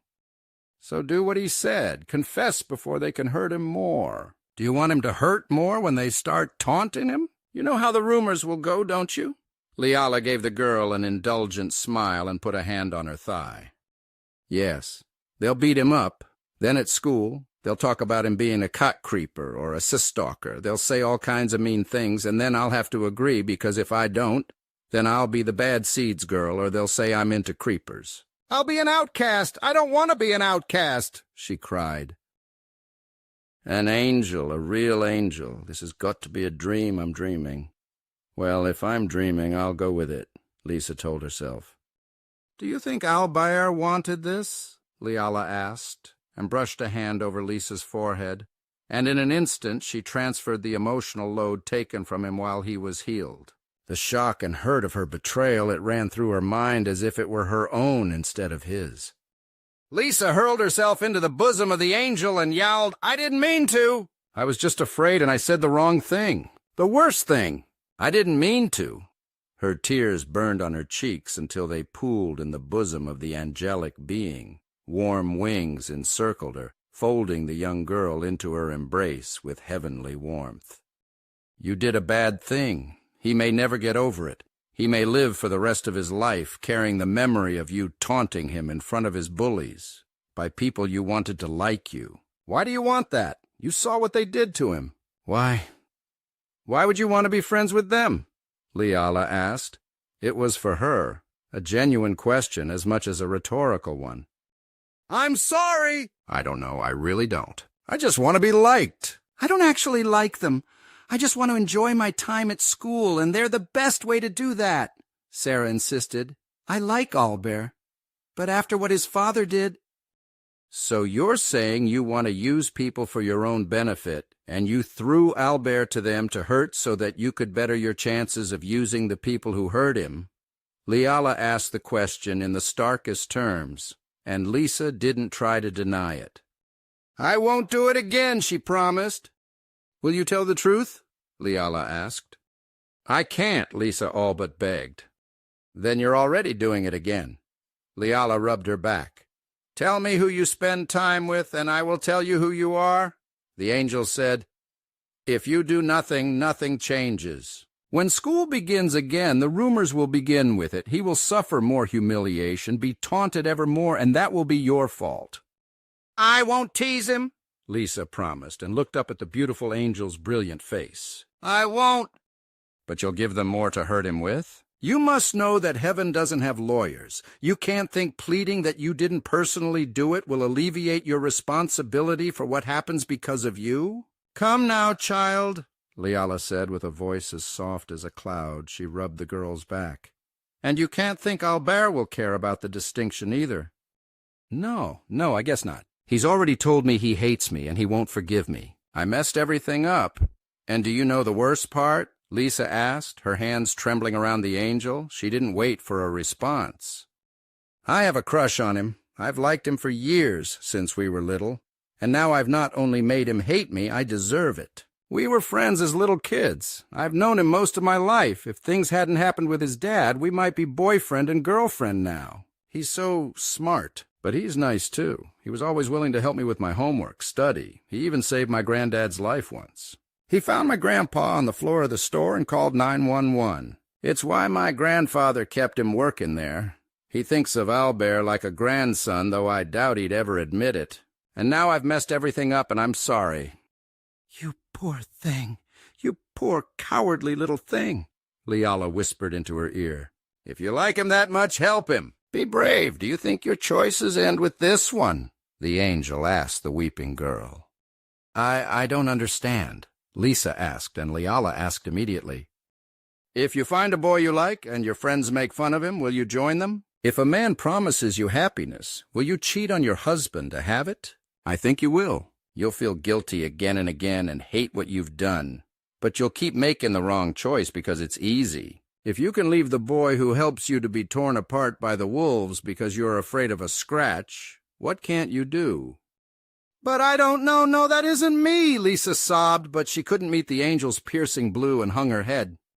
Prove it, Leala whispered, and imposed Albert's shock on her all over again. Will you fix that? Help me, Lisa whimpered as his anguish tore through her mind. I am helping you. Be glad a demon didn't visit you tonight. Compared to what you nearly suffered, this is nothing, Leala said, and Lisa's eyes went wide. A demon? She whispered. Yes, I made this visit to you so that a demon wouldn't. They wanted to take you to hell, but I am here to prevent that. But I can't come often, and what happens to you is ultimately in your hands, Leala warned, and existential dread swallowed Lisa whole. But I'll be an outcast. They'll call me a liar. My school year will be ruined, maybe more than one. Lisa's lower lip quivered, and she looked down again at her blood-stained shoes on the floor. Leala was about to speak, but Lisa jumped ahead. All right. I'll do it. This is my fault. I'll fix it. But can I ask you for something? Lisa asked. You can ask, child, Leala promised, caressing the girl's cheek and leaving trails of comfort and warmth where her fingers passed. That's what I did to Albert. I don't know if we'll ever speak again, even if I do fix this. He already said he doesn't forgive me. But can you visit Albert for me? Lisa blinked her eyes up at the endless sapphire blue as her guardian angel rose to her feet. Yes, I can visit others, but why? Leala asked. Can you carry my feelings of remorse to him the way you carried his anguish to me? I want him to know how genuinely sorry I am. I won't ever go near him again if he doesn't want me to. I won't, but I want him to know beyond any doubt, even if nobody else is sorry for what they did. At least one person is, Lisa said, a voice full of shame, her heart aching. Her sobs were somewhat abating. Leala agreed. Yes, I can do that for you, but only after you have undone what you have done, she said, and put a hand over Lisa's forehead. The girl felt a pulsing sensation where the angel touched her, and then Leala drew her hand away. So, what happens now? Lisa asked, and curled up her legs into her chest again, her bright red hair a fairly bedraggled mess that she didn't care about. Now I leave, and you sleep. Leala whispered and held up her hand again. The casting syllables ran past her lips faster than Lisa could have understood, and the spell, sleep, was released. Lisa's eyes began to close like their lids were dragged down by heavy weights. Humans, Leala said, and straightened the girl's legs out, then put her covers over her, exited the room, the apartment, and the building as silently as she'd entered it. Out in the dark alley again, she glanced once more down at Albert's still wet blood in the darkness, then jumped, spread her wings, and began to fly back to what, wholly to her surprise, Leala began to think of as home. Chapter 22. Albert remained up late, the pair were gone, and envy briefly flared up. Flight! What a thing that would be! I'd trade half my life for wings. He thought, and made Kami cast his flight spell. It began to rain in the game, the thunder cracking overhead, lightning flashed, and another noise split the sky. A dragon's roar. Early in the game of Hilarum, dragons were a dangerous species, arguably one of the most dangerous in the game, progressing up to the highest level of difficulty where one was considered a world-ending game boss. But now Kami could tank that thing alone. Between his flight, his magic, his morph magic, and the player mods that let him swap from vampire to werecat, Kami was now the unknown god of Hilarum. And yet whenever it rained, Albert still took a small penalty. The fur-covered character soaked it up like a sponge, giving him the appearance of a wet pet. If he were real, I bet he'd smell, too. Can gods be stinky? He laughed. It wasn't a question he expected would be raised in any theological seminaries. But it was worth a cheap laugh. The truth was, he kept glancing at the door. He flew around with Kami and pretended he was flying out there. The sense was enhanced when thunder rolled outside his home, and Albert got up to turn on all the lights. He opened the window, ignoring the drops of rain that fell in, and then went to the front door. It was unlocked. He stared down at the knob. His hand went out and checked it. The knob turned. It was unlocked. It's dark out. What if they can't find the place? He asked himself, and flicked on the kitchen and living room area lights. He opened the door to his mother's room, reaching just inside and flicking the switch close by. He went back to the door, taking long strides all the way there. He grabbed the handle and yanked it open. The rain began to come down in earnest. A great torrent ran over the street outside. Lightning cracked, and Albert turned his eyes to the sky and searched for distant dots growing larger. He saw none. Is lightning dangerous to demons or angels? Somehow it was hard to imagine. Maybe, was his best answer. But with the lights all on and the door wide open, the apartment was as visible as it could be. Albert returned only slowly to his room. He left the bedroom door open and sat down in front of the game again. The storm on the TV was so much like the one outside that he got lost in the fantasy. Closing his eyes, Albert made Kami roar out in the night and pretended to be accompanying Kami in his journey across the sky beside the only friends he had. The quest marker grew closer, and even with all his enchanted gear on, his magic couldn't hold out forever. Kami's magic would fail soon, but Albert didn't want to descend from the sky. Not while they were still gone. Not while he could pretend. He turned up the volume, closed his eyes, and listened to the soaring sound of air whooshing past. The storm in the game wasn't a threat, even if the rain slowed him down a tiny bit. When his eyes were shut, it was like he was flying free, like he was Kami. Not the teenage boy with a dead father, a town that hated him, a mother who was always gone, and a nightmarish school life that just saw his last remaining human friend make fun of him, betray him, and let him get beaten up. The sky was open. In his mind he could stretch out his hand, touch the electrons, and make them obey. The clouds were dark and secure, and nothing could bother him. Then the telltale buzz hit and killed the fantasy. Cammie's voice was shouting, his body flailing aimlessly and grabbing at nothing. He was racing against the falling rain, and the ground below loomed larger and larger until one crack of lightning lit up the screen, and then the whole screen went black when Cammie hit the ground. Hilarum had a unique degree of realism for a game, and that was that you suffered real consequences for your actions within it. If your character broke his leg in the wild, he would have to find help. Total healing magic just wasn't part of the deal, at least not on hardcore mode. There, if you died, you died. Injuries would have to be treated, and you'd have to drag yourself to a healer to pay them to look after you. For serious injuries, this meant that weeks or months of in-game time could pass. The benefit for this was that it opened up a lot more quests and all new equipment, and you gained a large experience boost. But the downside was that most people could never finish the game. Not many could run through it without dying. The screen blacked out. If Cammie survived, then the screen would slowly blur back into view, and if there were broken bones, then he would have to set them and keep Cammie alive until someone wandered by. Wanderers could be bandits, they could be thieves, merchants, soldiers, or even monsters. Surviving the fall didn't guarantee anything. But then, the lights throughout the apartment went out, as did the television and console. Everything went black but the flashing of the lightning outside. How will they find this place in the dark? Even if they can see perfectly well. This is just one apartment out of many. One wrong door, and they could be exposed. Albert shot to his feet and rushed for the door to the basement.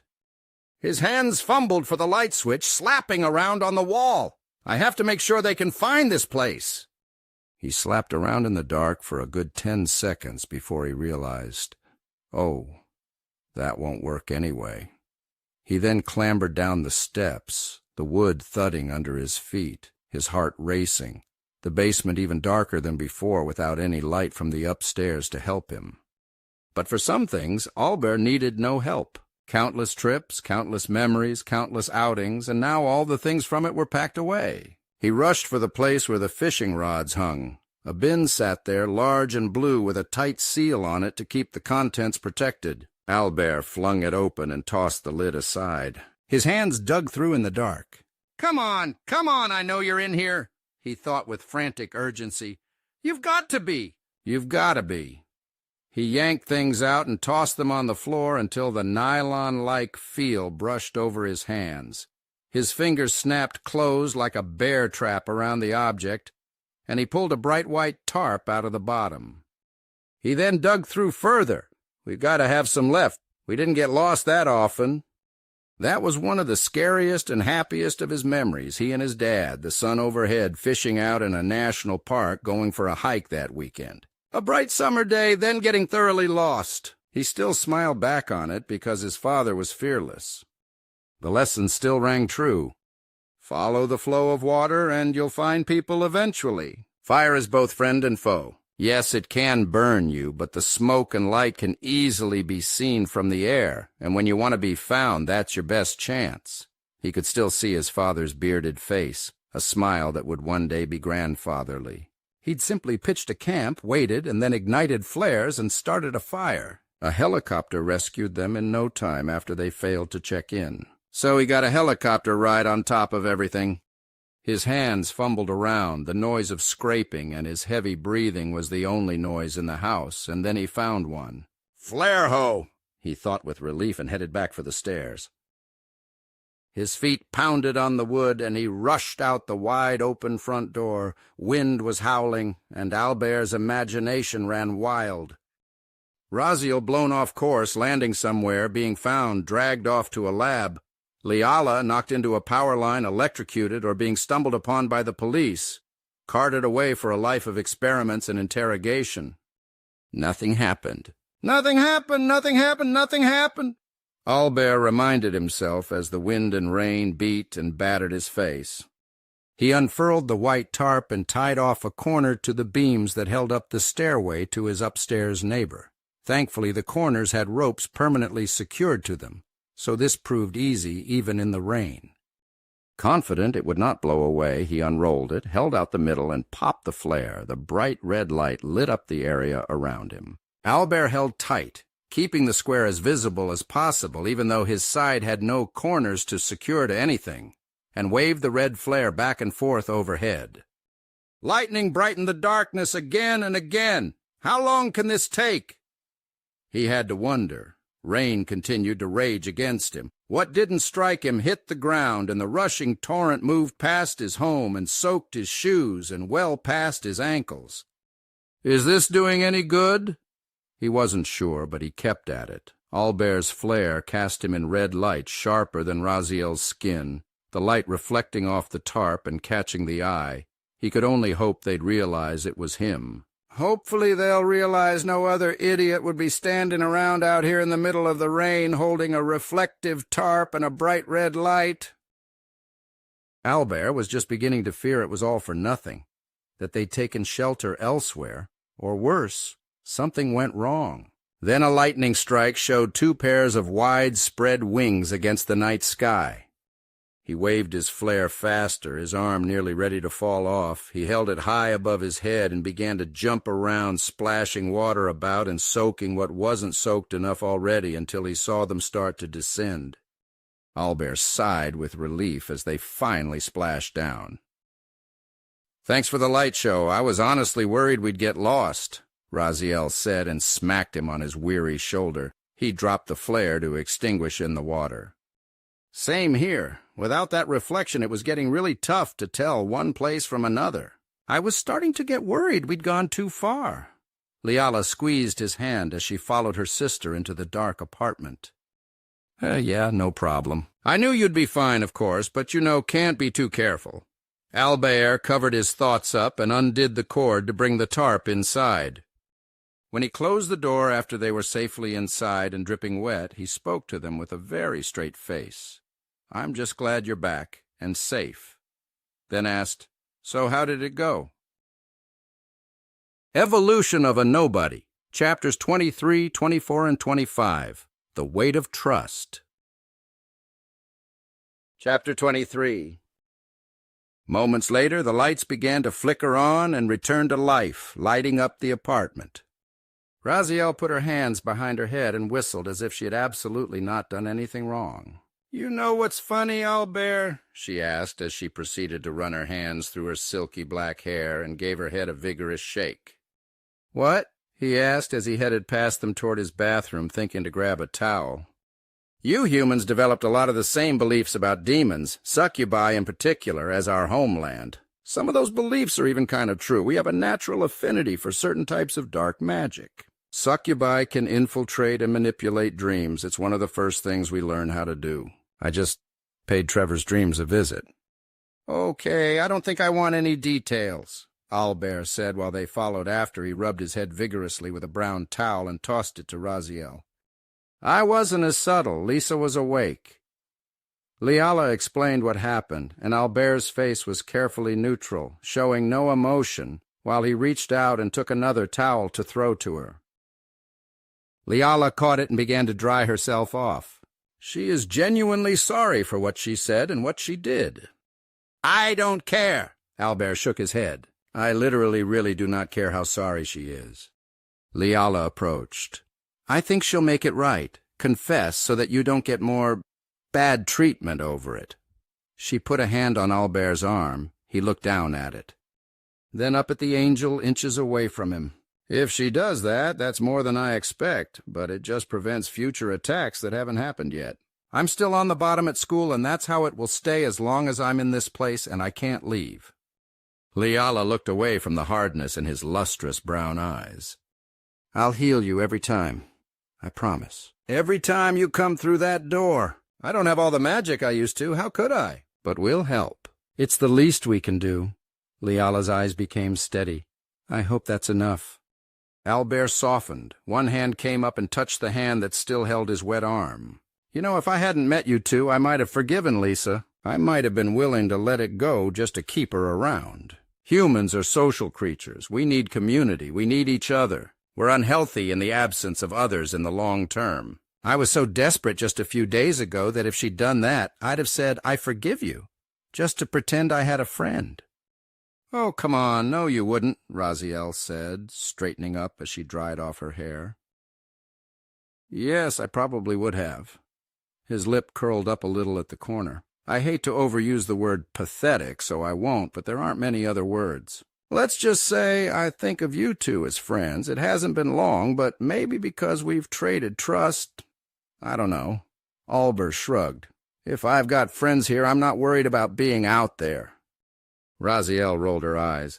My sister is right, but you know, I still say you should just learn to fight. There's no reason you shouldn't defend yourself. Why should you get beaten up just because you were unlucky about your dad and— From who? Albert asked and peeled off his soaking wet shirt. Look, I know a lot about history, military stuff, but I don't know anything about fighting, and there's nobody who would teach the bad seed how to fight. Anybody who could just wants me to bleed anyway. His voice was thick with sarcasm, and Raziel was not without a quick retort. Us? Our world has lots of war, and my sister and I are both well-trained. We had to be in order to subdue any hero we summoned, you know, just in case. She explained, and Albert shook his head. Thank you, but no thank you. I've got no reason to fight, and all my mom asked was that Albert said. His face was warm again, a light flush on his cheeks. I'll stick with my books and video games. If you say so, Raziel replied. Now about our wet clothes. Oh, right, Liala replied and held up a hand. Seconds later, the water was drawn out of the fabric of each of them and combined into a ball of undulating and pulsing water easily the size of all three of their heads combined. She guided it to the bathroom, and with a light flick of her wrist, it arced into the tub with a powerful, echoing splatter, and then began to disappear down the drain. I can't get over how useful magic is. Albert grinned stupidly, giddy all over, and his hair standing on end every time he saw it. Liala had a little smirk at his praise. Thanks, she said, and smoothed out her clothing. Now, Raziel eyed the console. Do you mind? Go ahead, Albert said, and went to flop down on his bed. The worries of his day were gone. School would come, if not for a few days, as he was already thinking of the excuse he would use to call in sick. Mom won't notice. She doesn't notice anything anymore, he thought, and stretched out with a groan. Keep the volume down, Raziel, but the screen won't bother me, Albert said. He didn't hear what she said because before he knew it, he was out like the lights were earlier. No sooner than he was out cold than Raziel was on her feet. The game paused. Raziel, what are you doing? Liala asked while laying out their sleeping bags and folding her wings around her body. The demoness was standing over the sleeping Albert and staring down into his resting face. I can't do healing magic, my race can't do that, but there is something I can do. I can make his dreams into utter bliss. Raziel, Liala hissed, you didn't ask him. I'll ask him in his dreams, she said without looking at her sister, though even without looking, the demon felt the reproachful look of the angel. You know that isn't the same thing, Liala critiqued her. We know he bled out there to get us things to wear, and standing out in that storm, he doesn't have fur or a thick coat or heat magic. It's nice to be put first for once. Is it so strange for me to want to show my gratitude? Raziel replied with the rhetorical question. If you insist, then why not just stimulate the pleasure centers of his mind? Going into his dreams now is probably not the best idea, Liala pointed out, and Raziel relented. Fine, it's no worse than putting an extra blanket on him, so I'll do that instead. But the other way would have been fun for me, too, Raziel pointed out with a pout. Just do it, finish your game, and come lie down, we'll set and hope to the gods he's as good as we believe. Raziel put a hand on the sleeping young man. I shared with him. I've been wrong about a lot of things, but not this. Not this. Dream. Dream wonderful dreams that fill you with bliss all night long, she said, and uttered a string of complex syllables, and she watched the smile start to form on his face. Suddenly no longer in the mood for games, she saved, turned it off, and slid into the sleeping bag at the foot of his bed beside her sister. "Before we do this," Raziel asked, "did you ever regret our binding?" "No. No, I didn't. And not just because it made us the most powerful summoners in the world. I didn't regret it because nobody could have asked for a better sister or a better friend." Liala asked and kissed her sister's forehead. She pinched the demon's cheek. "All right, then let's do it." Raziel took a deep breath. "Shwanesi," Liala whispered. "XTKZCPL," Raziel whispered at the exact same moment. "Square one!" They uttered the phrase in the language of the world in which they now lay, and clung together hand in hand. Before each of their eyes their skills appeared and began to disappear. Yellow squares in summoning, in strength enhancement, in speed enhancements, in flight, their body magic spells, everything. It took an hour for it all to happen, but it did. "Can you move?" Raziel asked in a tiny whisper. No. So this is how weak I was as an infant. I can't say I like it," Liala whispered back and managed to flop her head to the side to face her sister. "It won't be long at least, so just be patient and keep trying to move. When Albert wakes up, everything will be fine," Liala added. "I know," Raziel said for the first time in her life, confident that her sister was right. Chapter 24. Albert awoke in the morning with the sense of the utmost contentment. His entire body felt as if he slept on a cloud. Whatever the dream had been, though he couldn't recall it, he knew it was marvelous. He slid his legs over the side, taking a moment to look first, lest his roommates had moved somehow or for some reason while he was asleep.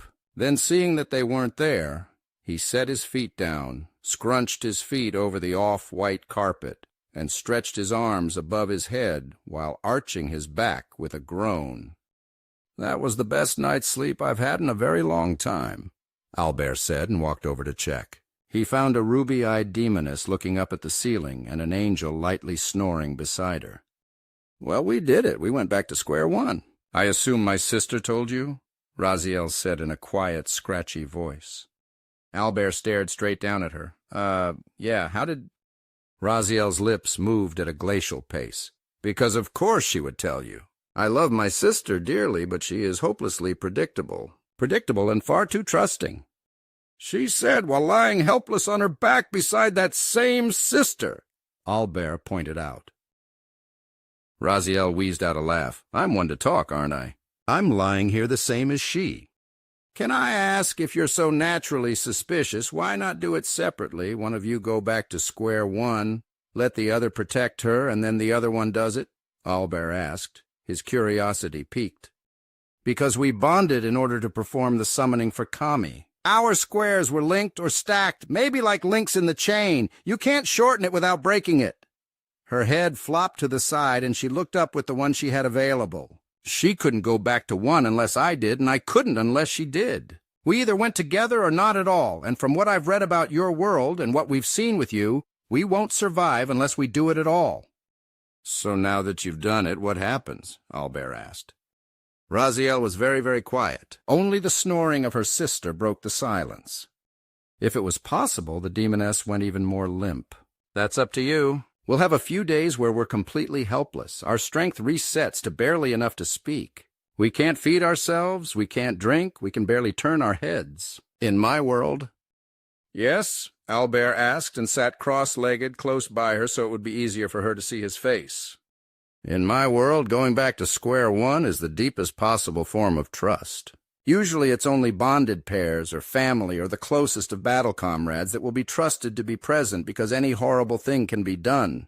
There are all kinds of stories, even so, of mates who have slain their own, comrades, or even family members who took advantage of that vulnerability. Even once someone can move, they lack most of the skills necessary to protect themselves. So someone bigger and stronger, which is most people, can get away with a lot." Raziel let that hang while Albert soaked it in. "That means the person taking care of them while they're helpless also acts as a bodyguard until the resetted person can grow strong again in new ways," Raziel explained and took a deep breath. "Why me, then?" We barely even know each other, really, Albert asked. Because we don't have a choice. You're the only human we know. I doubt we can find someone else. Even if they exist, we've got no way to know who they are. You're it. Plus, you were my first sharing. And you bled for us. You knew it was dangerous out there. You knew you'd get beaten down, but to help us, you went. I guess what I'm saying is, I have every reason to trust you now. Raziel tried to move her arm, but the mere weight of her sister's hand over hers prevented more than a very slight shake. "Take my hand, would you, Albert Baptiste Lamarck?" Raziel asked. A chill washed over him as the gravity of the situation for them hit home.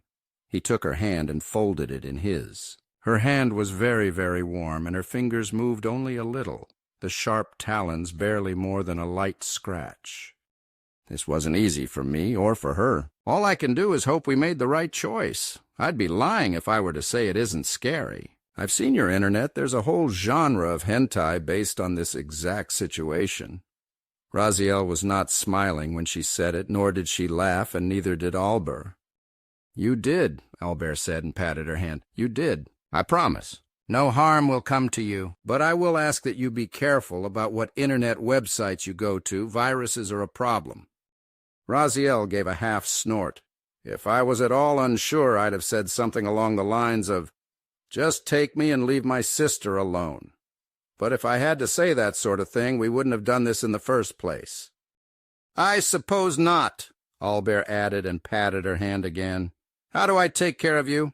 I've never taken care of a demon or an angel before." "At square one, we need life energy from living things. We can take food, but it's faster and safer with the life energy of others. Obviously, it has to be freely given. We can't exactly take it by force." She managed a weak little smile at that. "Safer how?" Albert asked, raising an eyebrow. "Our bodies are very weak, so food contamination could hurt us more than it otherwise would," she explained, and Albert gave a sharp nod of understanding. "Right, but giving you life energy. How do I do that, and is that dangerous?" Albert asked. "Just relax, stay how you are, and I'll do the rest. And it can be lethal, but only if I take too much at once. You'll replenish it on your own over time," Raziel explained, and Albert cleared his throat, shifted his posture a bit, and bowed his head with a deep breath. "Do it," he ordered. That felt great. "Just do that for me a few times a day for the next 2 or 3 days, and we should be on our feet again soon. We should even have a few basic squares open to us." "I really want to ask about those squares, but one other thing comes to mind, and given what just happened, it's going to sound bad," Albert said and furrowed his brow. "Yes?" Raziel could barely adjust her facial muscles, but he detected a distinct tension in her voice. "How do we handle, the bathroom situation? That would be uncomfortable even if I were a woman, I guess. But I'm definitely not." Albert gave his head a vigorous shake of denial. Raziel's inability to blush did nothing whatsoever to disguise her immediate discomfort, nor take any of it out of her voice when she replied simply, "Oh." Chapter 25. Liala woke up eventually, as unable to move as her sister. Albert extended his hand and allowed her to draw life from him as Raziel had. It had a distinctly different feel to it when she did. Raziel was a tingling sort of sensation, whereas Liala it was more of a long caress. When it came to pass that it was over, Albert said, "I don't feel right having you just lie on the floor for the next few days. I can take the floor and you can take the bed. I feel like a perverted creeper if I just leave you down there. Plus, it seems like the bed would be more comfortable." I guess, Raziel agreed. "Yeah," Liala agreed likewise, but their eyes were clouded with a hint of doubt. "If you don't want to, it's fine. I'm just thinking of you here," Albert insisted, rubbing the back of his head. "I get why you might doubt that, but the offer stands." Raziel finally rolled her eyes. "All right, me first." Albert nodded, crouched down, opened the sleeping bag all the way, and tossed the top half over. He then put an arm under her leg beneath the knee and another under her back. He hefted her up and couldn't help but notice her bat wings are so smooth, her body so warm, her hair soft as it looked, smooth as silk. He closed his eyes and set the demon gently down on his mattress. "Liala?" he asked. Yes, Leala answered, avoiding his eyes. Here or there? He asked, and pointed from where she was to beside Raziel in his bed. I want to be with my sister, Leala said instantly. Okay, just be still. I'm not going to hurt you, I promise, Albert said as he undid her sleeping bag and flung it open in the same way. He took her in his arms as he had Raziel a moment ago. Her wings so soft, her hair like Raziel's, her skin soft, warm, the smell of lilacs. He tried to think of something else, and in his own discomfort he wouldn't look at her as he carried her to where Raziel lay waiting and set Leala beside her. I guess you'll be bored just lying there for days, so, this is new to me. Albert avoided looking at the pair, going so far as to put his back to them. I think you need some entertainment, yeah. The battery slid out and rolled away from him as soon as it landed. Just a moment, okay, I'll take care of everything. He dropped down to all fours and grabbed the dark controller, the battery part, and looked around for the pair of AA batteries. His fingers fumbled around to get the batteries in the right position, switching the positive and the negative ends in the wrong direction, twice. There! Albert exclaimed, and the little donk noise came off the television when he selected an anime streaming service. Now, what kind of series do you like? He asked without looking over his shoulder. Action? Drama? Romance? Comedy? Action, Raziel said. Romance, Leala asserted. Okay, that's a problem. Take turns? He asked while staring at the screen. Albert, it's all right. We're not going to melt if you just look in our direction. Just pick something and sit with us, Raziel said. Yeah, sure. Albert thumbed his finger over the stick and jumped around aimlessly until he selected a random series about a young man living with various female monsters. Something about it just felt right, given his situation. When it started, he stood up and set the controller by the computer on the desk. Only then did he glance at the bed and realize that Raziel couldn't properly see the screen. Idiot! He cursed himself. They watched him more than the show, though as it was only on its intro music, that was no surprise. If you just looked or thought, you'd realize she couldn't have enjoyed it. Here, let me help you, Albert said, a little flush coming to his cheeks. He went into his closet, grabbed an old stuffed animal that he'd never thrown away, and then returning to the bed, he said, I'm going to have to move you a bit for this. Is that okay? Raziel had trouble moving her head, but she answered with a soft, It's fine, just be careful. Albert nodded and leaned past Leala.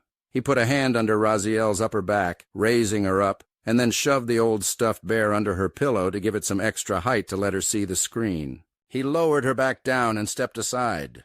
Can you see better now? He asked.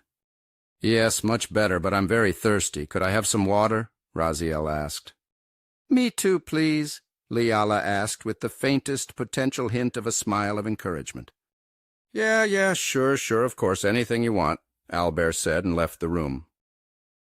Even from his bedroom, even over the noise of the television, they could hear him fumbling around. The clatter of glasses, plates, and other things as he tried to get them what they wanted. Sweet, but not as innocent as he seems, Raziel said in a quiet little voice. Which may not be so bad. It would be stranger if he didn't notice us that way. At least this makes him more understandable. Does it, though? Leala retorted, then relaxed. I guess it's too late now. This will be an uncomfortable few days. Albert returned a moment later holding 2 tall plastic cups with lids on them. I'm sorry, this is the best I could do. I added some ice to make it better. Some might spill when you try to drink unless I help you sit up. Fine. They said it once, and Albert inched closer. Setting one cup down, he got an arm under Leala, lifted her halfway up, and brought the cup to her lips. This would have been easier with straws, but it can't be helped, he said and tilted the cup for her. Leala felt the cool water flow past her lips. She swallowed greedily, acutely aware of his eyes on her face, his breathing and hers briefly aligned until he poured too quickly and she began coughing. Her body spasmed for several seconds while he apologized. Damn. Sorry, he said, dropping the cup and spilling some of the water on her clothing. He pounded her back while she coughed it up. "It's fine, it was an accident," Liala replied, and relaxed as he fumbled to pick up the cup from her lap and set it aside. "I'll be careful," he promised, glancing at the demoness on the other side. "Uh-huh, and how are you going to reach from there without lying on top of my sister, pervert?" she asked, and he paused to think that over. She had a point. Getting the pillow adjusted against the headboard had been awkward enough. The bed was against the wall, so move the bed. It was an obvious solution. "A little rearranging, and this way you can see the TV better, too," he said with a bright smile, pleased with himself that he had an answer. "Just stay still, forget I said that," he said, flushed in the face again. He grabbed the far end of the bed and began to pull. Kicking the sleeping bags out of the way, he dragged the bed toward the door, then reached down, picked up the foot end, and began to rotate it. The weight of the heavy old frame, with 2 bodies on it, plus a mattress, was considerable. He grunted repeatedly as he swung it around, and then setting it down, he pushed it against the wall so that it faced the television on the far side of the room. He wiped his forehead with the back of one arm. "Whoo!" he said with a boyish grin. "Done. Now I can reach you both with ease. To help you, I mean." He picked up the cup, went to Raziel's side, sat himself beside her, and helped her up to drink. There was no choking that time.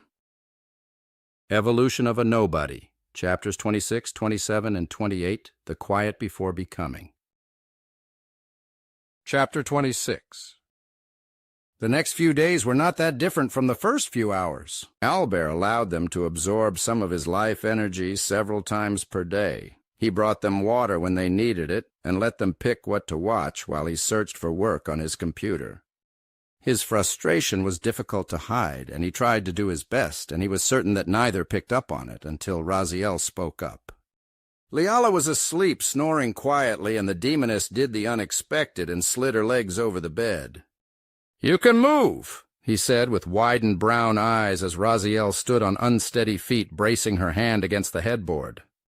"Yes, I won't be entering any tournaments for a little while, but I can move around again," she said, and with wobbly steps, she went to where he sat at his computer. He moved to rise, but she held up her hand. No, you've done enough," the demoness said, unfurling her wings and taking the last few shaky steps toward him on her own. Her hand caught his shoulder, and he felt her put her weight on him. That feels nice, he thought when she did it, and drew herself closer.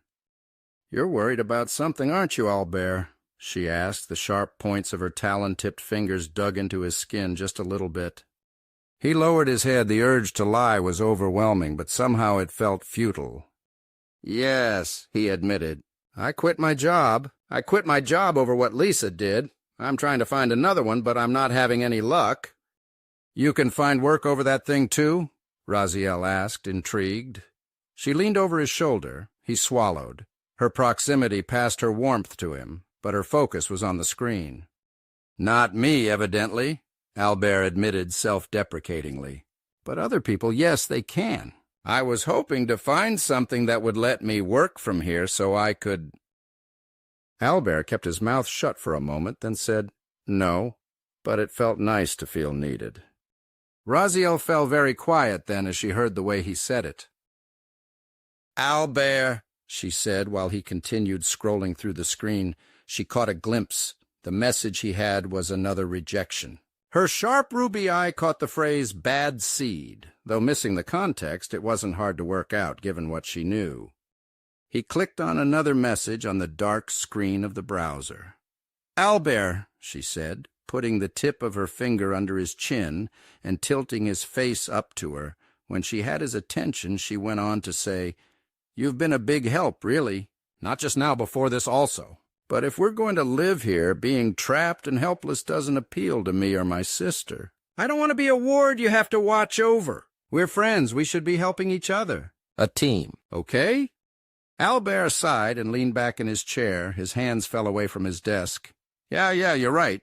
It was a little awkward, especially the bathroom, but I liked feeling useful, helpful. That was nice. Plus, let's be frank, there's no way to get you hired anywhere with no credentials. No college, no high school diploma. No way you can walk into an interview with angel or bat wings, is there?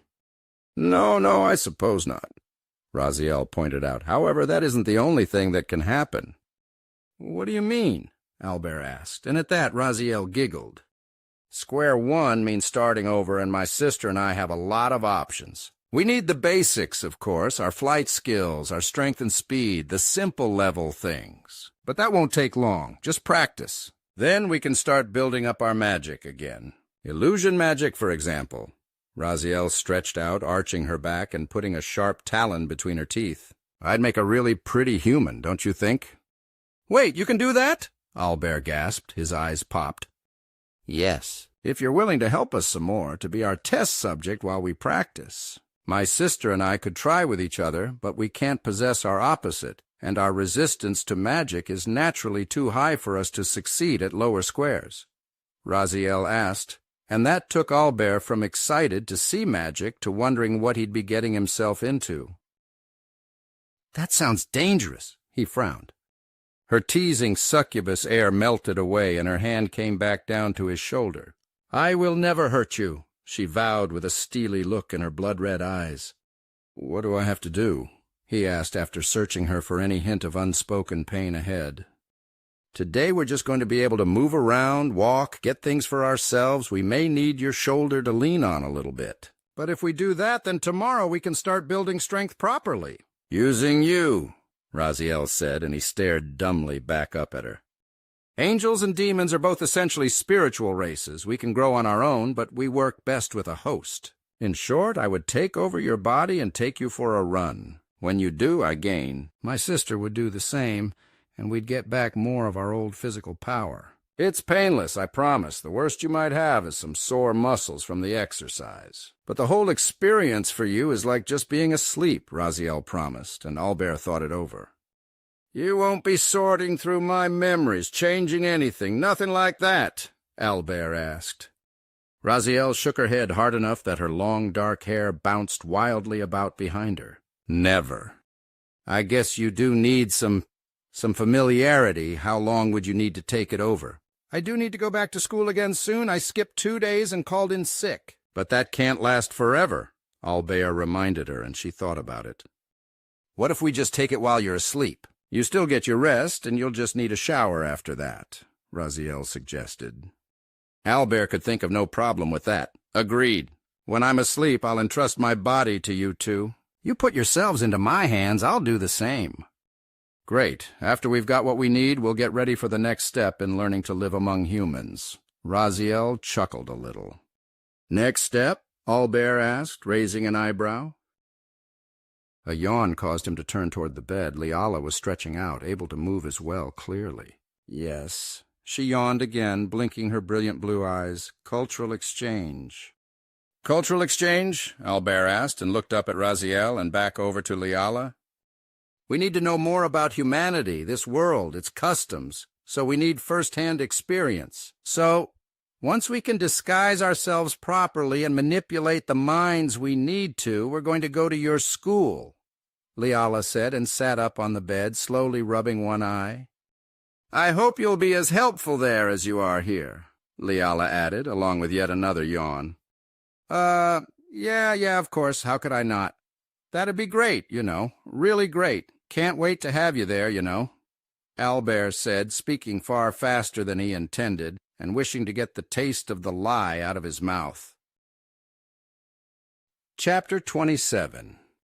It was strange to watch a demon and an angel walk around like old people who'd had sex far rougher than they should have, stooped, hobbled, and groaning when they pushed themselves a little too much. But the strangeness of Albert's existence did not endure. They moved around over the course of several hours, and each one that passed saw them grow noticeably stronger. Able to walk steadily, at least for a little while. Their hands shook when trying to hold cups, so they sat at the table and held their cups in both hands. Albert poured water for them so they didn't have to, and finally Liala asked, "Can I have something to eat?" She still had a small voice and still had some trouble looking at him after he said he was willing to let them use his body to help themselves get back to form, but Albert said nothing about it. He got up, went around the counter that divided the living room and the kitchen, and reached into the pantry, pulling out a can of soup. The two women drank their ice water quietly, with nothing more than an "ah" to break the stillness of the early afternoon. "Do you think she did it?" Raziel asked her sister. "I think so." "The girl was heartbroken," Leala replied after setting her cup down. "Well, she hasn't come by here, which is just fine by me." Albert popped the cap on the can of chicken noodle soup, pulled out a small pot, and dumped it into place with a thick, wet plop of noodles broth and white chicken meat. When the water was dumped with an additional plop, and he began to blend the water and soup with a wooden spoon and the stovetop was clicked to a low setting, Leala added, "It wasn't right what she did, but she didn't do it with a plan to hurt you. She panicked." Albert didn't say anything. He kept looking down at the whirling mass of noodles, meat, and other chunky vegetables. "Aren't you going to say anything?" Leala almost demanded, but anything else was stopped when her sister's hand slowly stretched out and came down over her own. "Leala," Raziel half-whispered, half-growled. Albert only continued to stir the soup and stare down into it for several seconds more. "Okay," he said at last and raised his head. "Pop quiz. If I were to attack Raziel while the two of you are too weak to do anything about it, would you join me in hurting her? Panic and run away?" "I wouldn't ever abandon Leala said in a mousy voice. "Right. I've known Lisa since I can remember. I always thought of her as a friend, and I thought I was giving her space while things were happening to me. I didn't want her getting caught up in my shit life. Then there was no avoiding it. I was right at her door. There was no way out of it. She could have shut the door. She could have pulled me in. She could have said I was dropping something off she left at the store. Instead, she stood there and watched. She told a lie, then watched me get the crap kicked out of me. She didn't even ask them to stop. What makes you think I give a damn how sorry she is?" Albert hissed. "I wouldn't ask her to fight, but she threw me into the fire to warm herself and thinks her apology will fix my burns? No. No. No." Leala hung her head. "I'm sorry. It's none of my business. I overstepped my bounds. I won't do it again." Albert looked down at the stove and brought the soup broth to his lips and gave a long, loud slurp. He then looked back to Leala and sighed. "I'm sorry for the brutal comparison. Obviously, I would never do that. I just couldn't think of a better way to help you understand what you were asking me to do." "I know. Again, I'm sorry, too," Leala half-whispered while she watched him make the final preparations.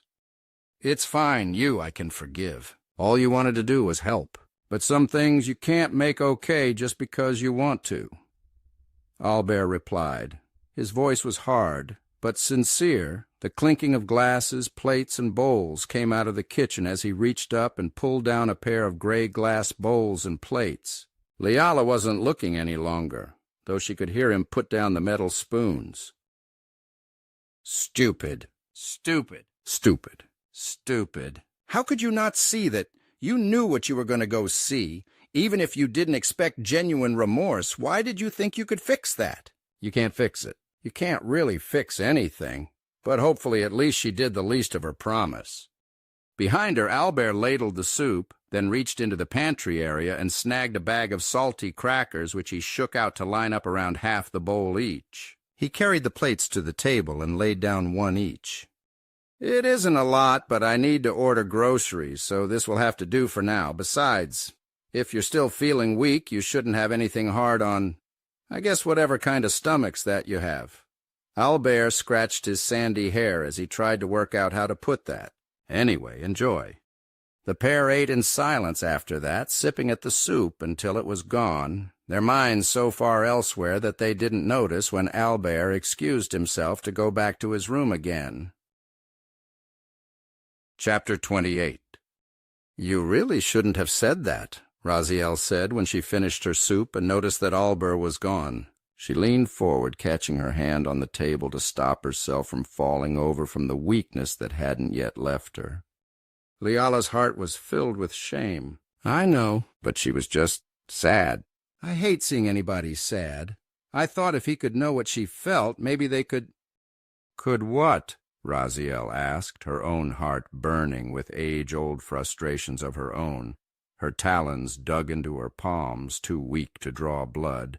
It was nonetheless a painful thing, but not painful enough to make her relax the tension in her fingers. Go back? Whatever they had before, whatever they were, even if he forgave her, how could he ever forget? There's no going back. Not from anything once done, it's done forever. I know that better than anyone. I'm sorry. I really didn't mean— Leala started to insist, her slender fingers fidgeting with one another as she finished the soup Albert made for them both. To take her side? Her sister interrupted again. I wasn't, Leala insisted. I wasn't taking a side. Her denial was strident and certain, but Raziel's steady stare told her she thought otherwise. That is taking a side, my naive sister, Raziel insisted in return. That wasn't what I meant, Leala said, unable to look at her sister. Instead, she focused on her twitching, shifting fingers, her wings folded in close to wrap around her body in a self-embrace. We meant to summon Kami. Instead, we're here. What you meant doesn't matter. What you did does. Raziel hammered it home, and Leala's lower lip began to tremble. A twinge of regret and her own advice touched Raziel. She could see the way the angel was nearly reduced to tears, but her resolve stiffened. Someone has to bring my naive sibling into line, or who knows what her meddling could screw up. She could really hurt him without knowing it, or offend him so much that we're thrown out. If that behavior becomes a habit, we could get in real trouble when we start going out into this world a little more. As much as Raziel had come to trust Albert in the short time they'd known each other, it wasn't lost on her that it was still a short time. That was the reality she didn't want to face, but one of them had to. He was still essentially alien, unlike any other race she knew, with a culture that was utterly unfamiliar and part of a world which was fending off who knew what kind of horrible disaster. So many wars, so destructive. What horrible monster are they trying to keep sealed away? Raziel asked herself that question more than once. And the way his mysterious items worked, she'd quickly come to love them. But the question of how they worked, the source of their power, it still wasn't clear. My adorable sister's blunder of a question might have been a problem, but we still need to know. I'll have to ask at some point, but if it's a bad question, we must be able to protect ourselves. Raziel hated the way she thought. It ate at her. It made her think of the reputation of her race at home. Conniving, predatory, vicious, backstabbing? And there she was. Her sister was lost in her own world of thought. Raziel looked back. In Albert's room, she heard the sound of a mouse clicking on the screen. And here I am, wondering if I'll have to turn on the one protecting and providing for us. How can I criticize my sister? The guilt ate at her, gnawed like a dog on a bone trying to get the last little bit of flavor out of it. There was one constant answer that she could always turn to whenever she felt guilty about how she was thinking of or treating or had treated anyone, and nobody ever minded. Why would they? I'm a succubus. She licked her lips out of view of her sister, thinking about even the possibility of turning on him. I don't have to tell him what I was thinking. If I just offer sex, that's apology enough, even if he doesn't know why. I've seen his eyes wander. But there was still doubt. The unknown set her ill at ease, and too, there was their earlier misunderstanding. I don't want to confirm the way this world sees me. Strangely enough, this is like starting all over with a blank slate. Maybe wait. Wait a while and see what happens. Unexpectedly, Raziel's thoughts and her conclusion that she should, in fact, wait a while, brought a sense of unlooked-for relief. I won't do it again. I'm sorry, Leala said and looked down into her bowl of yellowish chicken noodle soup. Just be careful, Raziel reminded her. I know you mean well, I do. But Albert is not an angel or an elf or a demon. We barely have a grasp of his culture, and we don't really know what will happen if we do the wrong thing, Raziel said and patted her sister's thigh. Leala gave a weak little smile back in response. Fine. I'll be more careful. She replied it was as good a promise as Raziel could expect, and that gave her at least some small relief.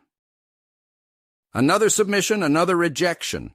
Albert cursed his luck. His fingers were sweating. His confidence in his ability to find work was dubious at best. Son of a murdering fraud. Thanks a lot, Dad. Great legacy you left behind, Albert thought and hit submit, dropping another resume into another company's box. The swoosh sound of a successful upload came and went, and after he didn't even know how long, Albert had applied to every job within walking or cycling distance, although I don't exactly have a bicycle. I guess I could buy one on the cheap somewhere, but there's no point to that if I don't have somewhere to go on it. Albert's thoughts went around and around in his head. What will my mother say if she learns I quit my job?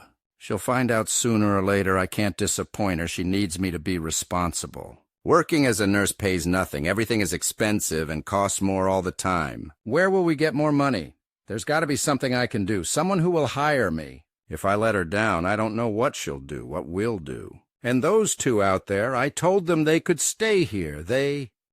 Trust me, nobody but Mother has trusted me since Dad. What will they say? They can't live on their own here. They'll die. I quit my job. They know I quit my job. What will I say to them when I hear their bellies rumbling? Sorry, you're going to go hungry because my friend made me sad? Irresponsible idiot! You're going to let them down. You're going to let your mom down. He stood up and paced and paced and paced. He paced until his legs hurt. He paced until his calves screamed at him. He paced until he grew tired of that and flopped himself down on the bed and stared at nothing. The others hadn't come in yet. Eager to be anywhere else, he shouted out to the pair, "Hey, I'm going to sleep. If you can do your possession thing, do whatever you want with my body, just put it back here when you're done with it." He didn't hear whether or not they responded, and nor did he care. They heard him, that was plenty. Whatever they did, they did. Evolution of a Nobody, Chapters 29 and 30, Breaking Point. Chapter 29. I go first, Raziel said when the pair stood over the sleeping young man a little while later. She looked down at her slightly shorter sister. Her steady eyes brooked no argument, and normally that was enough. Not so easily this time. Why? Liala demanded. Her arm moved of its own accord, and her hand clasped Raziel by the wrist, keeping her from raising it without a struggle. She looked up at her sister and would not avert her gaze without an answer. Raziel shook her sister's hand away, twisting against the weakest part of the hold where her slender fingertips met. Because I'm stronger than you. Because if some part of him resists, I can take him, because if something goes wrong, a demon is better suited to dealing with that than an angel. Because I couldn't live with myself if anything happened to you, and because you... She hesitated and then rushed the words out, grabbing her sister's wrist as Liala had done to her a moment ago. Because between the two of us, you have a better chance at survival here without me than I do without you. That caught Liala by surprise. If it's one thing she can do, it's survive. Raziel's lip turned up in a crooked little smile. Angels are beloved here, too. If something went really, really wrong and you had to run, appear in the nearest church. Set yourself up as a divine messenger and you'll be fine. Or run off to some poor lonely soul and comfort them. You'll charm their hearts and live out your days in peace. You would be celebrated. I would be hunted. I'm not complaining. That's just how things are. So I'll go first. Liala pouted a little. You always get your way. I wish, Raziel replied with a snort. If this doesn't work, we will try again tomorrow, but I don't want to waste a day. Fine, just be careful, Liala said, and watched with one hand folded into the other in front of her waist. Raziel's wings spread outward. They beat a few times, and her body moved to hover over the sleeping young man. Thanks again, Albert. I owe you, she said, and slowly dropped down on top of him. He stirred as she straddled his body, her knees coming down to either side of his waist. She lowered her head down and touched her forehead against his. A complex array of syllables that roughly translated would have meant demonic trait, possession, and she felt her body begin to lose its substance. She looked at her arms. They were already transparent after only a few seconds. Her body lost its weight, and she could see through her vanishing limbs that the place where her knees depressed the mattress had bounced back into form. For a few moments her vision darkened entirely, and then she could see everything clearly. She was staring upward at the ceiling. She moved her limbs. They were very human. She moved her hands, turning them out and back again. She wiggled the fingers. They moved the way she wanted. It worked, Raziel said and sat up. So this is how Albert's body feels." "You would say it like that," Liala said. She had a hand on her ample chest, and she was breathing deep sighs of relief. "I'm so glad it worked." "This does make me think of one thing, though. How did he know I'll give his body back?" Raziel asked after planting her feet on the floor and standing up. "That's easy," Liala replied. "He didn't." "Damn," Raziel said and whistled. "Right. Go ahead, but take care of it. I'll wait here in case his mother returns. She's like a ghost." Liala pointed toward the door. "Go ahead. We don't know how long this will last, but don't run too hard." Right, Raziel said and put her hand over the solid chest of the host body. His heartbeat was quite different from that of a demon, slower, with a steady rhythm, reminding her of her favorite river's constancy of current. "Wish me luck." She made Albert's face smile and caught a reflection of it on the screen of the television. "He has a nice smile," she thought, and took a few tentative steps, then a few confident ones, then a few longer ones. And finally she was out the front door with a solid long stride that became a jog that became a run. His body was in fairly good shape. As her arms and legs pumped, she touched the flesh beneath his shirt and found it to be far more solid than she initially believed. Raziel wondered about that for several minutes until it hit her. The beatings. His body was toughening up. Warrior training? She dismissed the optimistic thought as the wind she ran against continued to pound his face. Warriors to be, they were typically enthusiastic about their growing strength. Albert was not. She ran on and on and on. The minutes carried her forward over miles, and still his body kept up. Little by little she could feel her own frame benefiting from the effort she was putting into his. It was the waning hours of the evening on this world. A red sky against which sat a fading orange-tinted sun, itself behind some distant clouds, stragglers from the recent rain. Raziel felt all her stress, all her worries, all her fears melt away under the pounding feel of his curious footwear over pavement. The shoes he wore were odd to say the least, and it occurred to her we forgot to buy shoes. "I can't ask him for money for that. We'll just use the ones we have." She saw a few people walking past, and they all had different forms of footwear. Her own might look a bit out of place, but she had to ask, "How often do you really look at another person's shoes?" That was well and good, and perked her mood up immediately over the tiny hill of brief self-recrimination over forgetting something as basic as footwear suited to this new world. But the world conspired to ruin it when she heard a voice she knew. "Albie boy! Miss your daddy? You're running away because your dirtbag daddy died?" "Huh." The voice was deep, masculine, and Raziel knew it from his memories. Albert doesn't want to fight, she told herself, and ignored the voice. But it rankled. She heard the footsteps behind her. He was chasing Albert. Chasing him. Chasing her. He was chasing her. Raziel began to feel the rushing pulse of the human body she possessed. The steady heartbeat had increased during the run, but it grew even greater when the sense of being pursued came over it. Just ignore it, just ignore it, just ignore it. He doesn't want to fight, he doesn't want to hurt anyone, he just wants to be left alone. And what if you lose? He'll get hurt, maybe bad, and it'll be all your fault. How will you make that up to him after he entrusted you with his body? So she ran. The pace slowed, relief overtook her. Who knows what kinds of warrior arts humans are capable of? "Go on, run away, Albie boy, just like your daddy did from you. Bet your mom wants out, maybe she'll suck me off for a bus ticket away from the bad seed." Thank goodness he's asleep inside. I couldn't bear to watch it, she thought with relief. She finally hit what she felt was a good turnaround point and began to jog back. Her pace slowed some for the uphill jog, which proved a bit of a strain on the muscles. Still, this has to be about 4 of their miles. I'll just have to tell Liala to go the opposite direction to avoid trouble. Raziel was so lost in thought that she didn't know why she was falling until the pain hit twice. The side of Albert's knee and then on the palms of his hands, which she'd used to protect his face. From the side there was a string of laughs, familiar laughs from memories she'd seen in the first sharing. She pushed his body up and glared over at them. "Gonna cry? Go one and cry." Maybe ask Daddy to teach you how to fight. Pussy! Pointed fingers and stupid laughs, she looked them over, giving them a practiced assessment. There were 4 of them, all male, dressed in short-sleeve shirts in a rainbow of colors, and knee-length shorts of black, gray, and tan, and white shoes.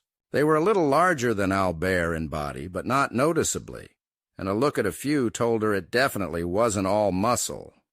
She picked up the stick that had been thrown like a spear and hefted it in both hands. The lack of reaction from Albert seemed to embolden them. This area was empty at present, leaving them all briefly alone.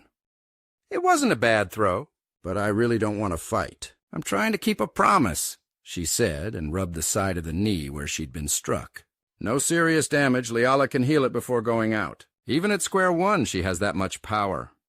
Raziel watched them approach. If I start to run before the knee feels better, they might get me from behind. Never let them get you from behind, she told herself as they came closer. You never fight. That's what makes this so... The largest of the 4 was cut off in mid-sentence when Raziel reflexively lashed out. She thrust the stick faster than their eyes could follow and got the blunt end of it directly in his eye. He fell backward and landed on his behind, his hand clutching at his face and rocking back and forth. My eye? You hit me in the eye! Okay, you're committed. I'll apologize later. Raziel understood at that moment that she had no other choice, no wings, no magic.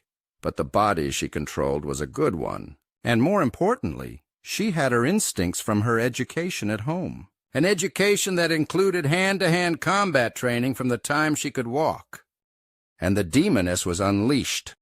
The stick came out while stupid faces were still looking confused. It cracked across a second jaw, sending the wounded tumbling into a third, and as they fell in a heap, she jumped at the 4th. This one, she had to admit, at least had instincts. He tried to swing and strike Albert's body, but she thrust out her elbow, catching him in the crook of his arm, sending it careening backward, and then using the same arm to land a strike at his throat.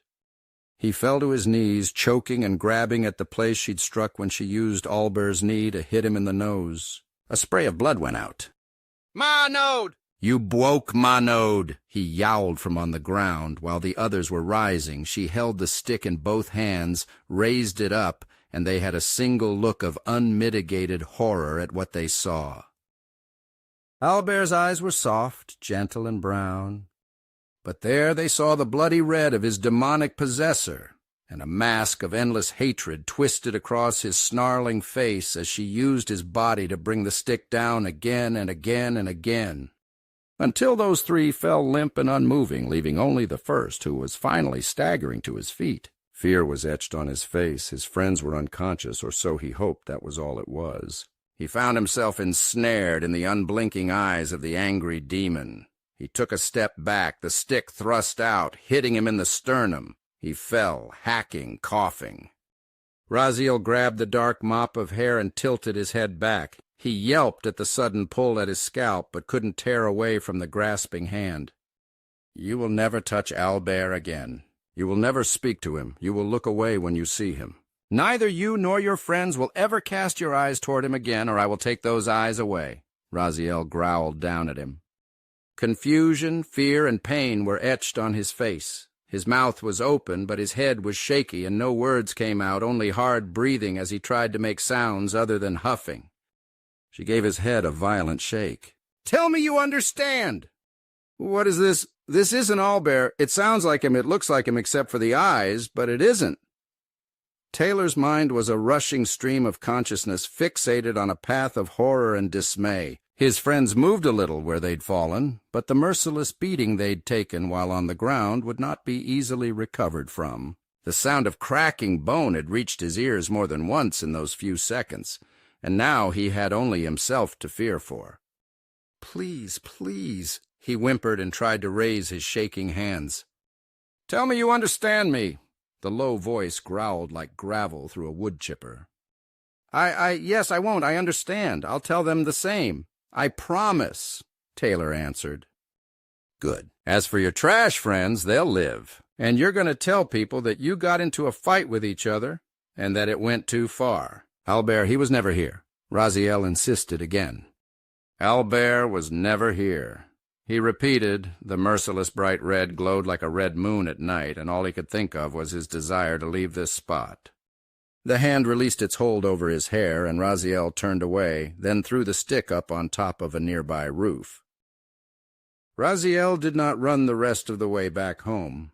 Rather, it was a steady, constant light jog, and she found her sister waiting on her just as she expected inside the room they shared with Albert.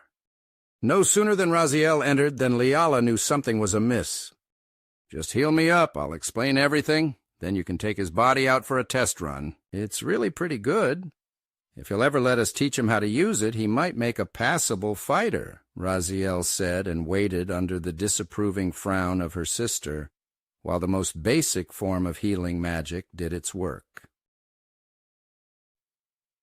Chapter 30. "I can't believe you took him out and got him into a fight," Leala said, while her sister sat on the bed and lay herself down. The faint glow of white healing light was working very slowly, a result of her square one status, but it was working. "They ambushed me! Him! Us!" Raziel retorted while she stretched out. "There were only two choices. Take the beating and come home crippled, or fight. I didn't want to get him hurt while he trusted me with his body, so I fought. I couldn't exactly ask him for his preference." "I guess, but still, you know how he feels," Leala replied and put her hand on Albert's knee. "Wow, they hit that one pretty hard." "No kidding," Raziel answered and stared up at the ceiling. "It's been a long time since I possessed anyone. I don't know if I'm out of practice or if it's always been that tiring." "It could be both," Leala said while she felt the last of the knee injury fade away. She touched the injured spot, her fingers lightly grazing over it to confirm the efficacy of her magic. "I've got him good as new. Get out of him and let me try," Leala asked. "Huh, that's interesting," Raziel said when she felt her sister's hand on Albert's body. His face became quizzical. "What is?" Leala asked. "Albert's heart began to race when you touched me. Him, I mean, right there. And it felt fantastic. Apparently human bodies really like to be touched," Raziel said, then quipped, "All right, I'm out. You ride him now." Leala pinched the bridge of her little nose, and she took a deep, long, suffering breath at the smug smile on Albert's face. "Please, don't put it like that. It's just possession. Don't make it dirty." Raziel laughed hard enough that she had to hold his hand against his chest, and spasmed for several seconds before the laughter faded. When it finally did, she began to fade out and appeared over his body again, straddling it the way she had when taking over in the first place. Leala stepped back and Raziel carefully slid off of him. "Is he still sleeping?" Leala asked in a soft little voice. Raziel looked over her shoulder and nodded. Yeah, he is. He looks so peaceful like that, it's hard to believe given everything else. Raz, when we're able to disguise ourselves as humans, know something about human society, enough to get by and have done everything we need to in order to fit in, what next?" Leala asked, and stepped past her sister, mounting the bed and straddling him as Raziel did before her. "Jobs, I guess. We have to pay him back for the food and clothing at least. Maybe we find a place to live and just live like normal humans for as long as we can," Raziel replied with a shrug as she stretched out her arms and wings. "Ah, humans are a good fit, but damn what was their saying? Feel the burn after that." Raziel cracked her knuckles and watched her sister fade from the physical and rise inside his body. "Hey, this isn't half bad," Leala remarked, sitting up and moving his hands around. "His man parts are...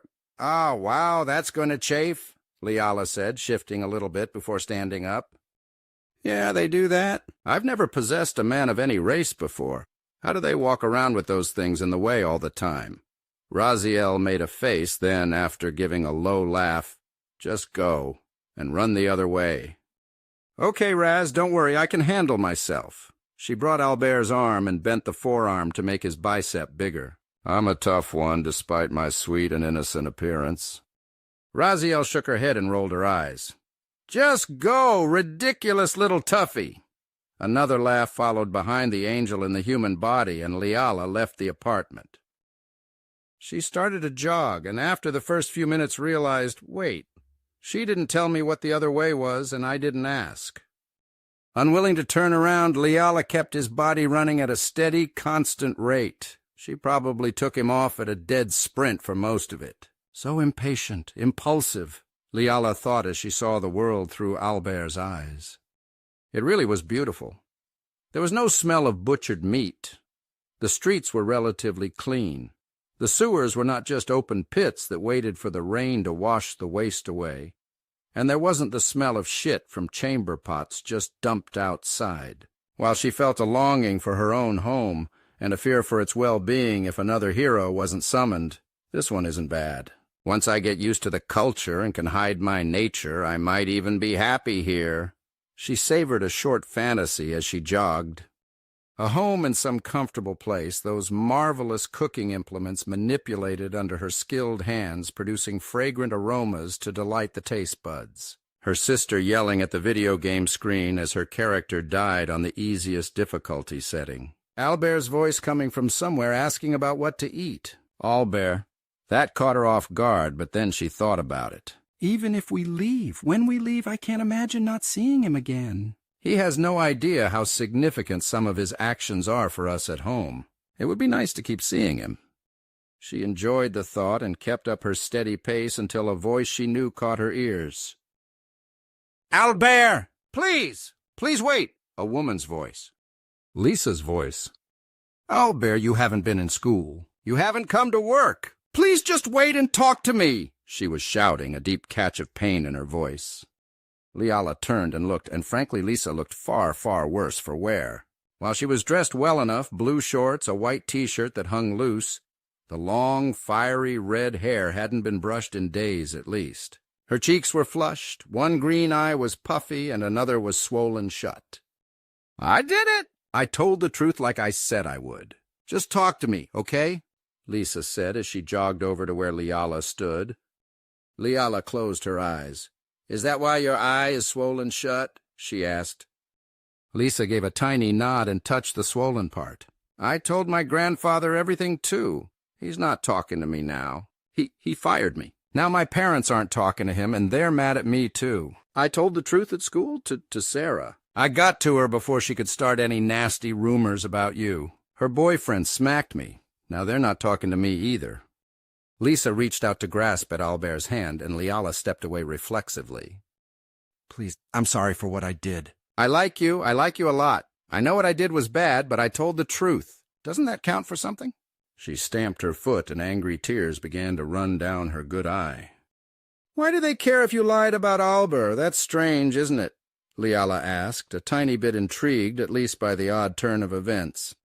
"Because no matter who somebody is, you don't toy with relationships. That's a rule. A fake love confession is like cheating on someone, but—" "Wait, why'd you say it like that?" Lisa asked and stepped closer, her pitch rising as something felt off. Leala froze. Damn, I referred to Albert in the third person, didn't I? Leala realized her mistake almost immediately. "I've got to go. We can talk later," Leala stammered, and Lisa stepped away. "Okay, if we can talk later, that's better than not at all, but I have something for you. Please take it," Lisa said, and reached into her pocket.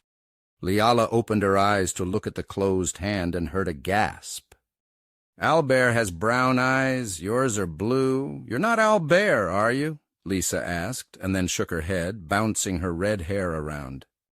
"Ah, you've heard of contacts. I was trying something new." Leala grasped for the excuse, grateful for the internet advertisements for random nonsense. "Then take them out." "Prove it," Lisa demanded, but took another step away. "Damn it, a smart one," Leala cursed. "Who are you, really?" Lisa demanded, her voice quaking and her feet taking steps back. "Did you do something with the real Albert? I'll call the police." Leala was never one to swear the way her sister sometimes did, but at that moment she cursed inside her own head as never before. "The police? No, I can't have that. Who knows what kind of trouble that would cause for him, even if we're not found." She raised her hands and held them out toward Lisa placatingly. Calm down. I can explain everything." But not here." "Come," Leala said, but then tried to think of something else. "There is nowhere else." She clenched Albert's jaw for a moment. "Go to Albert's home. This weekend you'll get an answer then, I promise. It's far, far too complicated otherwise. Lisa looked Albert over. Every bit of him was the same, even the musk she knew from him hovering over her shoulder and helping her work. The voice was perfect. But she knew his eyes so well that she could never mistake them for anyone else's ever. And those were not his. Even if the color alone had changed, they weren't his. All right, okay, I'll do that Saturday. But if I don't get answers, I'm calling the police, Lisa said, then backed away and ran. Leala watched her go. I really screwed up. Raz will never let me hear the end of this one. I got on to her about a measly little fight. She cursed her misfortune again and resumed her run, paying far closer attention to the streets as she went than she had before. The angel's focus never wavered, not even a little, not until she returned to the apartment of her host and laid his body down and exited from it. Albert remained asleep, but as soon as Leala emerged, Raziel knew something was wrong. "Leala, what happened?" she asked, and put her hand on the angel's soft, pale shoulder. Red eyes full of concern, she stepped in close and put a hand on Leala's cheek to turn up her sister's face so that they could look at one another directly. "I messed up. Bad. Really bad. My first time out and... Look, we need to wake Albert. I need to tell him. We need to tell him what happened, both of us, and let him decide what to do," Leala said, and they reached down to shake him awake together. Evolution of a Nobody, Chapters 31 and 32, Silent Battles and Subtle Bonds. Chapter 31. Albert sat up on the bed and put his hand on his head. "Wow, that was bizarre. My legs are sore, and I need a shower. Though maybe it's for the best if you didn't use my body to handle the shower part. God knows what you two would have done with it." He laughed, and then stopped laughing a moment later. As soon as they'd shaken him awake, they were stepping back and kneeling on the floor. That was wrong. Raziel was looking down at the floor one way, Leala another. Their wings were drooping. Their wings never drooped. Leala looked like she was on the verge of tears, chewing on her lower lip, and Raziel was clenching her hands into fists. Both of them sat on their heels and rested their hands on their laps. But while Raziel's hands were clenched, Leala was fidgeting. A chill came over him. It was all wrong, all too wrong. He turned to face the pair and said only, "Tell me what's wrong." "Ah." The two stiffened. "Did you screw something up? Am I in trouble? Am I dying or something? Come on, spill it," Albert demanded. His eyes darted from one to the other, and the pace of his breathing picked up as the myriad of possible things that could have gone wrong went wild in his mind for a moment. "No, nothing like that," Leala answered. "You're fine. Better than fine, actually." She tapped one of her fingers against the other. "Your body is completely intact, and we kind of took care of everything there, but—" "But?" Albert asked, while leaning forward toward the very contrite-looking pair. He rested his forearm on his thigh and added, "Whatever it is, I'm sure it wasn't on purpose, but what do I need to know?" "I got into a bit of a fight," Raziel answered with an angry growl. "It was an ambush. They got me with a stick and knocked me down. I couldn't run away, and I didn't want to let you get beaten up when we couldn't take care of you, so I fought back." Albert was quiet for a moment and let her tell her story in full. Her hands were shaking on her thighs. Her fingers opened and dug her talons into her exposed red flesh. Her wings went out and stiffened, then shook with anger. "4 of them? There were 4 of them. They said horrible things, and I got so angry. I hurt them pretty bad, I guess." "I'm not sorry, though," she snapped at Albert. "I'm sorry I broke your rule about not hurting anyone, really. But I couldn't just stand by and let them do things to you while I was there." Albert let out a heavy, unhappy sigh when she finally finished. I guess I can understand that. It would be hard for me to stand by and do nothing if somebody I cared about was going to get hurt.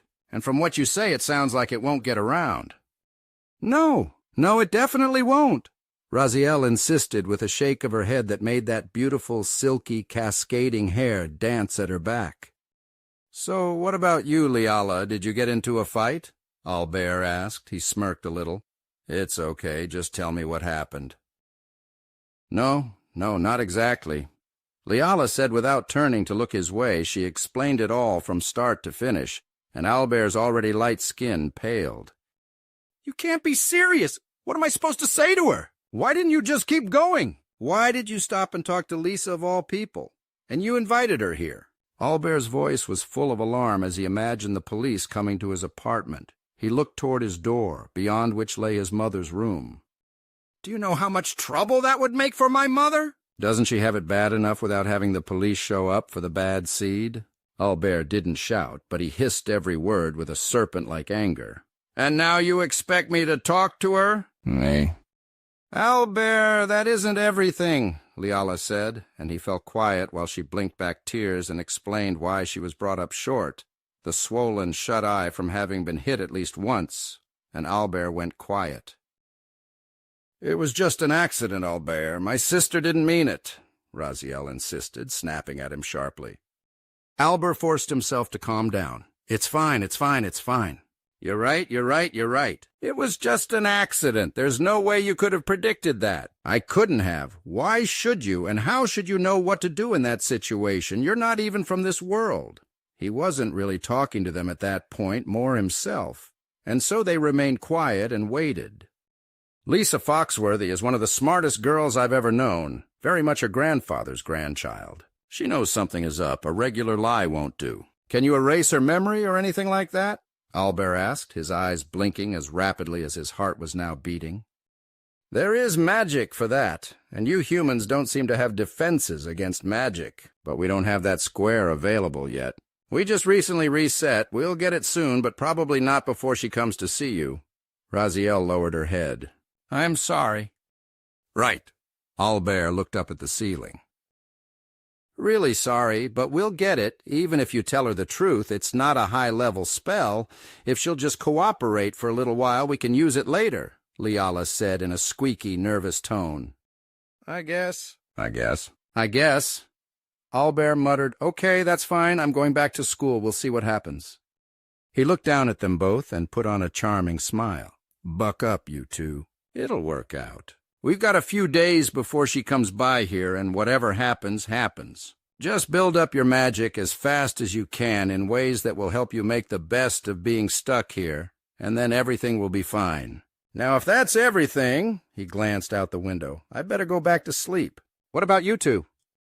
They both shook their heads. Raziel, however, was the one to speak up. "No, we worked your body pretty hard. Now we need to convert some of what we got over into mana to put toward advancement. The harder we work your body, the more we can do. Tomorrow we'll use it on some fighting arts. It's probably best if we don't take a chance running outside again." Albert raised his arm, tilted his head down, and took a sniff. "Yeah, you ran me to a stink." He then got up and went to the bathroom. "Okay, shower first, then sleep. All the rest sounds fine, though I don't really get quite what you mean." Raziel's face lit up and she started a professorial lecture. Her eyes shut and her fangy smile spread open as she chattered at a mile a minute. "Progress comes by way of training. Physical strength and stamina built up by exercise can be converted into magical growth. Magical growth can take place by studying magic books with mana bindings. That's the fastest way to build progress for magic, but we don't have those here, so we have to convert physical improvement in ourselves to magical improvement instead. There's a cost. If I were to break it down into units, 2 units of physical growth becomes 1 for magic. But we get more if we use another body as a host. But to do it, we have to engage in prolonged meditation. Does that make sense?" "I heard I'm a magic nerd and all that," Albert said from within the bathroom while the shower roared to life. "Humph," Raziel huffed, crossed her arms in front of her chest, and looked away. "It's true, but a real friend wouldn't come out and just say it like that." Albert and Leala smiled from different rooms at the huff. It was hard not to enjoy the indignity of the demon after her impromptu lecture. "Just don't magic my door open like a pervert while I'm in here," Albert said, and shut the entrance before peeling off his clothes. "She always was good at that stuff," Leala said loud enough for him to hear. "I'm not half bad either, but she got the technical aspects faster than I ever did. Just don't mind us if we don't say or do anything till morning. This takes a while." "Fine," Albert said as he stepped into the steam. The water cascaded over his body and he leaned back against the wall. Liala hadn't made an issue over his lack of reaction to learning that somebody had struck Lisa. The truth was, he didn't know how he felt about it. A part of him thought, serves you right. Another thought, I couldn't have watched it happen. For better or worse, that told him one thing. He cared enough about what happened to her to not want that to happen. He washed and rinsed his hair, scrubbed his face, and then the rest of himself. The hot water felt good on his skin, though they left him a little bit sore. Based on what they said, they each had to have taken his body out for a few miles' worth. I should be more sore than I am. Maybe it helps to be possessed. He wasn't sure, and he doubted they would know. Even if it were true in their home world, what would they know about humans? He emerged, dried, went out, grabbed a pair of boxers from a drawer, and glanced over to where they would normally be asleep. As it was, they were sitting cross-legged with eyes shut, their backs straight against the wall and breathing in a steady, uniform rhythm. Albert shrugged, put on his boxers just out of view even if they wouldn't have seen anything, then went and got into bed. He fell asleep quickly, and as he dreamt, he relived the course of their actions. Chapter 32.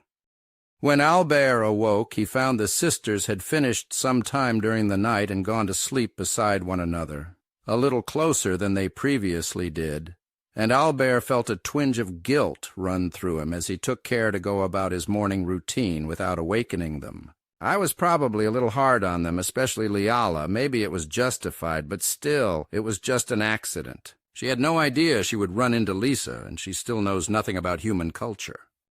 He crept to his mother's room and cracked the door open. There she was, still asleep in her bed. She works so damn hard.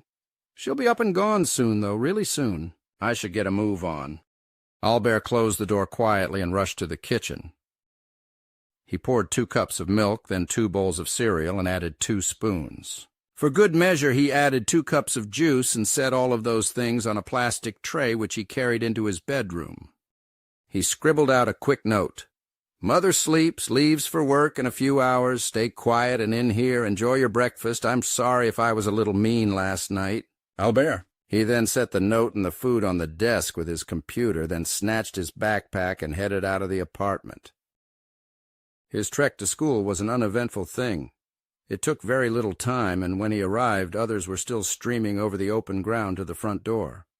Albert didn't particularly mind when he was shoved a bit, at least in the sense that it was expected and he was used to it. As usual among the sea of bodies walking in through the glass doors of the school, he took his place along the far wall. He was not the only one to do that.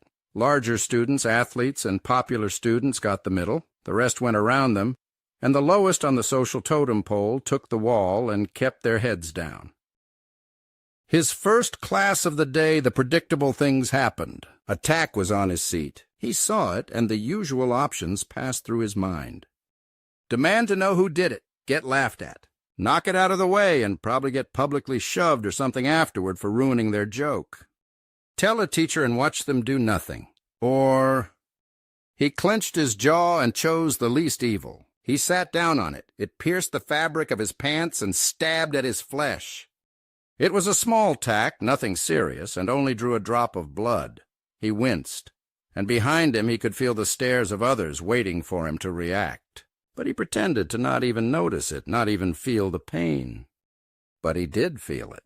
The physical was there, the presence of the piercing metal was something he knew how to ignore by now. But more than that was the absolute anguish and humiliation of not being able to do anything about it. Victimhood was the other way to spell despair.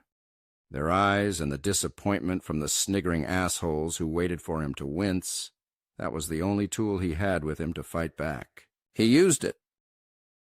Albert gave them nothing. But their prank worked, and that was good enough at least. I probably won't get shoved when I leave at least. It was a passing thought, and for a while at least nobody seemed to pay any attention. At the head of the class sat an old man with a balding head and wisps of white hair still clinging to his scalp for dear life. He wore cheap tan khaki pants and equally cheap black shoes, with an equally simple button-white shirt, suit jacket to match the pants, and a bright red tie that hung down the middle, the only real color he had, like a bit of rebellion against his bland existence. If it was a rebellion, his voice didn't join the fight. He droned on in a constant monotone that held neither emotion nor care for anything he was teaching. As history teachers went, he was the ideal man to keep anybody from ever giving a damn about the subject. He did little more than read names, dates, and places from the book, and Albert knew exactly why, too.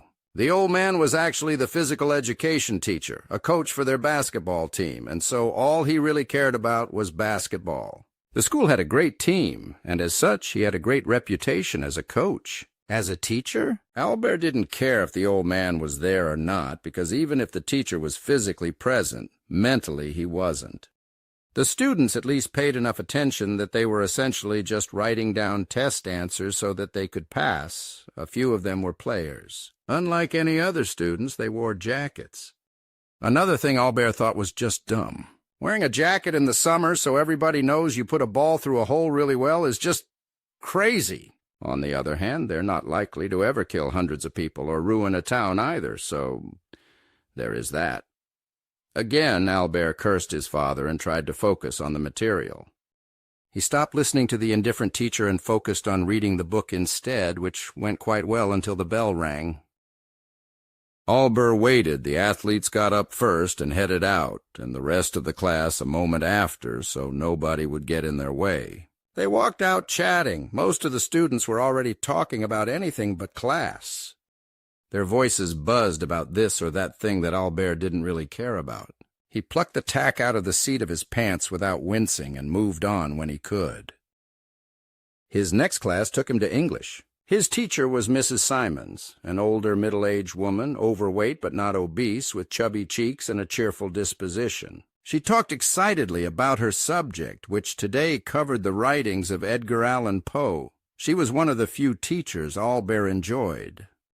She barely noticed the students, or so it seemed, her nose buried in a book which she held in one hand close to her face while the other gestured about with wild abandon as she read off a 19th-century poem. It was easy to enjoy her passion, and as Albert enjoyed reading, it was her he looked forward to. Her class was another matter. Her oblivious nature meant she didn't see anything when the boy behind Albert put his hand up behind Albert's ear, drew back the forefinger to the thumb, and then flicked Albert's earlobe. Albert didn't wince. The sound of the flicking of his ear was a little thump or thwip noise that only he could hear, and he was the only one who could feel the sting. He shifted a little and tried to ignore it. Another flick to his ear. The pain individually was minimal, less than the bite of an ant, but it kept going. "Do you mind?" Albert said in a hushed tone. "No." The answer came from a shabbily dressed and half-shaved boy in a green and black shirt. He giggled, revealing yellowed teeth, and when Albert turned back, another flick hit his ear. "Stop it," Albert said and tried to inch away. People were starting to notice. "Nah," the boy replied, giggled, and did it again. Albert knew nothing about the boy other than his name, George. It was the 12th flick that really started to hurt. It was the same pain as always, but the humiliation was worse, and Albert squeezed his eyes tight shut. "Just don't fight! Just don't hit anyone! Be a good boy, and I'll be happy!" The words of his mother echoed in his ears and bound his entire body like the chains of the accused to a torture rack. Nowhere to go, nothing he could say, and bound by the words of the woman who raised him, nothing he could do. Nothing but endure. "Come on, man, knock it off!" An unexpected and familiar voice pierced Albert's ears. Deeper than George's, it came from somebody bigger, too. Strangely enough, it sounded empathetic. "Mind your business, Trevor. I'm just joking around. What's it matter?" George did stop and looked over to the seat 2 across from him. Eyes left Albert and turned to Trevor instead. "Just don't," Trevor said, and he turned his fixed gaze on George. The two traded a stare so hard that the girl between them leaned back as far as she could in her cheap wooden seat to not catch the unspoken fire between them. George, as it turned out, blinked first. He looked away. "Whatever, man, whatever," he said with a sullen look of regret at the back of Albert's head. He sat back in his chair, well away from reach of Albert, and the tension melted. Eyes left Albert, and the pain in his ear began to fade away. Class, as it turned out, was uneventful the rest of the time. His oblivious teacher took up assignments at the end, told them the one for the following day, and just like that, the bell gave off its steady 5-second ringing noise. Albert slowly rose to his feet when Trevor approached. Albert reflexively stepped away to leave when the young man spoke. "Hey, Albert, Trevor said, and Albert stopped his withdrawal and looked up. Are you okay?" Trevor asked, suddenly unable to meet his former target eye to eye. "You mean after what happened at Lisa's? Or just now?" "The answer is yes either way. So is that all, or are we done here?" Albert asked and turned to leave. "Wait!" Trevor snapped and shifted on his feet uncomfortably. His hands were shaking, and he looked down at the carpet between them. "I'm sorry." "Fine, whatever." "I don't care," Albert quipped. Trevor reached up and touched the spot on his cheek where he recalled the talon slicing open flesh, the promise of torment, his sweat, his fear. The texture of the mark chilled his blood even at that moment. Just one question, I swear." "Yeah, what? I've got another class to get to, and it's on the other end of the school." "You know, it takes me a while to get there," Albert remarked, and Trevor knew exactly what he meant. Being repeatedly body-checked into the wall would slow anybody down. "Sorry, yeah, man. Did you, a few days ago, have a nightmare or like a strange dream?" Trevor asked the question. His eyes finally found those of Albert, and to his surprise, the slightly smaller young man stopped. "Actually, yeah," Albert said as he recalled Raziel's guidance. "I can't recall the details, but there was kind of a demoness involved, I think." He scratched his head. "Dreams are really strange. Fuzzy sometimes, hard to remember, but that's the one that comes to mind." "Why?" Trevor's eyes welled up as if he were about to start bawling. His hands trembled as if he'd been stuck outside in a terrible blizzard. No reason. No reason, it's just, listen, thanks a lot. I mean that." Trevor then slowly stuck out his trembling hand. Albert dropped the hand that was scratching his hair and slowly put his hand down to take that of Trevor. "He's sweating. Damn, his palms are so damn sweaty. What did Raziel do to this guy?" He wondered. But then out loud, Albert said, I have no idea what you're talking about. But I guess you're welcome." They shook hands briefly. Trevor's grip was weak, limp, like a dead fish flopping over. Albert released the hold, wiped the sweat off of his palm by rubbing it against his pants. "I gotta go. Have a good one, I guess," Albert said with haste and rushed out of the class just as people began to filter in, unaware that Trevor was watching him go with what amounted to hero worship. The Evolution of a Nobody, Chapters 33, 34, and 35, The Weight of Mercy. Chapter 33. When Albert was gone and they were alone, both Liala and Raziel were quick to begin a vigorous exercise routine. Fearful of waking Albert's mother before her departure, they focused on core work and exercise that could be done in near total silence in the small shared space. Certain that they could hear better at least, they spoke in whispers so soft it seemed unlikely that anything with less than magic-enhanced hearing could have known they were there. Their wings were wrapped around their bodies and their muscles strained minute after minute. Raziel held onto Liala's ankles, holding her feet flat against the carpet while Liala took long, deep breaths. Her hands behind her head, she dragged herself up so that her elbows touched her knees. 148, Raziel whispered as Liala dropped back. 149, Raziel leaned closer and whispered in a higher pitch as her sister touched elbows to knees again and began to fall back. "Come on, one more, you can do this," Raziel urged. Liala's body struggled, wiggled, her torso twisted as she hauled herself up, touched elbows to ankles, and her sister's fearsome, fangy smile spread out over her red face. 150, she whispered with excitement, and Liala dropped back down again. Raziel stood up and extended her hand to the angel, who clasped the fingers of her sister and allowed herself to be helped to her feet. She popped up with a little hop and took a deep breath. "How much are you going to trade for enhancements to magic?" Raziel said while reaching for the untouched juice and taking a sip, then taking the other and handing it to her sister. "All of it. I don't like this. We can't work, we can't earn money, we can't be seen, we can't go out without serious risk, and we can't look after ourselves properly. We got lucky with Owlbear, but we're basically a high-risk burden." "I don't want to be a burden," Leala said and bit her lip, chewing on it uncomfortably. She glanced around at the four walls of the room which confined them perpetually close together. "Is it reminding you of sharing all that space?" Raziel asked, recalling the long hours of instruction, the limited food, the utter lack of privacy. "Kind of. It was nice being on our own. Being trapped doesn't appeal to me any more than it does you," Leala replied and glanced at the bedroom door that split them off from the rest of the apartment. "At least there's stuff to do," Raziel said and went over to the computer and sat down to read.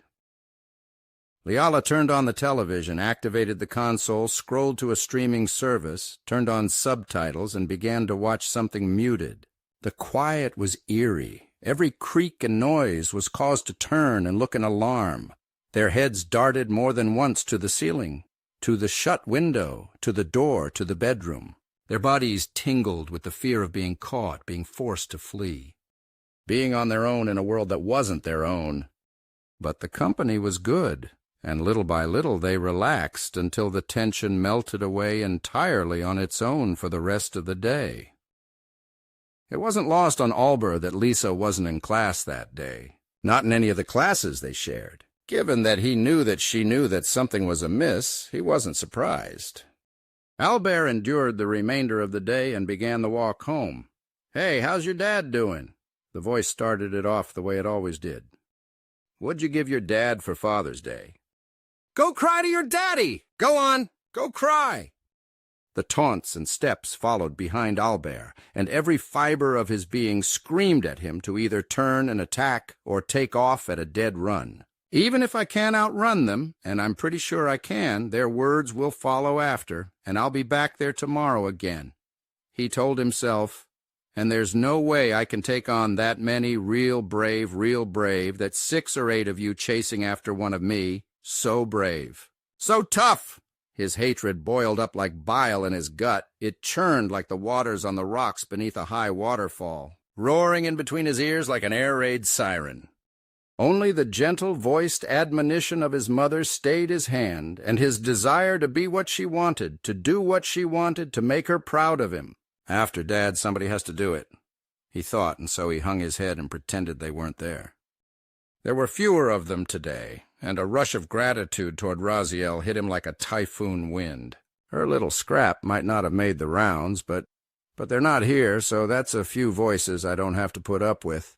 It was enough, not much, but enough to make Owlbear smile in spite of their taunts and shouts. So though his head stayed down and his back hunched as if his black backpack were heavier than it actually was, he walked just a little bit straighter until behind him somebody said what he was waiting for. "I'm bored, let's go." Whoever spoke took off at a run. Owlbear heard them at his back and just continued the same steady trudge. Hands smacked him one by one in the back of his head, knocking him slightly forward each time, with the last of them turning to look back at him and shouting, "Ask your dad to teach you to duck, asshole!" Owlbear gritted his teeth, clenched his jaw, and said nothing until he got home.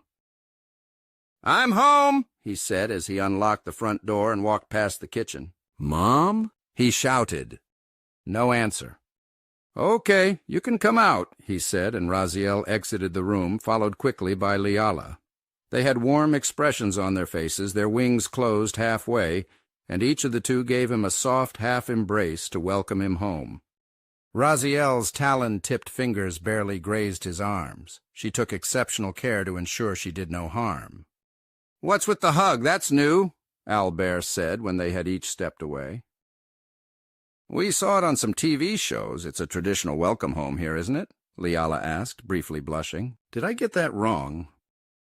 Kind of, but that's usually for lovers, spouses, children with friends. It's usually only if they haven't seen each other in a long time, and I saw you two this morning, Owlbear said, and tossed his backpack against the wall, where it landed on the carpet with a thud. See, I told you. Raziel smirked and put one hand on her hips. She insisted. I don't mind. It was nice. It's also used to make people feel better. And there hasn't been a day out there that I didn't leave feeling like crap. So if you want to hug me when I get home, that's a welcome change, Owlbear said with a decisive nod to match his improving mood. How about you tell me the important information? How did it go? Owlbear asked, and they knew immediately what he meant. We got back our ability to fly, Raziel said with a relieved sigh. The pair flapped their wings lightly to demonstrate and gently hovered in place. Great, but is that? No, of course it is. If I could fly before and then couldn't, that would be a big deal. Owlbear corrected himself and entered the kitchen. Very much so, Raziel emphasized. But that's not all. I won't bore you with the details. Magic is never boring in a world where there's none of it, Owlbear quipped and cracked open the refrigerator. Are you too hungry? Famished for both things, Leala admitted. Right, of course. I don't mind you taking some of my energy, I guess, but wait until I'm settled down, Owlbear said, and took out sandwich meat and bread. The crinkle of the wrapper and the smell of roast beef quickly made all three stomachs rumble with anticipation. Chapter 34.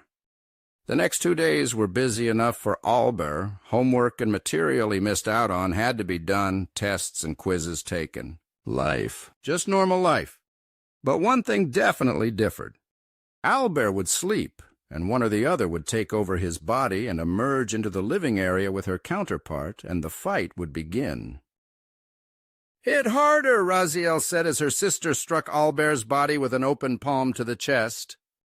I can't, she said. I can't bring myself to hit him too hard. And even if I could, we don't know what the human body can take, Leala pointed out while hovering in front of her sister. Her arms out at a guard position while the demoness relied on the surprisingly firm flesh of Owlbear to serve as her armor while she possessed him. Just do it! You can heal him and he won't remember a thing. He won't even be awake for it. Raziel pointed out and went on the offensive. The soft human hands could not tear through even the soft skin of an angel, but it could dig in hard, and with hard calluses she could strike like a hammer. The angel gave no real ground, however, and showed no pain. Blow for blow, strike for strike, they hit and blocked and hit again. Raziel's fist connected into Leala's gut, and the angel finally nearly fell, only to snap back up with a vicious uppercut which struck the demoness via Owlbear's chin and sent her staggering back. Apart again they shifted stances, Leala taking a side stance with one foot back with a hand up and back, while the other was low and stretched out above the outstretched leg. Raziel took a cross with both feet at her side, ready to charge, and used the powerful muscles of the host body to rush in. They came to grips. Leala used Raziel's charge against her, flinging her, only for Raziel to hit the carpet, roll, turn around, and come back. A feature of the place they grew up was that each child was taught the arts and culture that birthed them, including their martial arts, whereas demons attacked with strength and ferocity, going for piercing, painful, heavy blows augmented by their tearing talons and vicious, biting teeth.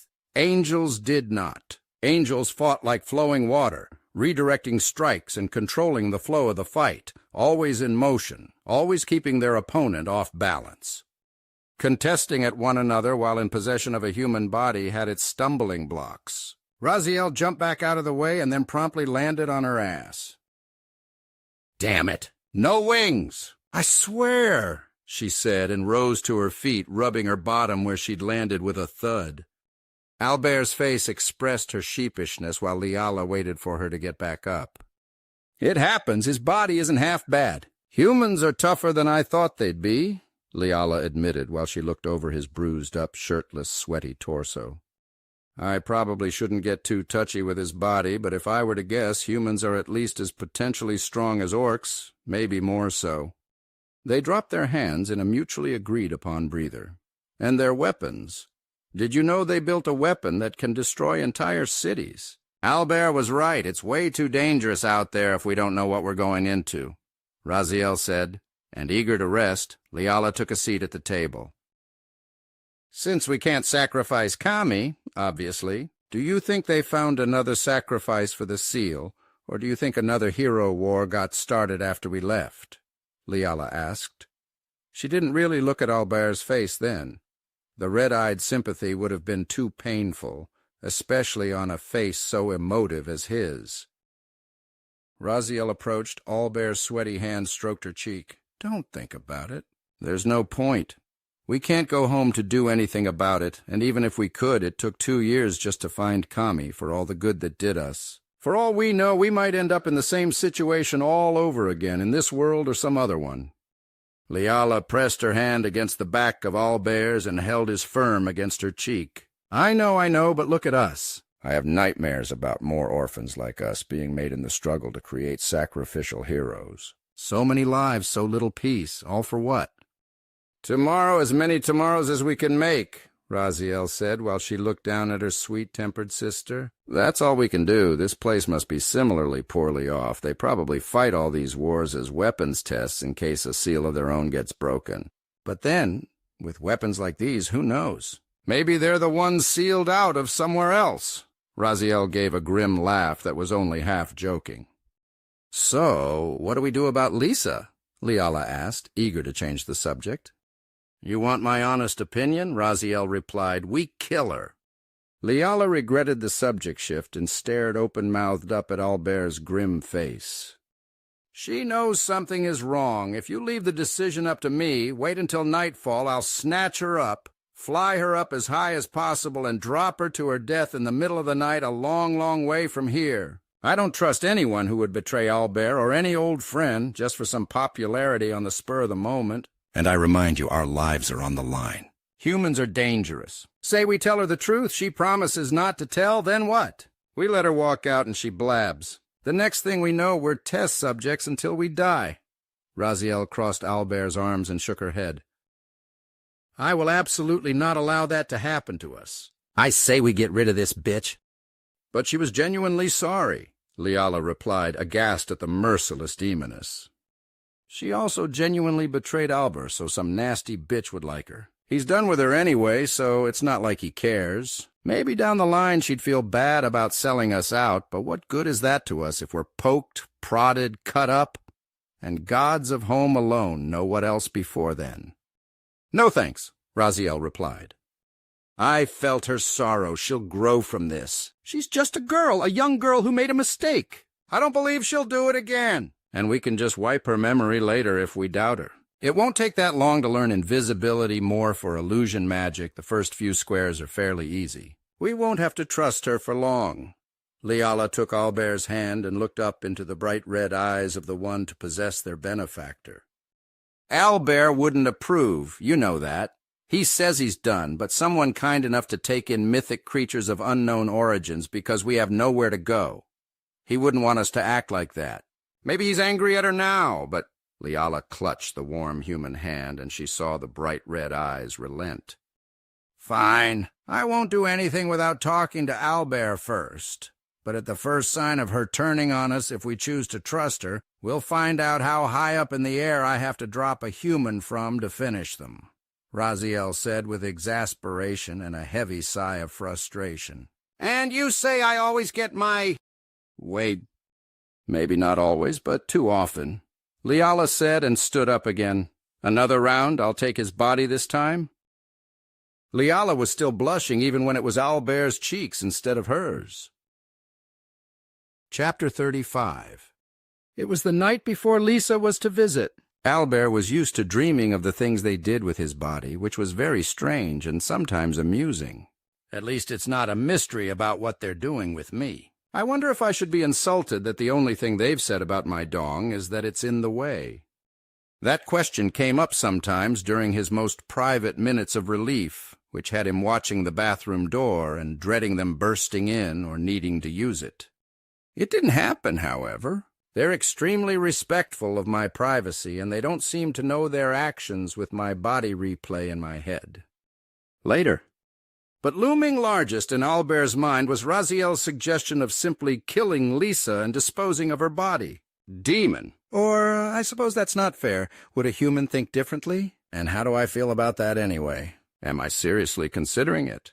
He asked himself that question and immediately thought, no, absolutely not. Every time he thought of Lisa, he thought of what good friends they used to be. The way she laughed. An occasion where she kissed a boo-boo when he scraped himself. That bright flaming hair and how it caught the light and how her smile lit up a room.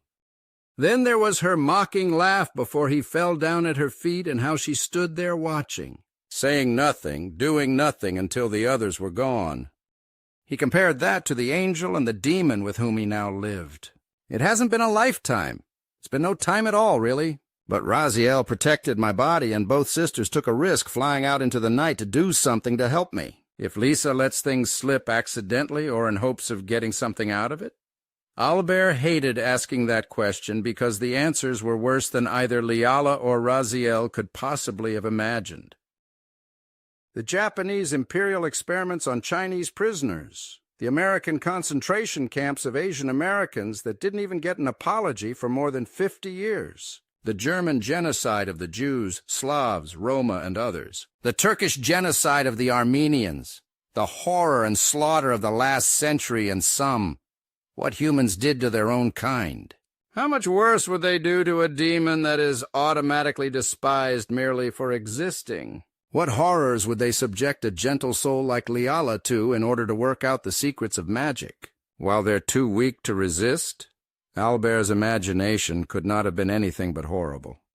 And no matter how bad he thought it was, his certainty that he lacked imagination only grew. What humiliations, what dehumanizations, and they're easily exploited and manipulated, too. Compliance of one can be secured by threatening the other. He clenched his jaw hard enough that pain, dull and constant, radiated outward. He lay on the bed staring up at the ceiling while he considered the options in front of him. The one thing he was certain of above all else was, I will not let anyone do them any harm, not even Lisa. Which left the problem of what to actually do? Could we confine her somehow, keep her in some way that she can't tell anyone until they've gained the skills to wipe her mind? Chills ran down Albayer's spine when he realized just how casually that idea came up. Are you seriously considering becoming a kidnapper? I guess that's better than being a murderer, but on the other hand, maybe Lisa can actually help. If she's genuinely sorry, maybe guilt will be enough? Albert brought his left forearm up and laid his tricep over his eyes. It was Raziel who finally broke the silence, joining him in his room. She pulled the computer chair over to his bed and sat beside him in line with the bed. She sat in silence for a little while, looking at him and waiting for his arm to come down at his side, and when it did and he glanced at her, she covered his hand with her own. The warmth of her hand never failed to strike him, like she was somehow more alive than any human he'd ever known. Her sharp, talon-tipped fingers poked his skin without piercing it, a testament to her efforts to be careful with his body. Neither one said anything. She just slowly tapped her talons on the back of his hand and searched his face for something, though he wasn't sure what. Affection? Compassion? Worry? Fear? Whether she found what she sought or not, he did not know. But whether it was found or not, it didn't stop her from breaking the silence. I don't want to die here, Albert. Me or my sister. She said it without the usual forceful confidence, a shyness, an uncertainty that was not totally unfamiliar to him out of her, but was very rare to be sure, slipped out in the way she spoke. I don't want to live as, what did your shows call them, lab rats? And not just experiments for your race, either. My sister was more interested in the history of your world than I. For me, I like your tools. Your metal music, your games. A little tiny smile formed. I hope you don't mind, but I've been playing around with your computer a bit to learn more about how it works. I might have a knack for it. Albert nodded along, still looking at her face but saying nothing. I think I could actually find some kind of happiness in this world. Gods of the beyond know. My world wasn't especially kind to me, but I'll be able to hide myself here soon. And then I can kind of have a life I can enjoy. No seal holding back great evil, no summons to worry about. This honestly won't be that bad for me. For me or for Lily. She used the affectionate nickname for her sister and leaned backward in the chair, looking up at the same ceiling as if she were searching it for answers. Why am I beating around the bush like this? The gods know I'm not one for that. Look, I think it's best if we put an end to Lisa. She spat the words out in a rush. Albert said nothing. He kept his face quiet, calm, and neutral, and only after seconds of this did Raziel cock her head down at him. No protesting? No anger? No, get out of my apartment? Really? The succubus's breasts heaved as she took a deep breath. I don't know what I was expecting, but silence wasn't it. Albert chose that moment to answer. What should I say? What can I say? Don't hurt my friend. You can trust her. We both know that is a lie. I care about her enough to say I don't want anything bad to happen to her. But the problem is, what right do I have to tell you not to protect yourselves? If she blabs, you could suffer immeasurably and for as long as your race lives. So you understand it's best if she does not survive. Raziel answered, her voice gentle, her hand over his. It stiffened a little. If I am the one to do it, will you throw both of us out or only me? For what? Trying to protect yourselves? Look at what my own kind does to me. It's got to be even easier to dehumanize people who aren't even humans. Whatever you do, I can't help it. I can't stop you. I can't even blame you. Albert sat up in his bed, and Raziel moved to allow him to put his feet on the floor. He opened his legs enough to allow her to slide the chair back into place again. When she did, he cleared his throat. His hand came out from under hers, and though it trembled, it moved steadily upward to caress the horn jutting out of the side of her head, and then inside to touch the dark red cheek. Raziel could not move when he did this. In all their brief time together, Albert had barely touched them in any way. His roughest touch was to protect them from dangers they hadn't imagined. All else had been casual, and a few times intimately clinical when they could not move to care for themselves. On those occasions he even kept his eyes shut. This, however, felt very different. His hand went back to run through her silky black hair, and he tilted her head slightly forward. I will let you stay here no matter what. You're friends. Maybe better than that. I understand you have to protect yourselves from any harm. I do. But if she dies, if something happens to her... Albert bent forward and kissed the forehead of the succubus. I'll be sad for a long, long time, I think. Please, think of something else if you can. Raziel was unable to blush, but the touch of his lips, cooler than her skin, but still warm, the bold way he spoke, and the sense of sorrowful doubt that suggested he had already given up on Lisa's life, left her reluctant enough that she leaned back away from him so that all contact ceased. In a clipped, decisive sort of way, she met eye to eye with her host in more ways than one and said with tight, clenched fists, I will try. Thank you, Albert answered, and then Raziel got up, walked out, and shut the door behind her with no more words to pass between them. Evolution of a Nobody, chapters 36, 37, and 38. Glass Masks and Burning Eyes. Chapter 36. Lisa stopped in her tracks within sight of Albert's home. Every hair on her body stood on end. Tingles and chills ran up and down her spine like greyhounds on a racetrack. That wasn't Albert, and if it wasn't Albert, what was it? Who was it? She'd asked herself that so many times that she'd long ago lost count. There was nobody she could ask, nobody she could speak to, nobody who could tell her anything, and anyone she thought to ask. They're more likely to throw me into a nut house than to be of any help. And what would I say anyway? My friend had different colored eyes, so I think he was a different person. She snorted and shoved her hands into her pockets to at least slow the shaking in her fingers and dry the sweat from off of her palms. Lisa took a long, slow series of deep breaths. Okay, whatever is going on, it can't be that bad. But, she muttered and glanced at the distant setting sun. I wish I'd come first thing in the morning. The late hour was on her since she waited as long as she could, delaying the meeting as she had only prolonged the inevitable. She took her phone out of her pocket and then tried calling Albert. The telltale tone of a dead number began to grate in her ear and caused her to wince. "The number you have dialed is not in service. Please try again later." "Great," Lisa groused, took yet another breath, and walked the rest of the way to his home. The day was quiet, weekends usually were. With so little work to be had, in part due to Albert's father destroying their biggest employer, most people just stayed home. She knocked on the door and then leaned to the side to look through the window pane. "Be right there!" Albert's voice carried from within his bedroom, and Lisa shouted back needlessly, "Okay, take your time."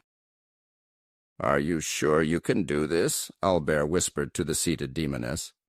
"Yes, I can. And if I can't, my sister can. You just have to trust us, Albert," Raziel said, and leaning forward, she patted his hand and then handed him the dark-tinted glasses. He lay down on the bed in a pair of jeans, sneakers, and a black T-shirt, then closed his eyes. Liala stood over him.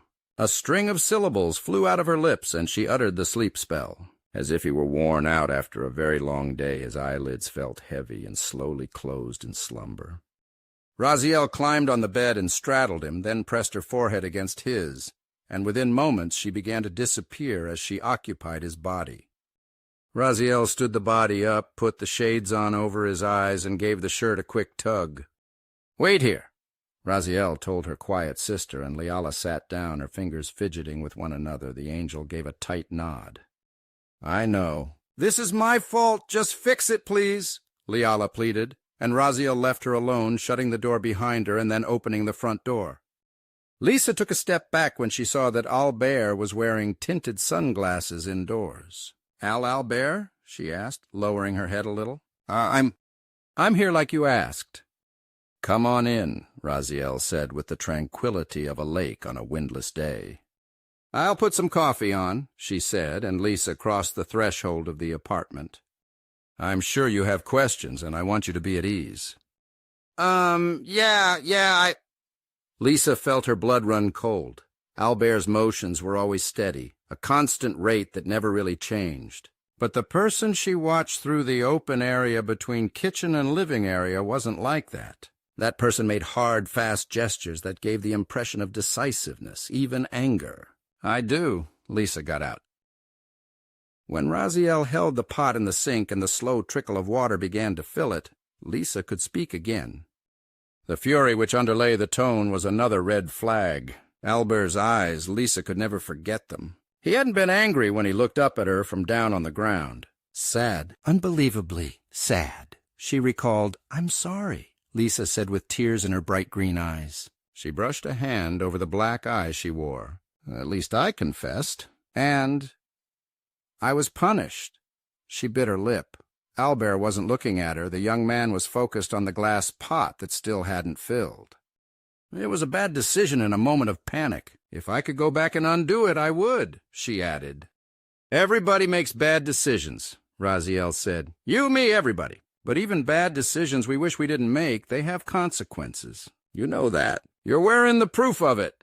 Raziel glared again with a look of ice. Lisa flinched at the cold words and watched quietly while Albert poured the water into the coffee maker, replaced the pot, and turned it on. It began with a click, and Albert rested his hands on the counter and leaned forward a little. "So now that we've figured out how useless sorries are, spit it out. Why are you really here?" Lisa flinched. That day Albert was out, you were out, it wasn't really you, was it?" She searched the face of the boy she knew. His glasses obscured everything. "I've known Albert since he was little. I know everything about you. Him. The way he smells, the way he cries when he's sad, the way he laughs, the way he gets wild with his hands and bounces in his seat like a happy baby in a high chair when he goes on about a subject he is passionate about. I know the way he moves, and that is why I know it wasn't really him out there. Albert has eyes as soft and brown as a doe. Those were blue, deep, and beautiful as sapphires. But even without the different colored eyes, I would have known that wasn't Albert." Raziel watched as the little coffee maker finished its task. "With only 2 people in the house," Albert said, "this appliance is very useful. You can have enough for everybody in just a minute or 2. She said, and brought the creamer out of the fridge and moved the sugar over to her little workspace. Raziel listened as the girl went prattling on, and she did her best to ignore the feelings that the girl carried with every word. She reached up and took down 2 cream-colored coffee mugs, set them down, and filled them both. Raziel poured cream and sugar into a cup, stirred it, and left the other one for herself black. She set the cup down in front of Lisa and then sat opposite her and took a quiet sip. Lisa shivered. And that's how I know you're not Albert either. Albert has an even bigger sweet tooth than me. He'd never get just black coffee, and he would put away the creamer back in the fridge before coming to sit down. Lisa's entire body shook with fear. The 4 walls, the shut door, they all closed in around her, a cream-white prison of plaster, and an unknown in front of her that was glaring down at the cup of dark liquid as if it had said something rude. "You're not Albert, and you're not the one who I saw that day, are you?" Lisa asked, and her body began to shiver. "Did you kill him? Did you kill Albert? Is he all right?" "Albert was right. There's something to you after all," Raziel mumbled. "At least you're not a total idiot, and you're worried more about him than about yourself right now. Which isn't really unimpressive, I guess," she said with reluctance while Lisa searched the blank face of the young man. Let me see your face, all of it. Take those off." Lisa tried to sound demanding, but with her skin tingling and body trembling, it was a plea more than anything. "Fine," Raziel replied. "I was going to show you after we talked, but maybe it is better this way." "Maybe what is?" Lisa's voice dropped even quieter. "Did I make another huge mistake?" She screamed her doubts in her head. "This," Raziel said, looking down and closing Albert's eyes. She reached up and removed her sunglasses from off of his face. She raised her head, and with the greatest possible slowness, she opened up her eyes to reveal the bloody and demonic red. Lisa never got the chance to scream when she opened her mouth. Chapter 37. Lisa shot to her feet, her mouth open to let out the blood-curdling scream her body commanded her to make independent of any higher thought. When she pushed herself away, the coffee cup toppled over on the table and rolled halfway over where it was stopped by the handle.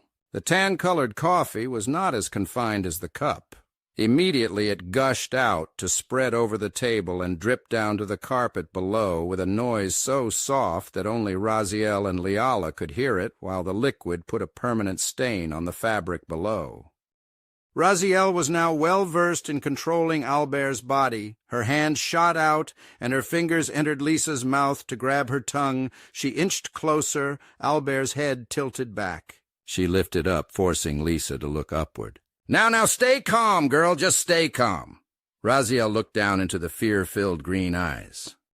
"I'm not here to hurt you, or to hurt Albert. In fact, he's not only fine, he's better than fine. I've just got his body for right now, you understand?"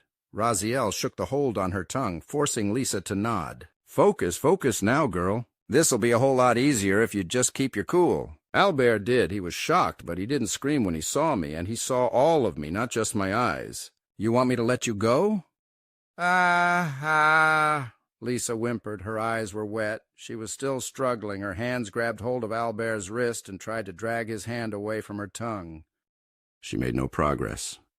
"I'm supposed to understand that?" Raziel asked with a cruel stare. "Drop your hands, girl, and then blink if you want me to let you go."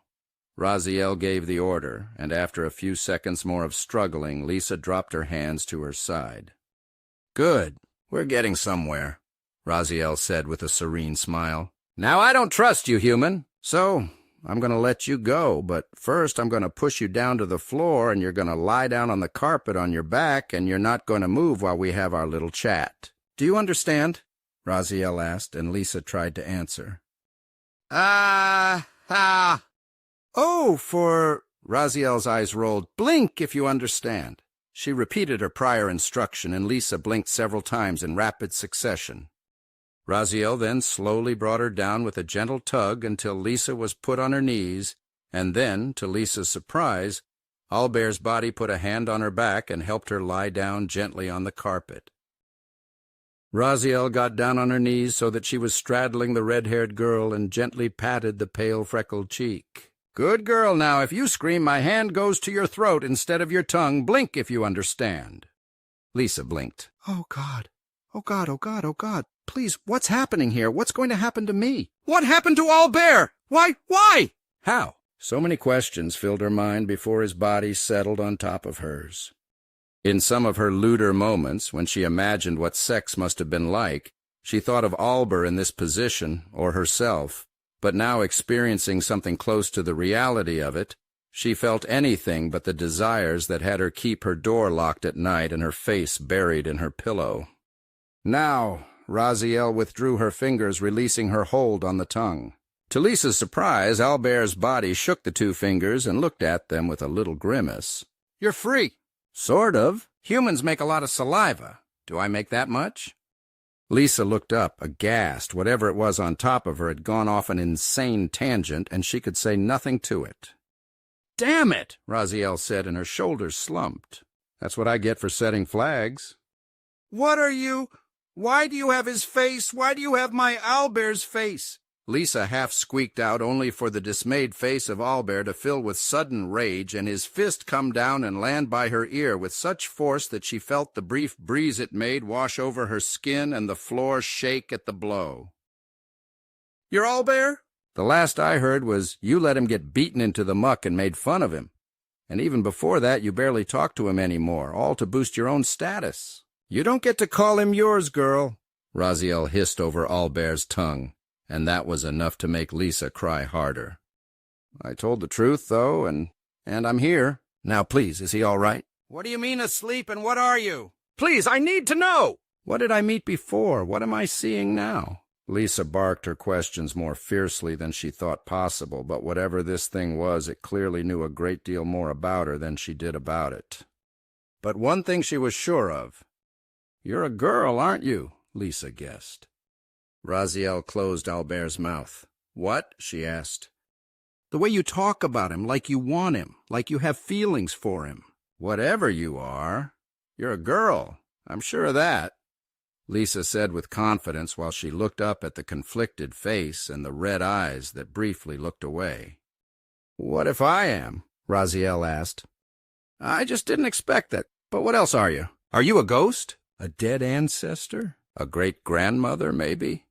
Lisa guessed several things at random, and as wild as they were, Raziel could only put Albert's fingers to his nose and take a deep, exasperated breath. "You're just trying not to say it, but you've already guessed, haven't you?" Raziel finally said, cutting the rambling girl off. She lowered Albert's face close enough to hers that their lips nearly touched. The soft breath passed the tiny span between them both, and Raziel made another demand. "Say it! You know the word for the definition of evil, cruelty, and malice, for unrivaled strength, viciousness, hatred, lust, and every other sin and vice in your twisted minds. Say it!" Raziel said with her eyes looming like twin blood moons in the untouchable sky. Lisa moved her lips several times. But after trying and failing several times, and with the face of the boy she'd known for most of her life hovering so very close, fearing what would happen to herself and to Albert, she obeyed. Lisa whispered the word, demon. Chapter 38. Bingo! Bingo! You win the prize! Raziel exclaimed with a bright smile utterly at odds with Albert's usually grave, serious face, and then with her pointer finger she tapped Lisa's little button nose several times in a row. Raziel then tittered a bit and put one hand on the chest of her host. "My name is Raziel Haleu. My sister and my friends sometimes call me Raz." "She's insane. Is she insane? Can demons be insane?" Lisa wondered and tried to make a smile back up at the body of the friend who loomed over her. "Nice to meet you, Raz." Albert's face frowned over her. The calloused finger came down and found the tip of her nose again. "I said my friends and my sister sometimes call me Raz. That would not include you. You may call me Raziel." Lisa struggled to keep back her shudder. "Ah, right, Raziel, then. So, Albert? Is he still, I don't know, in there?" Lisa asked with a shiver of horror that she finally failed utterly to suppress any longer. "My host? Yes, Albert is simply asleep right now. He's still very much alive and very much himself. I've simply borrowed his body so we can have a little chat. I figured it would be easier this way than if you saw what I really looked like." Albert's body chewed on his lower lip for a moment. Believe it or not, I was going to make this a bit friendlier, but it turns out you figured things out sooner than I expected. I didn't think you would be so familiar with Albert's little quirks. My sister and he both like cream and sugar, but I can't stand the stuff. Albert's body sighed with annoyance, and he ran his hand through his sandy hair. I suppose I have only myself to blame for that part. Raziel shrugged Albert's shoulders out and then slapped his hands hard against his thighs. But maybe this is for the best. You need to understand my position here, my sister's position and Albert's position, Raziel said matter-of-factly before the futile struggle of the girl under her picked up again. More annoyed than angry at her attempt at escape, Raziel pinned her down at the wrists until Lisa was huffing, puffing, and spoke instead. It seemed to be no effort at all for the one inside Albert to use his body to immobilize her. Of course I know the little details. I used to come and play with him when we were little. We shared a kiddie pool. I was with him when he first tried coffee. How can you think I wouldn't know all about him? Lisa's anger with the presumptuous creature surpassed her fear, and she glared hopelessly and helplessly up at the tranquil, sarcastic face that slowly began to turn to anger. Raziel's fury was greater than she let on, so much so that she removed a hand from Lisa's wrists and put one finger just behind Lisa's cheek. Forgetting that Albert's body had no talons, she traced a finger around the red-haired girl's face as if to peel it away. As if she sensed the threat, Lisa tried to wiggle and move until Raziel put the finger on Lisa's forehead and pushed the back of the girl's skull firmly against the carpet until all the struggling and wiggling ceased. Because anyone who knew the value of the boy, would have taken the beating for him. They wouldn't have mocked him into the muck after using him for her benefit. So I figured you never really paid attention to him. Lisa fell quiet. She had to wait until the sense of shame retreated after such an accusation. How do you know about that, any of that? What kind of demon are you even? Lisa remained limp, but her expression was like flint to hide the lingering loathing for her own actions. For the moment she was unprepared to struggle more, whether Albert's own body was much, much stronger than Lisa realized, or whether the demon possessing him had enhanced his strength considerably, she didn't know. Either way, she couldn't move unless she was allowed, or found an opportunity. She was trapped, and that was that. I'm a succubus, if you really want to know, Raziel replied matter-of-factly. That hit Lisa as disturbing in several uncomfortable ways. Did he summon you? Was he so lonely, so utterly alone that he wanted a demon lover? Raziel saw her opportunity and took it. With a haughty face that seemed even more out of place than his mocking laughter, Raziel asked, "What if he did? What if he was so bereft that he searched heaven and hell for someone who would keep him company? Do you have the gall to blame him for longing for anyone, anything, even a monster that will hold him in her arms for some other reason than to more easily stab him in the back?" "Me? Albert's lover? Oh, that's... Well, he isn't a bad-looking one, but still better to leave it to this one's imagination." Raziel thought and expelled a love-struck sigh from his lips. Unable to bear it, Lisa closed her eyes and shook her head when the finger moved away and allowed her to do so. No, I guess not. Is that what happened?" Raziel continued to run with the path the girl gave to her. She smiled with malice, baring his perfect teeth and answering, "Let's just say this is all your fault, girl. Albert will lose his body again and again and again. My sister and I take turns controlling it. She heals him when you or your vile ilk do terrible things to him. That's how he was able to run away when she had his body and you encountered them. And that is why I have him now. I protect him from harm, fighting his enemies, and if I have to, I will put them down. He's so gentle that he refuses to even protect himself. So now we have an arrangement. His waking time is his, and we get the rest of the time for ourselves while spending time on Earth." "So you're both his lovers?" Lisa sounded accusing, a mix of intrigue, horror, and a very deep blush that stood out on her pale, freckled skin all hit her at once. "That's really your focus right now?" Raziel asked with a cockeyed stare. "I guess both male and female humans are sex-crazed perverts." Albert's body laughed, neither confirming nor denying Lisa's assumption. "I'm not a pervert." Lisa's blush deepened at her denial. "Sure you aren't human," Raziel said dryly. "Here's the bottom line, girl."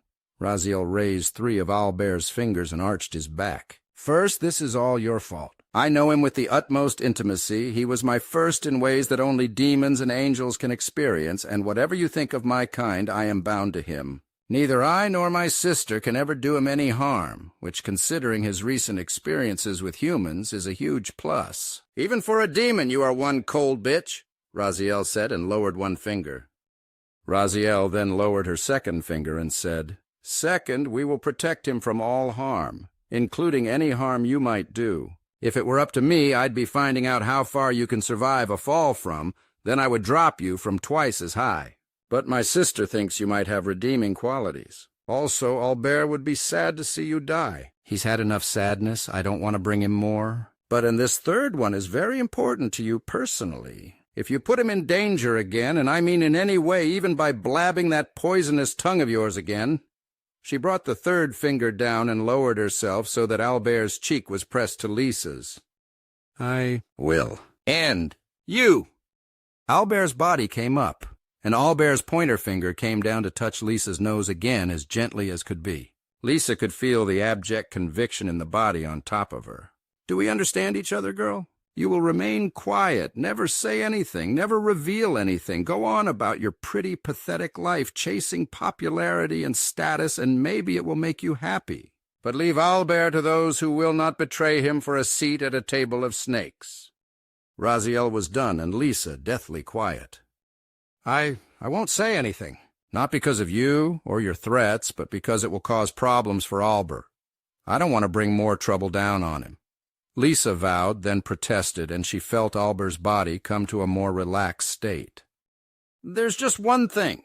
Lisa's eyes moved around as if she wasn't sure which way to look, and at this, Raziel could only wait. "I hadn't expected questions after that." She thought, then nodded. "Go on," she encouraged the young woman. Lisa's lips closed like a vacuum seal, a steady noise behind her lips as she mustered the will to speak, and finally, like the breaking of a dam, her request, her plea, burst forth like water that could no longer be held back. "Can I see what you really look like?" Evolution of a Nobody, Chapters 39 and 40, The Truth in the Silence. Chapter 39. Raziel thought that over.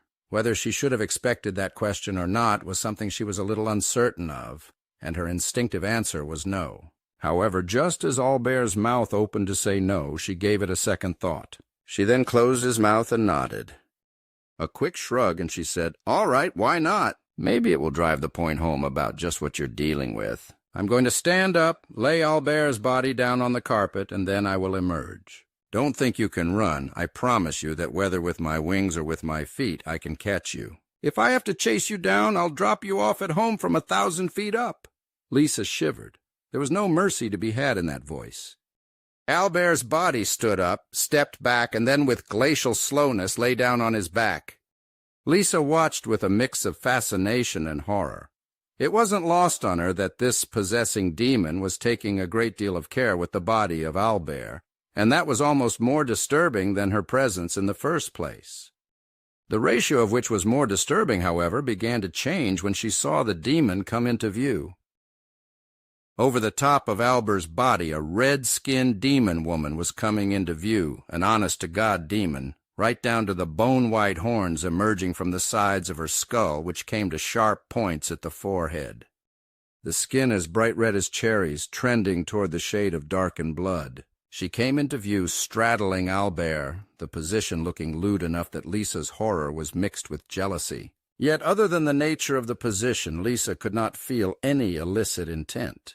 The demoness bent up at the waist and gave a lingering look to the sleeping young man. "Stay sleeping, my Albert," she said, and stroked his cheek, then stood. Her wings popped out from her back to spread wide apart, her arms stretched, and she yawned to reveal vicious, knife-like teeth above and below in her mouth. On a more familiar level, had Lisa not been told that Raziel was a succubus, she would have guessed it immediately. From the sultry curves and breasts barely contained by the dark-shaded top, with her flat-toned red belly exposed, and lean, strong arms which carried talon-sharp fingertips at the hands. The fact that the demoness before her had not sliced his cheek with her fingers was both a shock and a relief to Lisa, who remained as far from the monster of mythology as the cursed wall allowed her to be.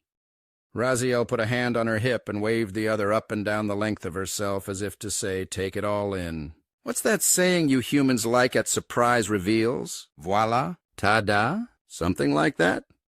She didn't wait for the answer to the question she hadn't cared about. Instead, Raziel made a slow, steady, seductive walk toward the red-haired human girl and brought her wings close so that the black tips pressed to the white plaster.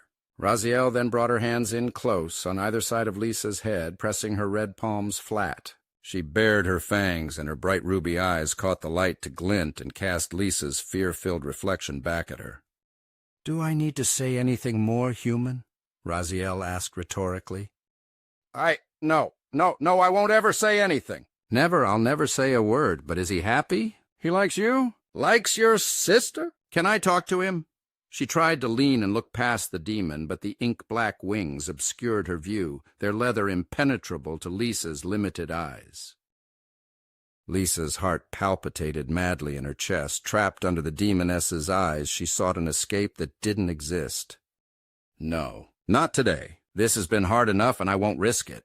He needs rest. Possession takes a toll on his body and on ours. Just remember what the consequences will be if you betray him again. I will drag you down into the pits of hell myself if I have to, Lisa. My sister got her way with you once, but I don't trust remorse alone. Lots of people are sorry for the things they do. That doesn't always stop them from doing it twice." Raziel held back the sigh, but Lisa showed some unexpected backbone. She clenched her fists and stared through tears of fear and frustration. "But is he happy?" Lisa demanded. "Of course not. What is this, one of your cartoons where a stranger comes along and fixes all the protagonist's problems with a kiss? Are you stupid, little girl? His last childhood friend betrayed him for popularity. His entire town blames him for his father's actions. His mother is always gone. How on earth could you think I or my sister can make him happy through all that?"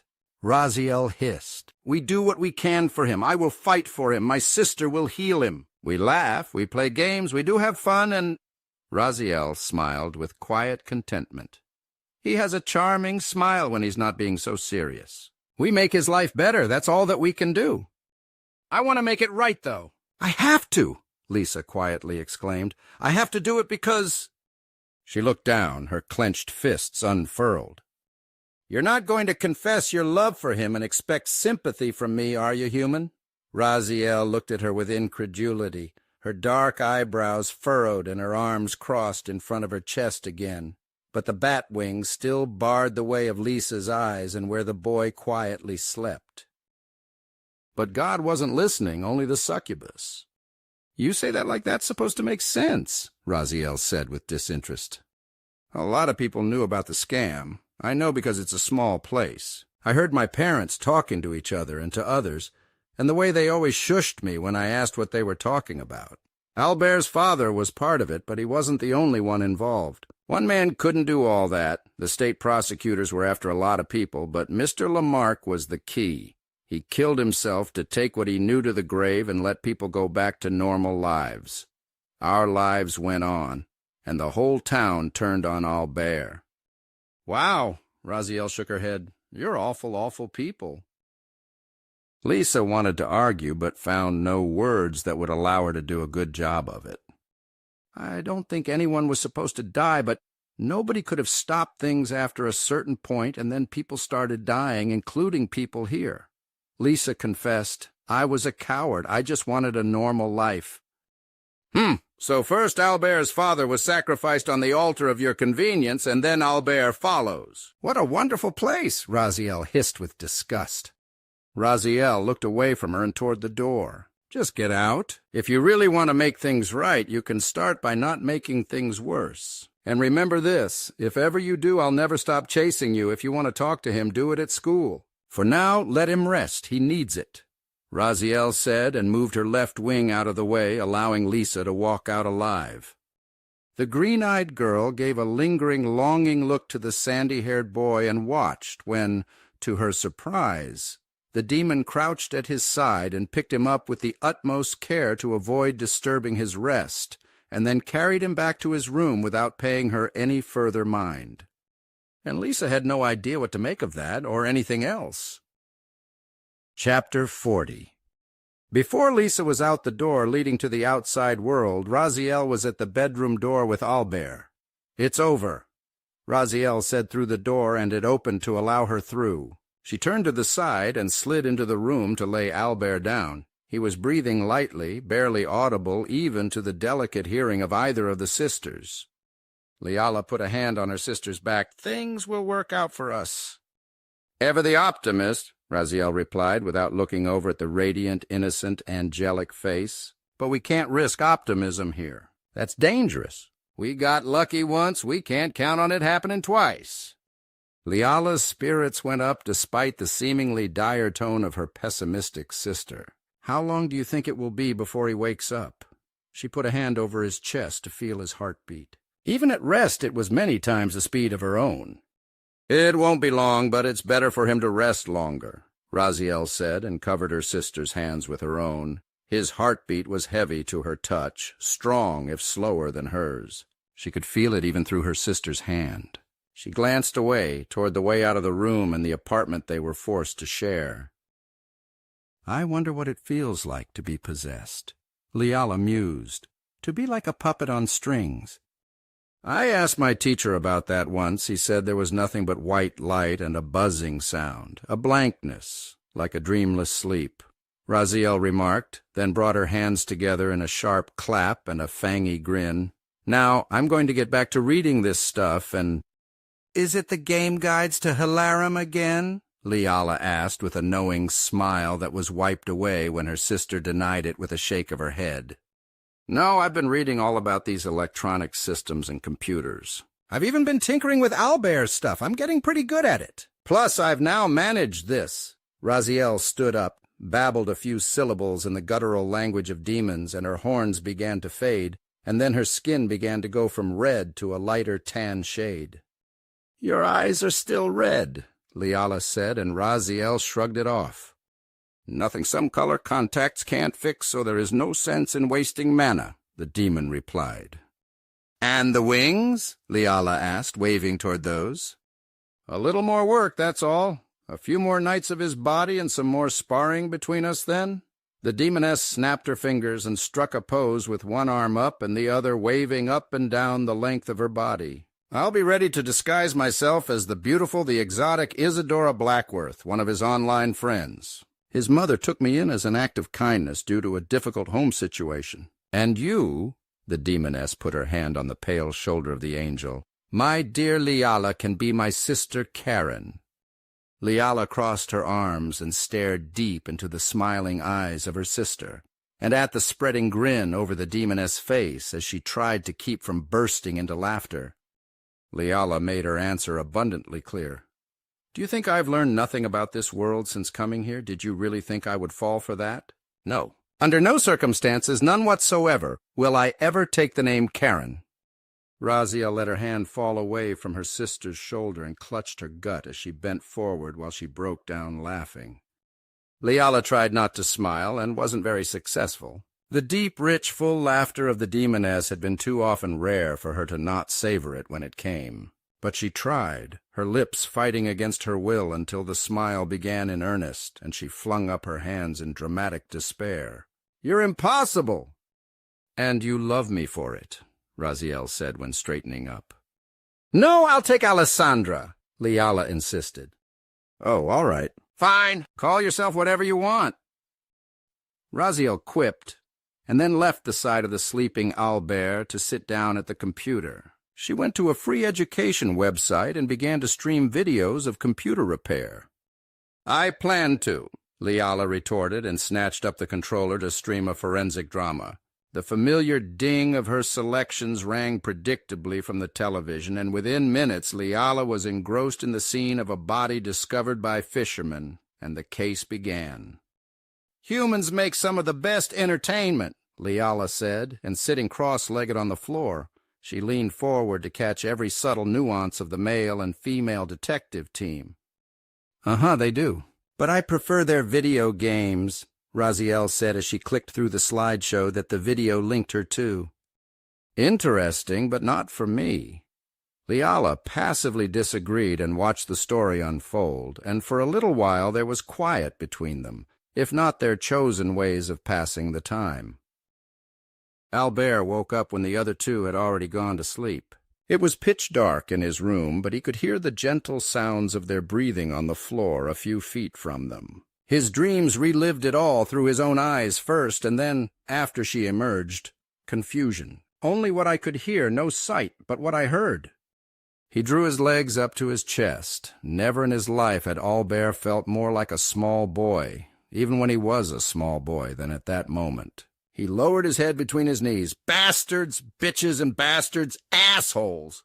I was being good. I was putting up with all the abuse, all the punches, all the kicks, all the pain, because I was the son of the guilty.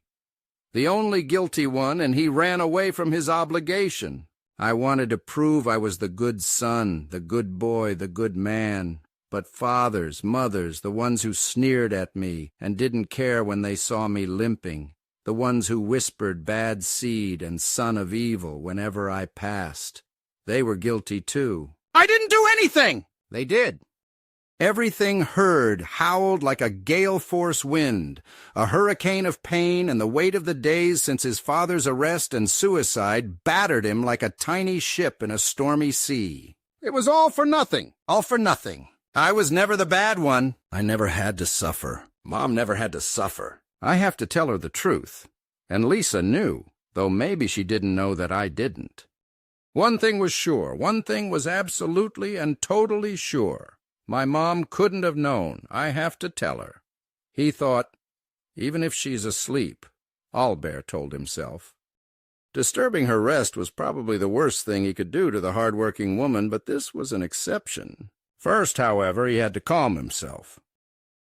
He took slow, measured, even breaths. His pounding heart was so forceful, Albert swore he could hear it in the darkness. He slid off of the bed and set his feet on the floor, slowly standing, and reached for his cell phone. It had no value anymore except as a flashlight. Nobody had called for over 2 years now. But still he kept it charged. He unlocked it and turned the face away and let the dim white light help him guide his steps. The light caught Raziel and Leala. Though they slept in separate bags, they were inseparably close. A flash of envy stabbed through him. If I had a sibling, this might have all been easier, he thought, but then imagining two enduring what he had rather than himself alone made him rethink his desire. He did let the light linger on them. They were impossibly beautiful in his eyes, which was more the pity that they were dependent on him. Had they not been? He set the notion aside. It was enough to look at them with the tenderest trust that he could, and then take one long step over their sleeping bodies to reach the door. He turned the knob with a click and stepped out, briefly flipping the phone face up to check the time again. It was well after 2 in the morning, and he nodded, confirming his decision to himself. Albert then flipped the phone around to focus on the cream carpet and walked the short, dark hallway to his mother's room. He knocked a little bit, but heard nothing inside. He reached for the doorknob and tried it. The knob turned. Unlocked, Albert thought, and lightly pushed the door inward toward the room. He went over to the bed, the light guiding him over the carpet until he was at her bedside. He sat down and put a hand on her head. He stroked the head of his sleeping mother. "Mom, listen. I found something out today. Lisa, you remember her, of course. She came over. She told me things I didn't know. I thought that to be good, to prove that I was good, I couldn't defend myself. I thought so many times, this is what you get, and that I deserved it. I thought that was why nobody would help, why nobody cared. But listen, don't say anything," he said when her face turned toward him as he caressed her cheek. He swallowed hard. "Just listen. I know not only that I'm not the only bad one, I'm one of the few good ones. I've been letting some bad people blame me when I shouldn't. I know how important it was for you that I be a good boy, a good son. But I can't do it your way anymore. I'm tired of getting hurt. I'm tired of feeling ashamed. And I don't have to anymore. Do you understand, Mom? She lay quiet, silent. He was fairly sure she was pretending to be asleep. Just deal with reality, Mom. I can't do this alone! He cursed in his head. I'm going to defend myself. I promise I won't start any fights. That's good enough. But I won't let people do whatever they want anymore. I guess I'll just have to hope you understand that, Albert said, and glanced up to see two outlines in the darkness, winged shadows. Alarm shot through Albert like lightning as he realized it was Raziel and Liala. Are they insane? What if she wakes up and sees them? What if she really is awake and only faking it and sees them? He wondered and shot to his feet, blocking any view his mother would have of the entrance to her room. He pointed past them, telling them to go. They did immediately. Good night, Mom. I love you. Even if this doesn't make you happy, I've got to do this, Albert said with a sad shake of his head, then picked up his phone and made his way out of the room, closing the door behind him with a click, and returned to his own quarters. Albert gave both a glare in the dark, knowing damn well by now that they could see him flawlessly. He closed his bedroom door with another click and gave a rough, hoarse whisper. I told you two to never do that. Never go in there! We're sorry. We heard you, so we were worried. Raziel said she didn't see a thing, I promise. Right, it's fine. If she had, she'd have reacted, Liala said, and took Albert's arm to guide him back to his bed. I guess it was strange of me to do that. I just needed to talk to her. She's so tired, working all the time. I just needed my mom for 1 minute. I assume you heard everything? Albert asked. Raziel pressed him down to a seated position, and Liala went and fluffed his pillow. We did, and we agree. You have a right to be safe. I, of course, think it's silly to not defend yourself, no matter whom you're related to. But you thought you were doing the right thing. If you change your mind, you should change your actions. You've had such a rough day, Albert. I know this is a lot to take in. A few more hours of sleep will do you good, Liala said, and put a hand over his forehead and drew her delicate fingers over his eyes as Raziel pulled the covers over him again. I guess, and as long as she didn't see anything, but just don't let it happen again, Albert replied with a yawn. Of course not, the angel and demon said as one. She's a beautiful woman, though, isn't she? It's no wonder she and Dad got together, Albert said with pride. She's unlike any wife I've ever seen, Raziel said with a little smile in the dark. She is something else, Liala agreed with tiny nods. But you need your rest, Albert, she urged. Albert nodded, and then Liala whispered a few rapidly said syllables. For good measure, she uttered the word in his tongue, sleep. Albert began to breathe in and out in his slumbering rhythmic pattern, and Liala then grabbed her sister's arm and yanked her away from the bed. They rushed out of the room, closing the door without even making a click, then returned to the room of Albert's mother. The door flung inward, and it blinked on, bright as day, and there was Albert's mother. How long do you think she's been dead for? Raziel stammered. If forensic shows try to be accurate. Months? Maybe years, Liala guessed when they looked down at the desiccated corpse. The body had been thoroughly dried out, the limbs stiff against the body. The eyes were gone. Hair still remained, which must have been a vibrant wheat shade of gold when the body was still alive. The skin was wrinkled and muscles shrunken almost to nothing, but the cause of death was clear as day. The noose was still around her neck, though the rope had been sawn through. Around the room were various air fresheners and oils to eliminate any lingering odor. Whatever the real timeline, one thing was absolutely clear to both the angel and the demon. The inhabitant of that room had not left it in a long, long time. When they traded a glance at one another, both Raziel and Liala saw the same understanding. We are not the only ones in this apartment who need help. They swallowed hard. If you enjoyed this story by Robert Butler, there's plenty more where that came from. Don't forget to check out his other stories and dive deeper into the incredible worlds he's created. You can also find his books on Amazon. Just follow the links in the description below. Thanks for watching, and we'll see you next time.